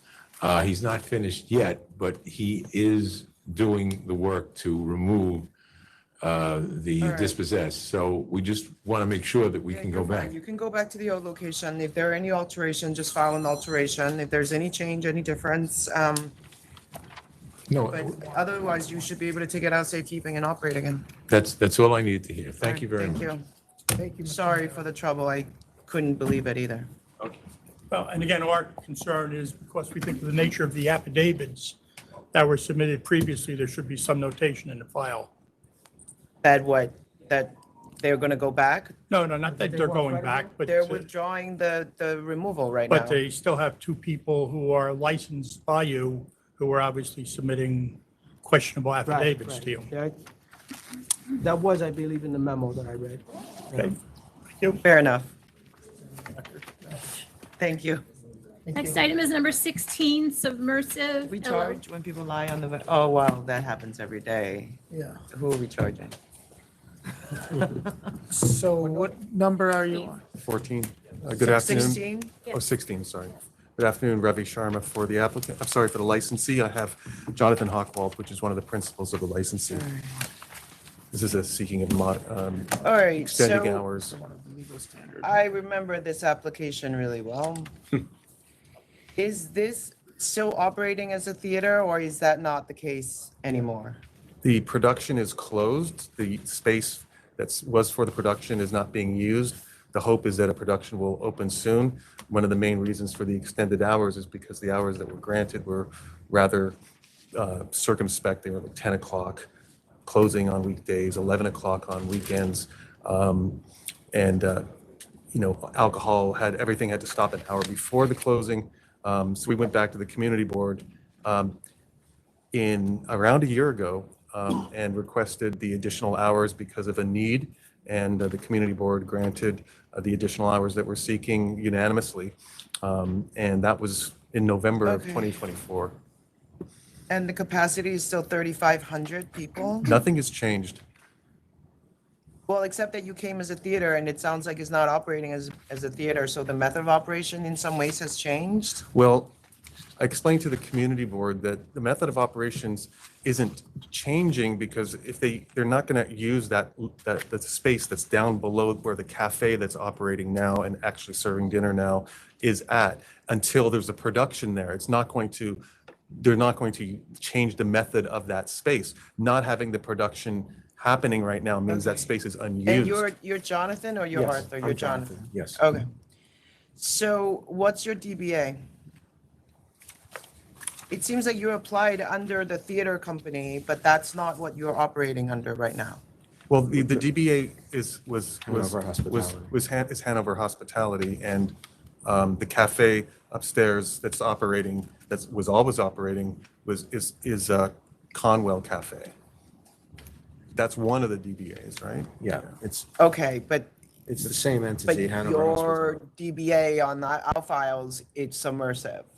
Submersive is one of there's three co-licensees. There's Submersive, Hanover I Hospitality. get and it. 18 I'm just William saying Partners. that if I go in there and buy a drink right now, the receipt is not reflecting the DBA that's on file.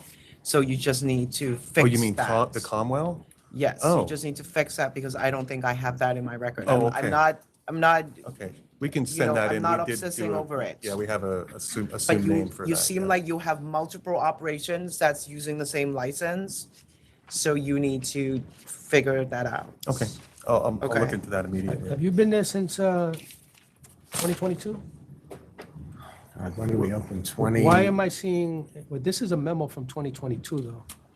That was probably the beginning of the application It was process. That was the Yeah. original, It was okay, because really- all these elected officials were in opposition. I mean, it was just. Yes, But it now was a it's- big people problem. love it. It's become a real hub of the community. People are enjoying Okay. it.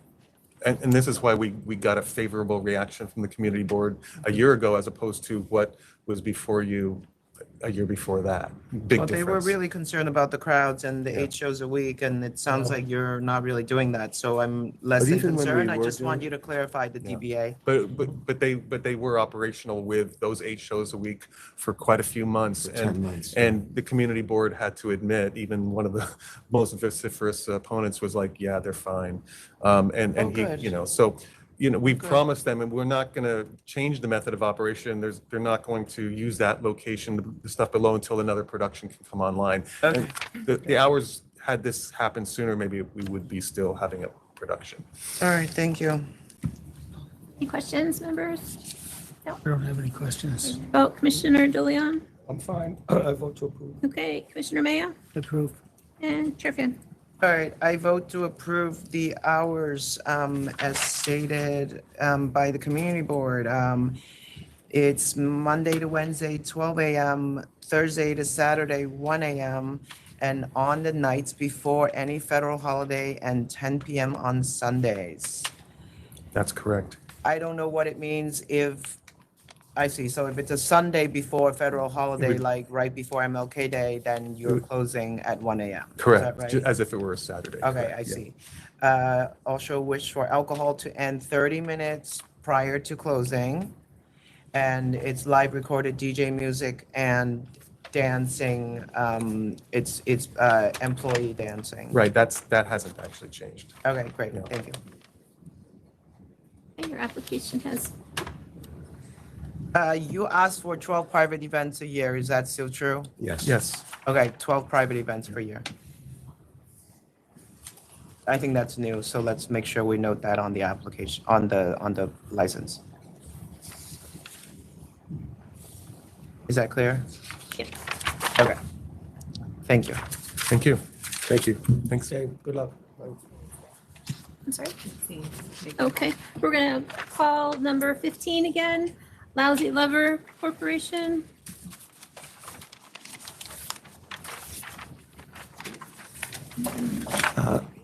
So we've spoken, and my client Jerry is going to discuss the others. I just want to add one thing that I didn't get a chance to say, and that is I have not been to the space, but my understanding is that from speaking to people in the neighborhood and my clients, that it's become really like a blight on the block since it closed 3 years ago. There's been squatters there, there's been drug use there, people are dumping their garbage, and obviously it's in the public interest to have that cleaned up. The way the economics work, there are certain hours that I think anyone's going to need in that space. And if you're looking for a quality client, I think it's my client. Jerry, do you want to just take over? So we discussed, and this goes with a lot of thought and financial planning and running the numbers. And, we have over 20 plus years of experience together. And, we feel like in order for this to work, with the lease that we've negotiated, with insurance costs, with employment and taxes and everything else that goes involved in running this, is that, we feel like the hours that we would need would have to be Sunday to close, Sunday through Wednesday, 11 p.m. outdoor. The outdoor for Thursday through Saturday would be midnight. Working indoor operation, Sunday would be midnight. And then Monday through Wednesday would be 2 a.m., Thursday through Saturday, 3 a.m. And we talked about a lot, we thought about a lot. That's kind of their Alamo. Beyond that, it just doesn't work. Okay. And That's our breaking point, I unfortunately. I appreciate the effort on your part. And as far as operating, we have very, very high standards. We work really well with our neighbors. We just looked in at your every record. You instance. have a good record. You I have a work good record. I serve on the executive board of the Hospitality Alliance. I serve on my bid. I'm on the Mayor's Small Business Council. I'm very, very dialed in. I worked with Lincoln Rustler to get our sidewalk lighting turned on after a woman was assaulted 4 doors down from our bar that I had been yelling about the sidewalk lighting not working for years. I don't open a place and then hand it off to somebody else to run. I'm going to my bar right after this. I'm very active. He's very active. I used to work for him. I was his employee. He was my mentor, and now we're trying to do something together. But this isn't a thing where it's a big company and you throw a manager in there and you just hope for the best. We're on site. I'm at work every day, and we've been working on this deal for 1.5 years. So we have a lot of time and a lot of effort. And Mr. Weissman's concerns are definitely, we've reached out to him, we've talked to him, we've had text message threads, and I won't go into detail what the tone of those messages are, but we have reached out to him, and we would like that. He didn't seem completely unreasonable. Look, I appreciate the efforts that you've made. If we're ready to vote, if my colleagues are ready to vote. Okay. Thank you very much. You guys good? Yeah, I have concerns here. For me, looking at the area, and they do have a very good track record. And the blanket approach by the community board is a concern for me. And the AOJ findings just don't really give us anything other than the community board said no. So I'm willing, to approve this with the concessions that you made, and I thank you for that, to give us something to work with, I wish you the best, at least from me. I've still got 2 other votes to go. Commissioner Mayo? Yes, I'm absolutely approving your application. And you have stated hours, so I will go with your hours. But my general sentiment here is I don't like blanket policies, especially in what looks like an industrial area. I think the 500-foot hearing is, Commissioner said, is a bit specious. And I don't want any wrench in the machine. One wrench in the machine is putting a roadblock, so I'm, on your stipulation, I approve. All right, I'm going to vote to approve. Majority does rule at this board, and we try to stay together, good or bad. So your hours are for outdoor 11 p.m. Sunday to Wednesday, Thursday, Friday, Saturday, midnights for outdoors. Indoors is Sunday at midnight, Monday to Wednesday at 2 a.m., Thursday to Saturday at 3 a.m., DJ recorded live music, no third-party promoters, security as needed, 24 private events a year. Is that enough? Yes. All right, congratulations. Thank you very much. Good luck. All right, Thank good luck. you. Yeah, Do you agree with those I conditions? agree with all the conditions. Okay, and you're standing with your conditions? No, I agree with, You're gonna go ahead and, okay, as stated by the chair. all right, awesome. All right, thank you. Thanks. Okay, item 40. YOSMIRA Bar Incorporated is next, number 40.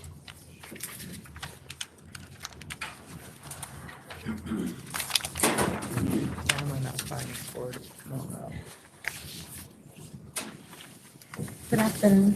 My name is YOSMIRA Duran. Can you speak up just a little, please? My name is YOSMIRA Duran. You're the applicant? Yes. Okay, so just for the record, community board is not in opposition. Are you aware that our enforcement team made a visit? I mean, I don't know what day directly, but I'm pretty sure they've been. Are in you there a serving couple of times. food at your restaurant? Yes. Our investigator visited and you are a restaurant wine. And so you must be serving food at all times because you're applying as a restaurant and there was no food. Okay. It might have been one of the slower days, so we decided not to really, You can't do click that. on That's things. not an option. Okay. You're applying as a restaurant. The restaurant's got to have food. It's like McDonald's being like, oh, well, not a lot of people coming in today, so we I decided not to have understand. burgers. That's not really a reality. Now, what are your hours? 2 to 4. 2 to 4. Our investigator was told that you guys don't open till 8 p.m. I've had a lot of personal problems recently, so I kind of haven't been able to really keep up with the time frame. But it's almost finished. I'm so sorry. I'm almost done with all the BS that I have to deal with. Yeah. Now, you requested a restroom waiver, right? Oh.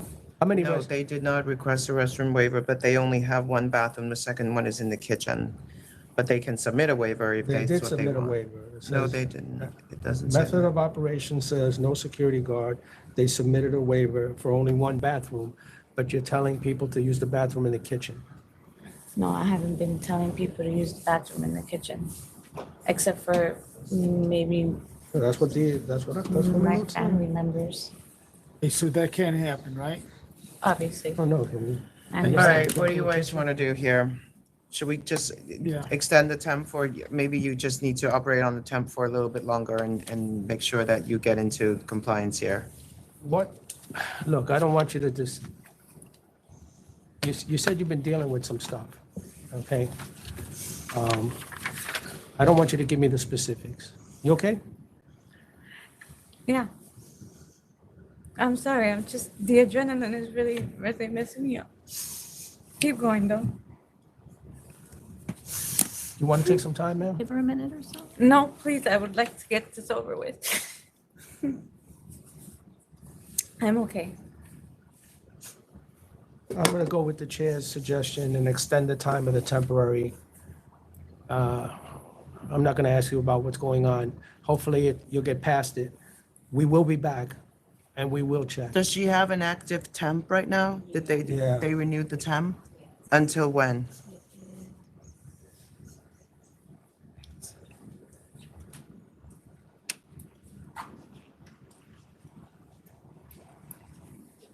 The last one ended October. So was that 90 days from that? Or 180 now, I'm sorry.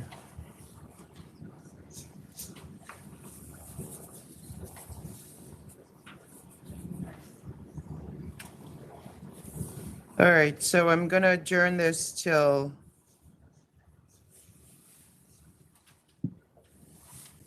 March 11. So you're gonna have to renew your temp for another 90 days after January 6th. Okay? So Go ahead. I'm sorry. you're a restaurant wine license, so you gotta be serving food and you gotta be open. You don't have to be open for lunch, but you have to be open, not like you're a nightclub.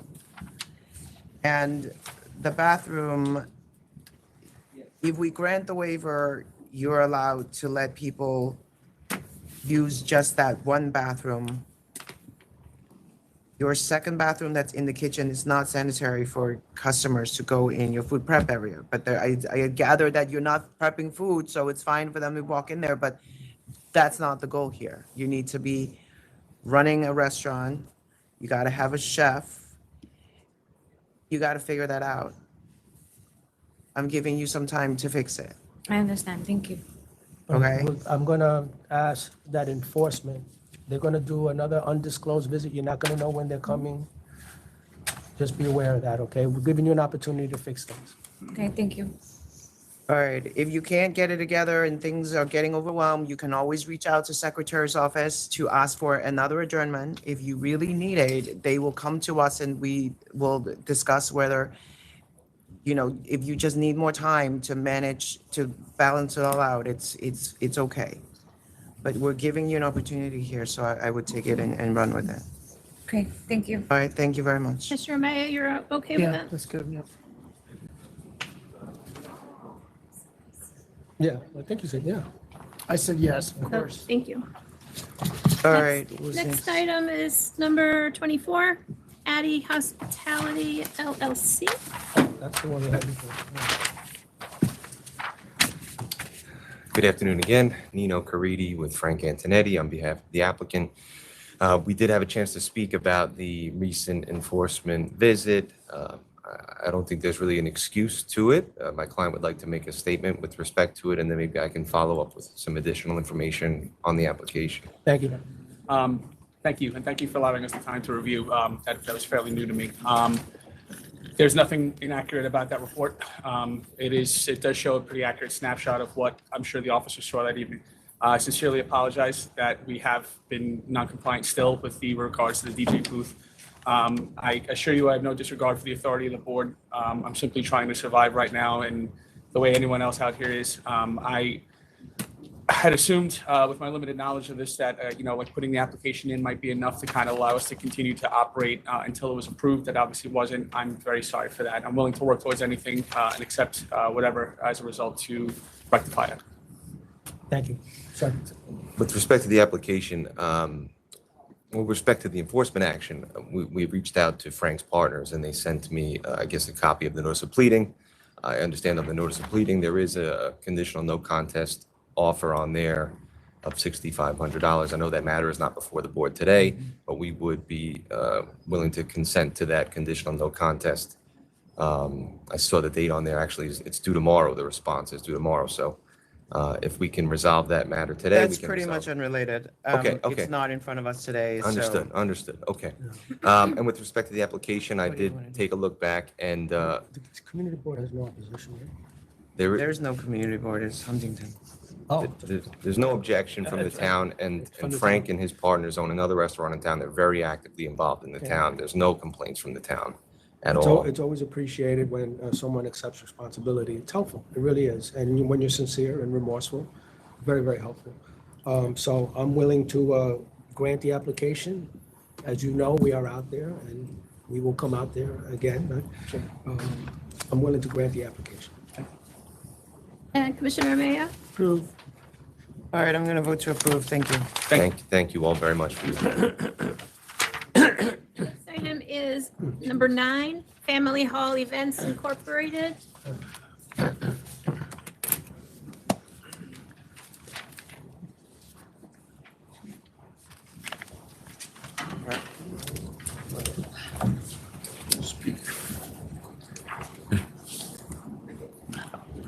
Good afternoon. I'm Daniel Bach, BACH. I'm the attorney for Family Hall. Next to me, to my right, is Ronnie Montes, the owner of the premises, and to the left is an assistant who helped prepare the application. We're here today regarding community board opposition to this matter. It took a few months, but we recently had a meeting with the community board. They addressed, literally only had the meeting 10 days ago. They raised some issues, which we've taken immediate action to resolve their complaints. One of them was we've moved the entrance of the premises to an area that will not disturb the I residents. have a letter from them on October 1. Is there a meeting subsequent to that? Yes, we had a meeting 10 days ago. Okay, so I don't have a letter from that meeting. Okay. I only have a letter where they continue to oppose. Right. Are you telling me that I also have a letter from November 12 that says this is the meeting that you're just talking about, November 10? Have you seen this letter from I did not. October 12? I'm sorry, I did not receive a letter from. The community board sent us a letter on November 12, I'm sorry. And it says that on November 10, the Public Safety Committee held a public meeting which owner appeared, evident that no meaningful efforts have been made to address or mitigate concerns repeatedly raised since 2023, including inadequate security, underage drinking, public alcohol consumption, illegal drug use, public urination, and loitering. So I don't believe that the position has changed. If you're telling me that I have a misunderstanding and this letter in front of me is not accurate.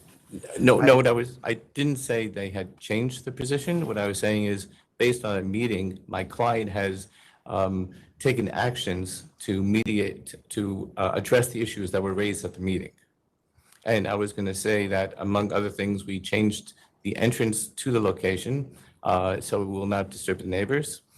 We've also, there was an issue raised regarding security, they were concerned that they had allowed same-day sales, which they felt would have an effect regarding how many security guards that they would retain. So we've instituted a process where we stop sales 2 days ahead of time to ensure that we'll have enough security. We should probably look at this community board letter because it doesn't really matter where the entrance is because both entrances are getting multiple 911 calls. The 2nd Avenue is getting 17 911 calls. The 46th Street location entrance is getting 53 911 calls. In a short period of time. I don't know that's good. NYPD is expressing serious concerns and underage patron, felony assaults, felony criminal mischief, assault involving underage patron in September. A lot of stuff here. I'm not seeing the letter. If you want, I'll ask for another date then to address the issues raised in the No, letter. I think that we've put this over matter 5 times. I don't know why, what has been happening with you, that it needs to be put over and put over and put over, but at some point we have to make a determination. This item was first heard in June, and we told your clients that we have a lot of concerns about it, go back to speak with the community board. Now is the time for us to actually make a determination because we've really given you the time that we're giving everybody else here. I don't want to be unreasonable, but it's been at this point already 5+ months. So I'm not seeing an improvement here. Community board is saying really concern is a waste of police resource. There's nothing I can do. I don't know. You either have to start over or you have to, I don't know, something has to be different. I would also like to address that even a month before the meeting, most recent meeting with the community board, we actually met at the precinct. We met Lieutenant Shack, and we made arrangements that if we have large community events, that we notify the precinct to make sure that they'll have extra coverage to ensure the I public. haven't seen anything from the police to that effect. This is a bad record, and I have to agree with the chair. You've been given ample time to address it. We're not seeing any improvement. We were just there again in October, as I've been saying all day, and music could be heard outside, all the way outside. And the community board position has not changed. That letter's dated November 12th. Today is what, the 19th? Yes, sir. All right. Are you ready to vote, members? I am ready to vote. Do you Mr. want DeLeon. to address it? Oh, one second, please. I think. Are voting. But, The members are voting. Can he Sir, address it first? The members are voting. Okay. Mr. DeLeon, Yeah, respectfully, I vote to deny. Commissioner Maya, Aye. and Chair Fan. All right, due to imminent threat to public health, safety, and welfare based on the record that was shown in the operation during the 4 different temporary permit periods, I'm going to vote to deny with cause.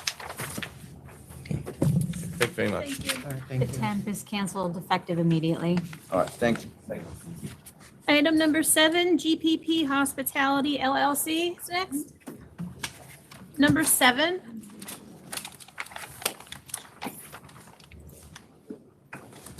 I know it says tentative moved out.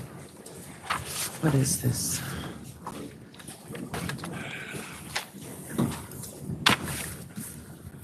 All right. Good afternoon, members. My name is Bert Levine. I'm the attorney for GPP Hospitality LLC, excuse me, LLC, doing business under the name of Idle Mind Tavern. And I have with me the principal, John Erickson. All right, you were supposed to go back to community board. Did you do that? Yes, we did. And they approved, we went there the 29th of October. Do I have a letter? Because I don't have a letter. Do you guys have a letter? Didn't see Oh, for gosh sakes. I think there's an unofficial letter. an unofficial. Oh, one? you meant. Just came in. All right, let us look for it. They recommend, this is 17th from David, they recommend, but it's not official. Oh, it was an email. It's fine. Can you forward it, please? Thank you.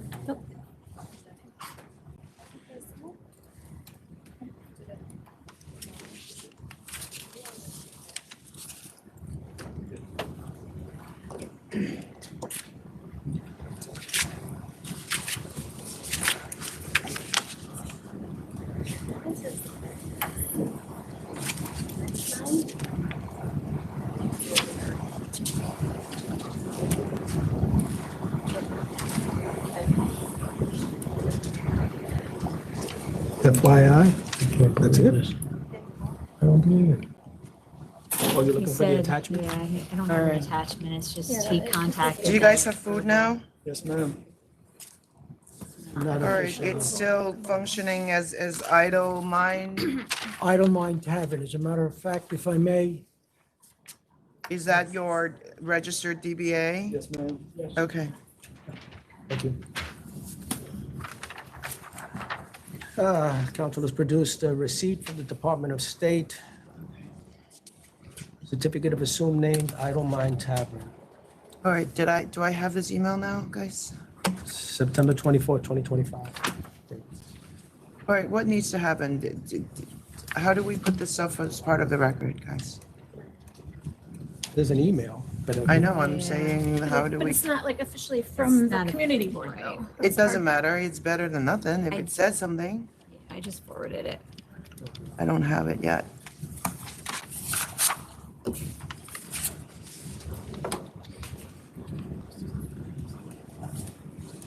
Okay. We did an undisclosed visit again. That was last time, we already went through that with them. May I address the concern in that visit? And they had Well, I fixed. just wanted to make sure you fixed those things. May I address the we concern?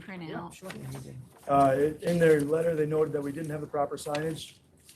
They recommend. Thank you. This has been on the wall since 1960. Uh-huh.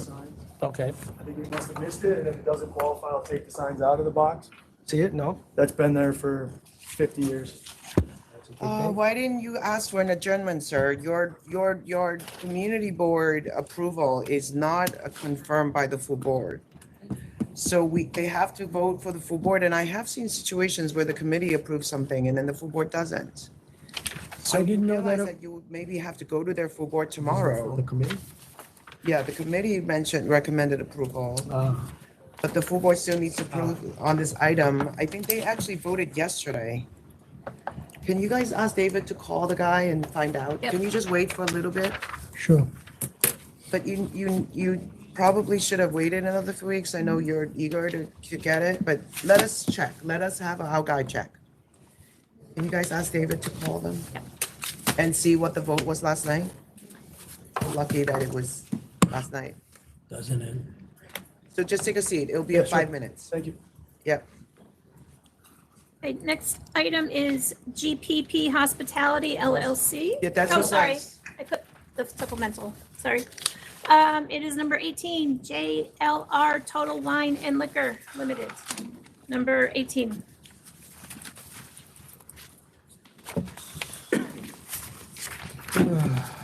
Oh my God. Good afternoon, members of the authority. My name is Arhelio Rodriguez. I'm counsel for JLR Total Wine and Liquor Limited. It's located at 4144 Sunrise Highway in Massapequa, Long Island. I'm here with the principal, Kabir Bola. And we're here on a liquor store license application, and we firmly believe that granting it would serve the public convenience and advantage.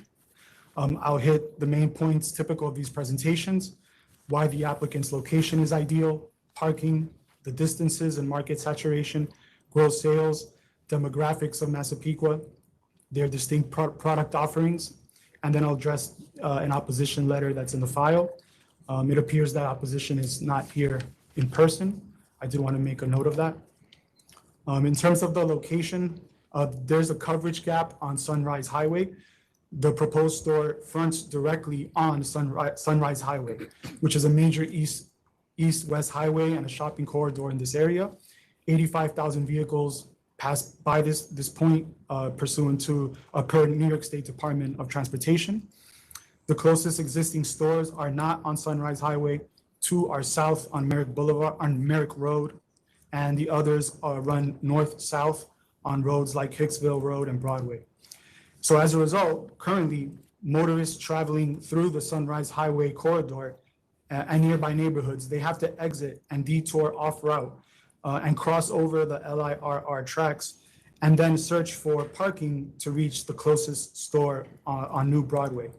It's worth noting that that closest store on New Broadway doesn't have any private reserved parking, and that creates a big problem for potential consumers because that location, New Broadway, is located directly in front of the LIRR Massapequa stop, and the area is flooded with folks commuting who take up all the parking in that immediate area.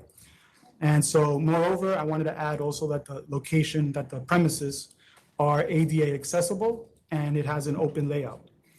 Parking is actually a critical part of this case and the panorama of the four closest stores. There seems to be a direct correlation between the gross sales of a store and whether or not it has private parking, reserved parking, and how much it has. This particular location, 4144 Sunrise Highway, has 7 dedicated parking spots and 4 additional commercial parking spots directly in front of it. So we're not putting a liquor store, for example, on a side street with no parking, like, for example, New Broadway and the fourth closest, Raj Liquors. We're filling a coverage gap on Sunrise Highway in a retail setting with more than adequate parking. In terms of the distances, they range from 0.6 miles, which is New Broadway, to 1.4 miles away. They're effectively in different directions relative to our location, with the exception of 2 stores to the southeast. And there are several clustered around Merrick Road south of us. And like I said, there's one directly in front of the LIRR station for Massapequa, which serves the train commuters predominantly. Like I mentioned, the LIR tracks run parallel to Sunrise Highway, and they physically divide this part of Long Island, meaning that these stores are simple, direct alternatives, are not simple, direct alternatives for motorists on the highway. They would need to exit, and it would take quite a while for motorists to get to the other stores. This location is smack on the highway. They do not, motorists don't have to exit, for example. In terms of gross sales of the existing stores, the new Broadway store is about 980 square feet. It has steadily increasing sales from 450,000 to 580,000. However, it has no dedicated parking. We provided pictures in our submission to this effect. It's on an inner street on a corner, and it has no dedicated parking. And the parking that is available in the area is always predominantly used by the train commuters. And like I said, it's off the main highway, requiring an exit and additional travel time. The second closest, D&G Liquors, is 0.9 miles away.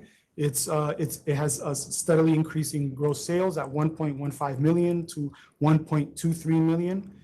These numbers don't indicate any market distress, and they show a healthy business environment. The third closest is Her Prob Inc., which is 0.9 miles away. That store has very high gross sales at 1.75 million to 1.87 million over the last 4 years.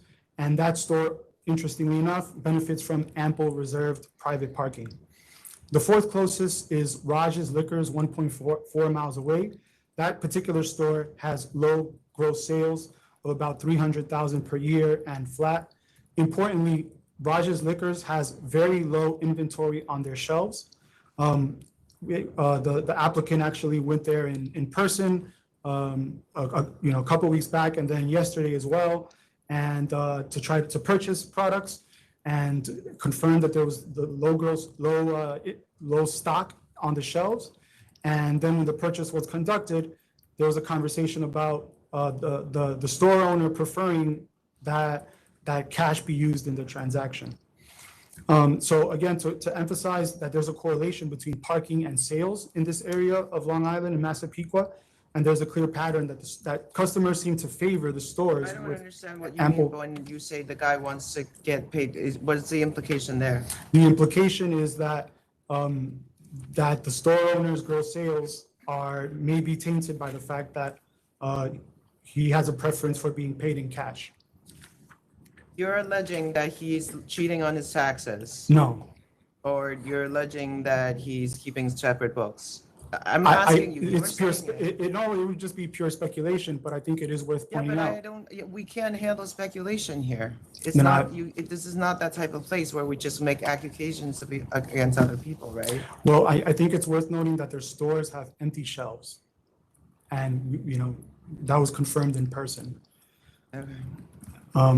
I mean, at minimum, there might be an assumption that they are operating on cash on delivery, on COD, and that does in fact affect a store's ability to operate in terms of carrying inventory on their shelves when they're COD. Okay. That's what I'm trying to get at. I mean, just from where I look at it, you may be framing the numbers differently, but I just don't see any growth in any of this market around here, that everybody is at best holding their own and doing flat. And the third closest store is actually declining. The fourth store is flat. The third store, I would say, has extremely high gross sales. We're talking about something like 1.6 to 1.8 million. The second also has gross sales above. It's trending down though. They're losing at least 10% since 2021, and costs have gone up. So I don't know about extremely high. We don't know what their expenditure is. If they have more stocked shelves, presumably they have more expenses, right? Fair enough, but one would assume that if the numbers are at that level, that the market is a strong market. And I think that's a fair position. But the numbers are trending down. You would agree with that, right? I would not say the numbers are trending down. I would say from 1872 in 2021 to 1753 is not trending down. Then I would say it would be slightly trending down on that particular liquor store with very high gross sales. That's how I would phrase it. In terms of demographics, I would point out that Massapequa has 179,000 in median household income, which has increased 5.5% year over year. And your store is basically larger than any of the other two stores combined. You're 3,865 square feet. The store, Everyone else is about 1,200 square feet. so the store has half of the total square footage is a basement for storage, and then the other half is this retail space. In terms of the product mix, the store intends to provide new and distinct offerings. There'll be an offering of New York wines and spirits and certified organic wines and liquors. There'll be a section for each, somewhere around the 5% range of each. And our canvas of nearby retailers showed that these categories were not meaningfully available at any existing stores, which one would assume they should carry it given the high levels of income available in the area. In terms of there was an opposition letter from New Broadway. It was a general opposition. It offered no case-specific analysis. It relied mainly on generalized claims of price wars and alcohol abuse. It provided no factual, localized analysis. And we feel that New Broadway is well-positioned to continue serving the commuters at the LIRR station, but that our store is primarily designed to service folks on the Sunrise Highway corridor, and there's no stores in that area on Sunrise Highway itself. And I'm open to any questions. Members, do you have any questions? No, I'm going to just allow the record to reflect that there were at least 2 protests submitted in writing. All right. Okay, Commissioner De Leon? Well, first, let me thank council for its presentation. That was very thorough and good advocacy on the part of your client. But I have to agree with the chair and disagree with you that the numbers are not trending down. They're trending down in 2025 significantly from 2024. The closest store to you, 0.6 miles, which is only 980 square feet of retail, is projected to make about 60,000 less in 2025 than 2024. The numbers that we have for 2025 go through May of 2025. So again, I'll say it for the benefit of everyone. I take that number, I divide it by 5, I multiply it by 14 to allow for the holiday bump. And even when I do that, they're projected to do 60,000 less. The second closest store projected to do $300,000 less. The third closest store projected to do $600,000 less. And the last store projected to do $17,000 less in income in 2025. The numbers are just all trending downward and trending downward significantly. This would be a very large store. It's 1,475 square feet of retail space. That would make it the second largest, the largest one being 1,500. All the other ones are smaller. Great applicant. I think the strongest argument that you have is that as I look on the map, you are alone on Sunrise Highway. I see that. But the numbers are just so dramatically trending downwards. And, I'm not seeing the demand there with those kinds of numbers. So I respectfully have to deny the application. Hey, Commissioner Mayo? I'll just note, this is kind of atypical from my recollection, but of the 4 closest stores, one has been there it's been a location, let's say, for 13 years, another's been a location for 15 years, another's been a location for 10, and another's for 30. So we have 4 established locations all dropping. So I'm going to deny it. And Chair Fan? All right, I'm going to vote to deny as well. I'm not going to find public convenience an advantage. There's no proof with the sales numbers that were submitted that there's any increased demand in alcoholic products in this area. I think this community is well served. You're certainly a qualified applicant, and so if you can find a different location, I would come back again. Thank you very much. Thank you all. Thank you. You want to call 7 back?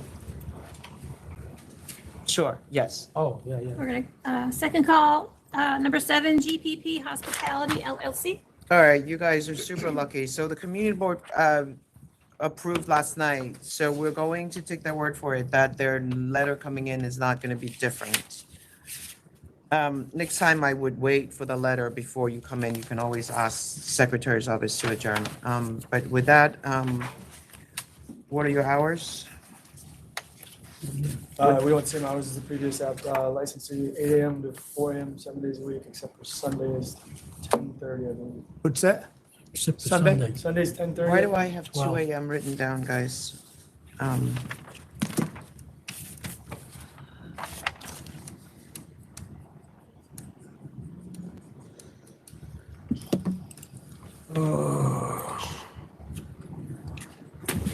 Our predecessor had 4 AM, That's what the committee agreed. and the community Well, board, this is why it would be helpful if I have the numbers or the letter itself, but that's not what I have here, so just give me 1 moment.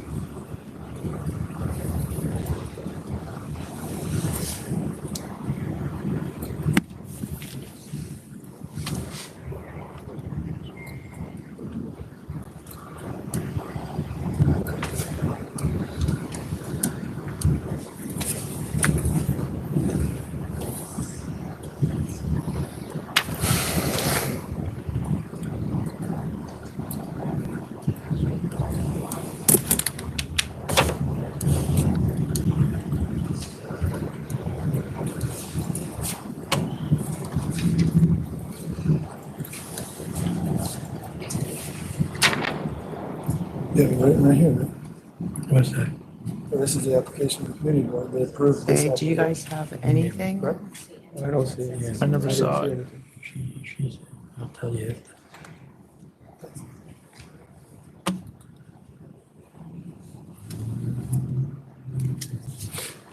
No, I don't have anything for the community board. I'm saying, this is the application for committee board.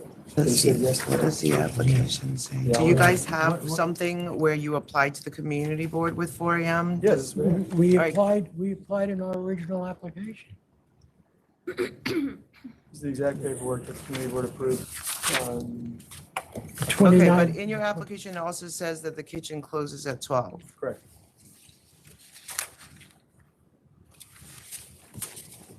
Is that?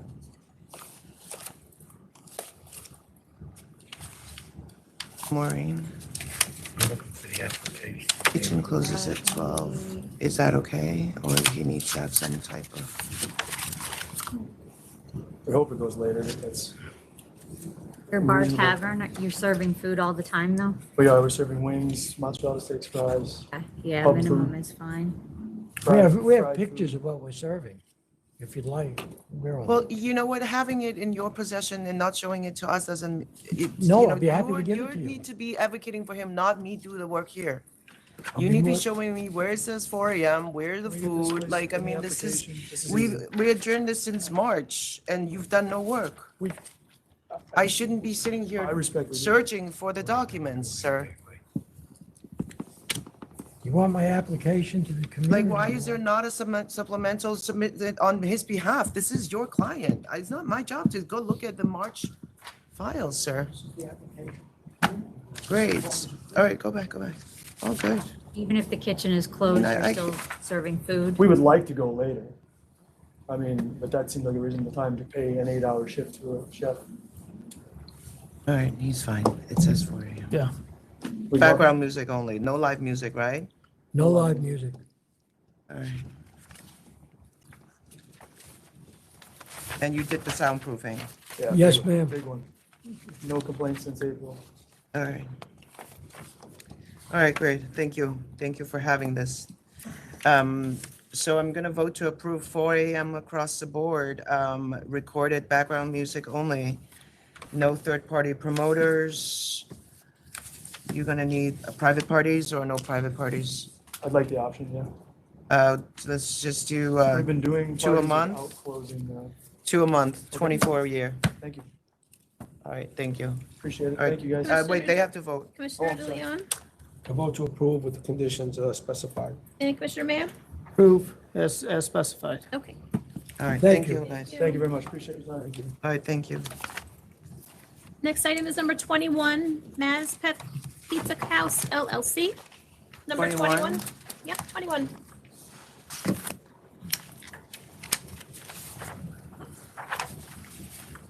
Good afternoon. I'm the representative Gustavo Sabagal. This is the applicant principal Franklin Santana.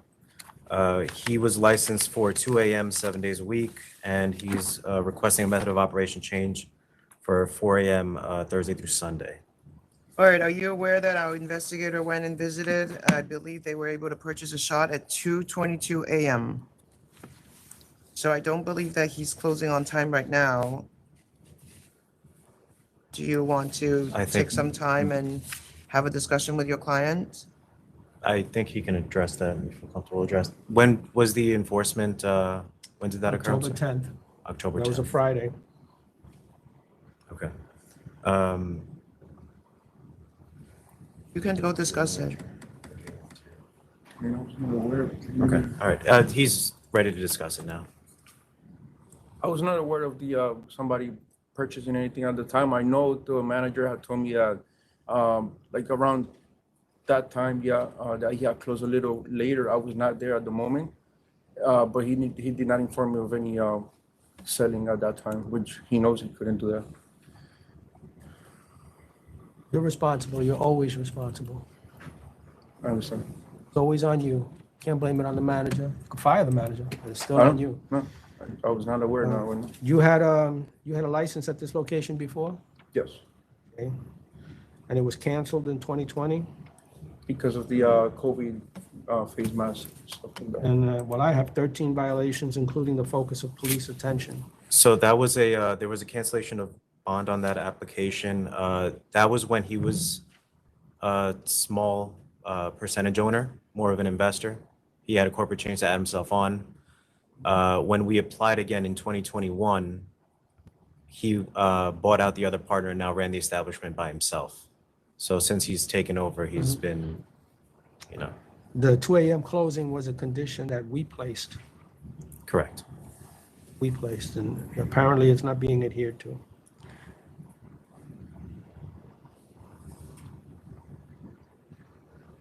All right. Are you ready to vote, members? Want to adjourn it? Yeah. Let's give you a little more time to All right. see if you can be in 3:11. compliance. You gotta try a little harder. We'll be back out there. Conform 100%. I beg your pardon? He's got to conform 100%. I understand. Okay. So you're given, this matter is held over till March 11th full board meeting. All right. Yeah. And you're going to have to prove yourself that you can operate within the current method of operation. Thank you. Thank you. Okay, next item is number 29, ELIZA Incorporated, number 29. Isa Inc. Okay. 29.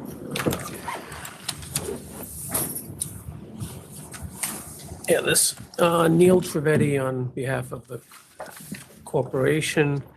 I have here John Malik, who's the license holder as well as the principal of the business. Again, I handle a lot of these locations where they find some form of cannabis, cigarettes and unauthorized items, but they found cannabis and flavored vape products outside on the container. I had spoken with the counsel at the SLA. I was given a very high number in order to resolve this matter. We're just looking for something reasonable that we can accept. It's a gas station with a small convenience store. Mr. Malik has numerous gas stations and convenience stores. This is one of the location. And he goes there and does the inventory check. He has, employees running it. And they found, in the outside container, so they were not really selling it to the public, but he doesn't even know why he even had it there. He was not the one who ordered it. One of his employees must have ordered it. So after the event that happened on May, the gas station got closed for renovation. Everything was cleaned out. All right, so you wrote a letter suggesting that the items were outside of the establishment, but you also sent us pictures where this container is also where the alcohol is being stored, right? You're familiar with this Yes. location? That's Yes. your store? Yes. Okay, so how are you explaining the 10+ pounds of illicit adult use cannabis put in a cardboard box and hidden in a solar, it's basically in an Angry Orchard box inside of another alcohol box, and that you're saying it's not for sale, but it's 10 pounds in a variety of flavors and products and You also have 0.8 pounds of pre-rolled marijuana, which kind of indicates it's ready to be sold. that may be for personal use. 0.8, I don't know. Is that a lot? We've seen a lot of sales of pre-roll, like Yeah. coming through our office for clients. So I don't know. This was my employees, explained. That never works. You're responsible. You're always responsible. You can blame your employees, you can fire your employees. Because mostly I'm an absentee, I don't go every That's a day. problem. Yeah. That's a problem. And This some is employees ridiculous. by their own. You doing can something. empower anybody to act in your name, but the responsibility is always yours. I understand.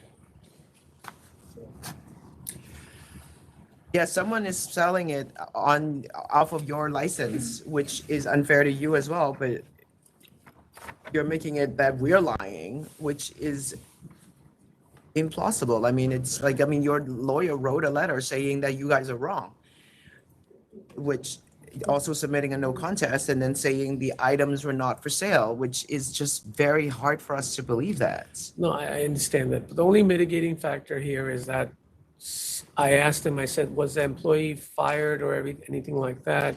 He indicated that after this day, the whole station was renovated for a few months. The 4.5 station- months we closed. They were closed. Everything was cleaned up.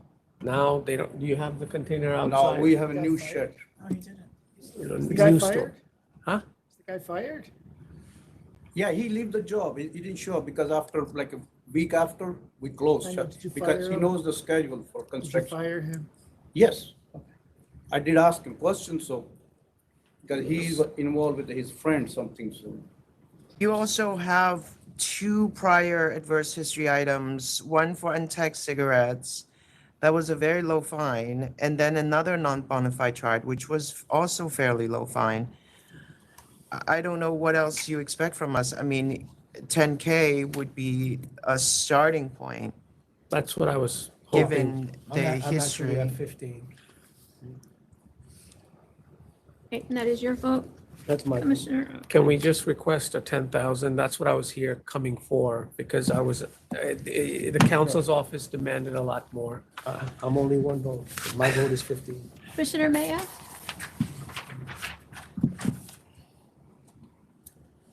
I had 15,000. Okay, and Chair Fan? I mean, majority rules, I'm at 15. Okay. All right, thank you. Thank you. All right, thank you. Next item is number 37 and item 38. This is Roomba Restaurant LLC. I'm shocked, but you always surprise. You're getting good.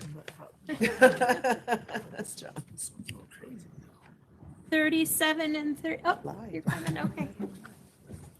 What's it, 37? You're in my blind spot, so I can't see you coming. 38. Oh, there, okay. Good afternoon. I'm Robert Lewis. I represent Rumba Restaurants LLC. All right, 37 and 38 are the same, right? Yeah, Same. Did you same call entity. the 38? Same entity. Okay. I did have one administrative issue to discuss with the board. There were two cases brought in this matter, two separate hearings. And I only received a decision on one, 201, which was 20101. That decision specifically says 21413 will be subject of a separate decision, which I never got. So I don't, Well, why'd you show up today if you don't have the decision? well, I didn't know exactly, I didn't want to bother the ALJ. I didn't know exactly how That's to not how proceed. this works. I mean, you need to have the decision before you can show up for it. Well, there's It's one on in our two. record, so if you had asked for it, you would have gotten it, because I've read them. Well, you mean, So can we just, I don't know, we either print it for him or we have to adjourn this, because he needs to review the decision before he can argue. I prefer to adjourn, that way I can have an interpreter here for my client. Okay, well then, you're not ready on multiple fronts. I'm gonna adjourn this to 12:10. 12:10? Can you make more for Can I take a 12:10? look on schedule just to make sure it's not completely a mess? If not, I can do 1:07, sir. Oh, yeah, do 1/7 is much better. Oh, no. Oh, no, I'm so sorry. It's the trial starting that day. I'm already got a issue with that day. 12:10, 12:10, or I can offer you 1:28. 128, 128. Also not good, vacation. I don't take many of them. I hardly ever You go. have someone who wouldn't come for you? Because I can't really give you 9 weeks, sir. Just All print right, in let's do, we do 12:10. 12:10? Let me see if I can just, we'll have to move here. 12:10 is gonna be a very long day, guys. Yes, it is. 12:10. 12:10. Okay, both matters. Yep. Can someone get him the decision, please? Yeah, you probably move a Next couple item things. is number 48 and 49. 12:10, the commissioners have to vote. 12:10. Oh, sorry. 12:10, I'm sorry, 12:10. gentlemen. 12:10 is fine. 12:10, okay. All right, thank you. Sorry, Chair, thank you. Number 48 and 49.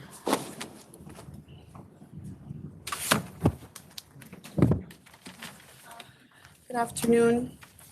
My name is SJ. This is Ben Harris. We're representing LGBT 116 LLC, DBA Bodega Paradise. The applicant, Mr. Alexander Mascuras. Unfortunately, he's dealing with a terminally ill member from his family, so he couldn't be here. So we're here, on his behalf. All right. Okay, and so first of all, thank you for your time today, in the time you've dedicated to processing this case, but also for your time hearing our presentation today. I want to start off by recognizing that mistakes were made and to just right off the bat apologize for those mistakes on behalf of our client. We provided explanations as to what happened, and we can go more in depth if you have specific questions. But I do want to ask you to consider the following as you decide whether or not you're going to approve this license. So first, my client is located on the corner of 116th Street and Park Avenue in Harlem, in East Harlem. And for over a year before he opened his doors to the public, he put in considerable efforts to clean up that corner. So he's a corner location. There was drug use on that corner. There was actually drug use constantly on the side of my client's building because there's kind of like an empty space there. There was public defecation on that corner. The needles were everywhere. There was illegal dumping. We can go around the block and talk about, the conditions of the whole block and waste time on that, but. Okay. Look, If is your client gonna come on, if we adjourn this, or they're just not gonna come? So Let's be honest. we send you, yes, I'm being honest with you. We sent you proof. He has a terminally ill family member and he's hoping to spend the holidays. It would probably be after the holidays. I can't. And so, look, we would ask that you would consider that there's no police activity here. I think, Did you request an adjournment to December 10th? initially we did, but his family member has brain cancer and we had initially requested December 10th, but he wants to be there for the holidays because he doesn't know how much longer he has. If And you're look, telling me that he's not even overseeing his business and it's got this many problems, I just, the temp needs to be rescinded now, so. Let me just wait for Secretary Office to come back. I'm sorry, you said we're waiting for someone to come back. I don't want to continue and speak over you.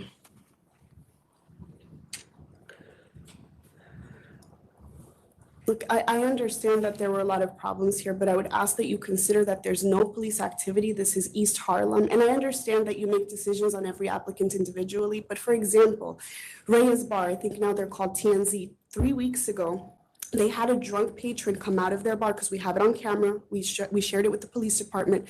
They had a drunk patron come out. His head was slashed. He was bleeding all over. And the employees, presumably of that bar, look around to see if anybody's looking. And then they push that drunk patron to my client so that the police thought that that patron was coming out of my client's location. Please don't misunderstand me. I'm not here to make excuses or bamboozle you. It's his responsibility. I get that. Okay, I come here and I hear all these cases. I just ask that you consider he cleaned up that corner. There was drug use there. There was defecation. I'm not being dramatic. That's what was there. Now you have a business that at least that activity is not going on there. And again, this is a location with, yes, there were problems, but there's no shootings, stabbings, things that are unfortunately commonplace in East Harlem. So if we can work together, I would really appreciate it to at least allow him to continue operating if that's a possibility. Members, are you ready to vote? Well, I just want to be clear. Are you asking for an adjournment or not? No, I'm not, because also he has to understand what they're doing with the building. Got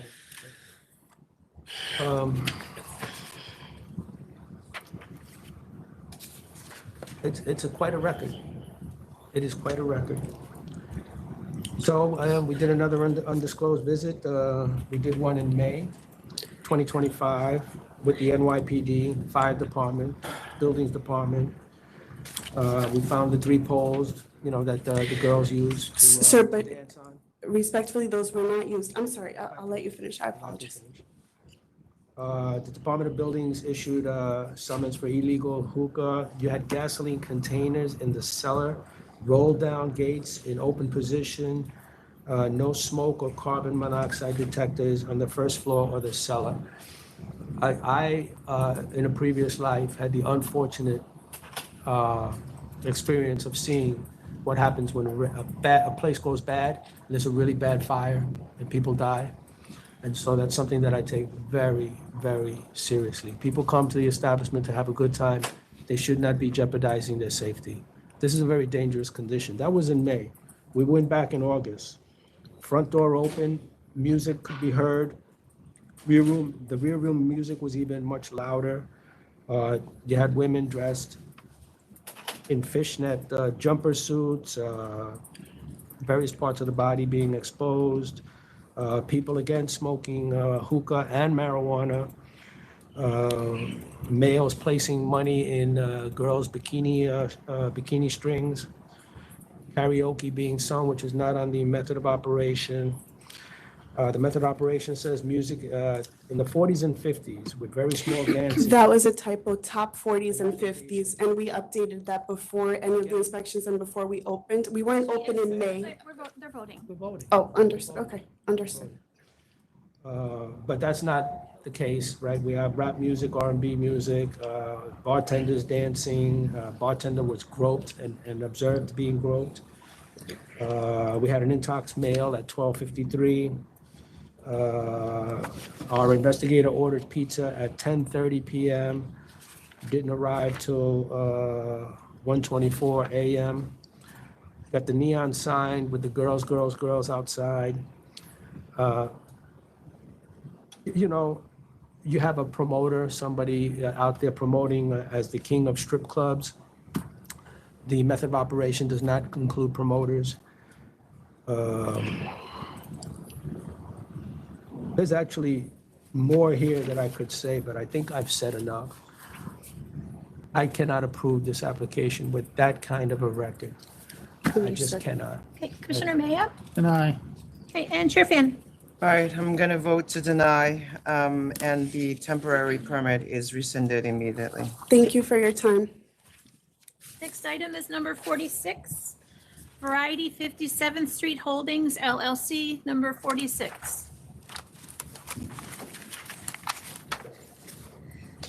Good afternoon, Jackie Flug from Green Spoon Martyr on behalf of Variety 57th Street Holdings LLC. This is a conditional and no contest plea of cancellation and bond. I have with me one of the principals, Randy Weiner. Cancel and bond. Commissioner Leon? Is this what, 46? Yes. Yes, 46. Yeah, cancel and bond is fine. And Commissioner Maya? Cancel and bond. All right. Thank you. Thank you. Thank you very much. And I'm sorry, who was your attendee? What's your name? Okay. Okay, thank you. Next item is number 11. Why didn't you come up on the other one? He was the other one on the other guy. I'm coming for the Medford convenience store in 123 Medford Avenue in Patchogue. This is 11 and 12. 11 and 12. 11 and 12.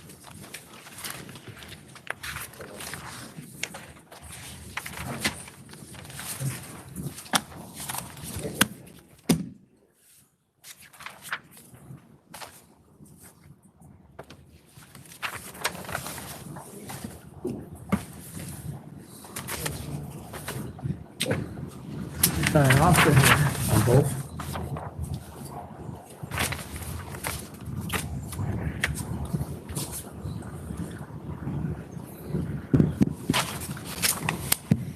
Sir, you realize that you're not allowed to serve alcohol on premise. Yes, ma'am, I know. Yeah, I'm not selling anymore. I know I got the ticket and I'm not selling anymore. Well, you were doing it in April and then you did it again in September. Got the gambling devices, several machines. Yeah, this one is already gone, sir. The village is already, I pay the fine already for the village. He checked already almost 5-6 times. He come and he checked the location and he clear already. But all the violation, he clear already. Keep having the consumption on premises. You've got 3 so far. I apply already for this one, sir.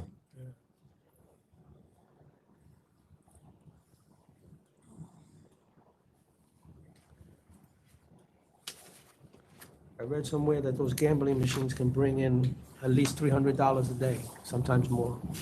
That's what I read. I don't know, how do you feel about it? I mean, you're submitting to paying $21,000 to settle these two matters. $21,000? Yeah, one is 8,000 and one says 12,500. Do you realize this? Can you make a little less further? You know, right now is very low. No, you are very close to getting canceled here. Sir, you also agreed to this. Exactly. Yeah, you already You've already agreed to agreed this. to this. I'm sorry, sir? You made a deal with the, you already signed something that said you Yes, pay sir. this. Yes, sir. The other commissioners might want to, they're more inclined to cancel you than perhaps I am. I would go along with you paying the 8,500 on the one and 12,500 on the other. I will pay it, sir. Okay. But at least give me a little time for So they this have to one. vote, but I'll Okay. accept that. Okay. Yeah, but I'm concerned that I almost don't want to take the, because if we take the 21,000 and you pay the 21,000 and then you get caught again, No way. it's gonna be canceled. I know. That's why I know it's never ever happen again. You sure? Yes. Because, you know, it's hard based on your record to believe if you want on-prem consumption, you can apply for that license. It's called eating beer. There Okay. is a license category. I see that you maybe have a food mart and there's like hot food type of Right. deli. There is a license type called eating beer. Is that what? Place beer. Yes, Eating place sit down to beer. eat. I apply already. I apply already for the village. And- Oh, okay. Okay. Well- You don't need any paper for the No, village? no, I do need, you need to go through the whole Okay. process, but if Okay. you're trying to transfer into an eating establishment, then I encourage you to get that done quickly because you keep Okay. getting caught. Okay. And if this happens again, I'm gonna tell you that it's gonna be a cancellation, Okay, ma'am. okay? Okay. Can I say something to you? Yes, sir. I think what she's saying is if you pay 21,000 and you do this again next week, then you blew 21,000 and you're done. I know. So you can't do it again. No way, sir. I cannot do again. That's like a lot of money, so I'm I worried for know. you. If you can do it, I don't want to say anything. If you give me favor. No, I'll go to 20. Okay. 20?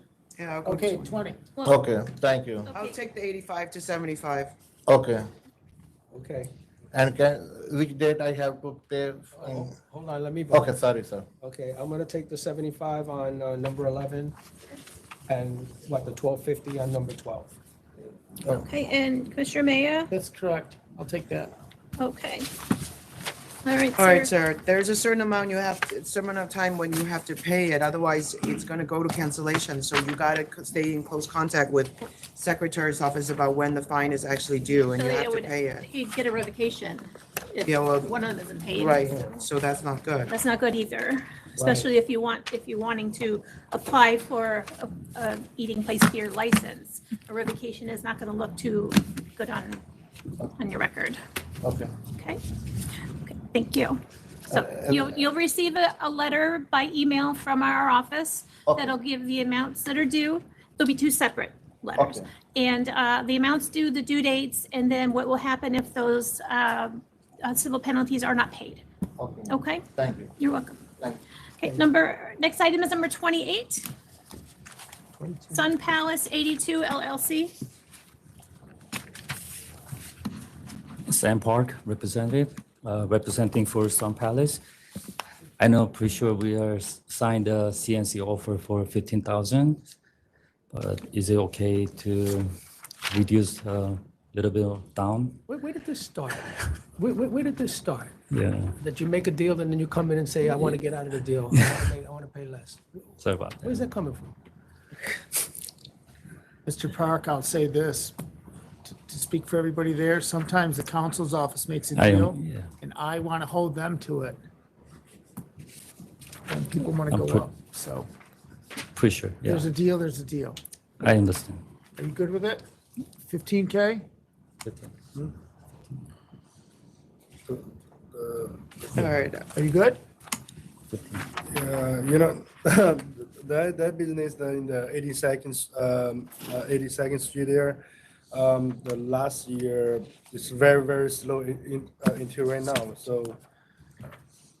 I'm saying 15, I would. you all say. right, well, look, I'm just trying to be fair here. I know that they made a deal, Right? but I think it's high. So Okay.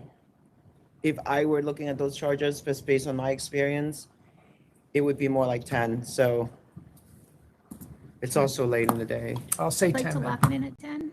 Okay. Thank you very much. Thank you very much. Mr. Thank you very DeLeon, much. Thank you very much. you're at 15, okay? All right, you're at 10. Yeah, I'll go 10. I'm not Thank you. encouraged that It's a benefit for waiting all day. Yeah, yeah. All right, And thank you, sir. Mr. Park, what is your client's name? Oh, Jackie Son. Jackie Son, the owner of the applicant. Okay, and I see that you have a change coming in, right? Yes, All we are. right, so just make sure you follow that up, and then please don't sell any liquor until that Oh, yeah, gets yeah, of approved, course. okay? There's no misunderstanding. Yeah, no problem. That just because you apply for it, it does not mean that you got Then it. it will happen again. Okay, Thank you. Thank you very much. all right, thank you. Next item is number 47, Indigo Kitchen, INC. Sam Parks, representing for Indigo Kitchen 47? INC. Yes, 47. Especially Mr. Owner is the Mr. Gauda. He sold the restaurant actually within the closing, completing this morning. So actually, we submitted the withdrawal request pending application last night to licensing board. Withdrawn? All right, Yeah, Withdrawing it? yes. So Okay. reason why he's selling the business is he had a medical condition, so he cannot handle Okay. it anymore. all right, thank you very much. Thank you. All right, this is withdrawn. Good Thank luck you. to your Right. client. Thank you very much. Thank you. All right, guys. What does he have? Are you guys have something? Go ahead. I'm the reporter. Oh, It's Mr. Lane, right? That's Mr. Lane again from Gotham. But I would love a copy of the investigation report. of what? For Bodega Paradise. I foiled it a while ago. I just sent in a foil for the one that you just read, but it's gonna take some time. Any chance I can just get the, You have to go through the FOIL team because we have to redact it. It's not something that we can just hand to you. Can't blame you for trying, though. I said, can't blame Do you for you trying. have, if you would like to read it, I can. no. Let me give you a number of our Director of External Affairs and you can contact her. Yeah. You're in touch with Jade Kraft? Pat. No, let me give you a different number. Here, call her. Call her. I will text her. Good luck. Yep. Okay, items 2 and 3 is a, oh, they didn't show up. They requested an adjournment, right? Oh, Meeting with oh, yeah, CB. they didn't show up. It's over to 10, I'm sorry, 12:10. Okay. That's why they didn't show. Okay, item number 4 and 5 have the same owners. They have both been held over to 12:10. Item 8 has been held over to 12:10. The licensee stated that they scheduled an emergency trip and can't attend. 4 and 5 are both 12:10? 12:10, yes. Because I had 11:07. Isn't that what it says on top? 7. Held over to 11:07, 1:07. Well, that's before it was changed at the Okay. discretion of the All right, members. so 12:10, 12:10. 12:10. Both of those, yes. Good catch. What's that? So El Punto, okay. Number 10 has been held over due to. Sorry, what happened to number 8? Number 12:10? 8 was also 12:10. Okay. Number 10 has been held over to 12:10. 13 withdrawn? 13 withdrawn. 25, no contest default. License is surrendered. I'm at cancel and bond. Okay, Cancel and bond. Council Bond. all right. Number 26, it's a CNC, $1,500 for failure to conform to the application. Wait a minute, I want to look at this. Yeah, this is numerous failures to come. Yeah. With Hang the on. DJ playing, noise, unauthorized authorization, Yeah. extension. 5,000, I'm at 5,000. Okay, where are you at? I was gonna go. I was gonna go 75, but if you wanna do 5, I'll do 5. I'll go 5. 5,000. We're counter offering at 5,000, everyone, okay? On 27, council's office is requesting to be sent back to council's office. Yes. Number 27 is return to council, okay? Thank you. Return to council. Yep. Number 30 is a CNC for $7,500. It's the second sale to minor. It's 7,000, I think. What did I say? 75,000? 7,500, you Oh, said. 7,000, that's correct. Okay, so this is the second sale within 1 year. Right. They The wrote- 16-year-old.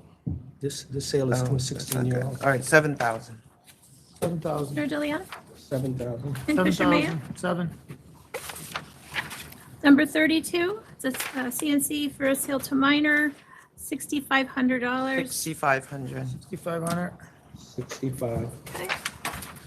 33 is a no contest for improper conduct act check. We haven't seen one of these in a long time. I would go with the letter of warning. Okay, Commissioner DeLeon?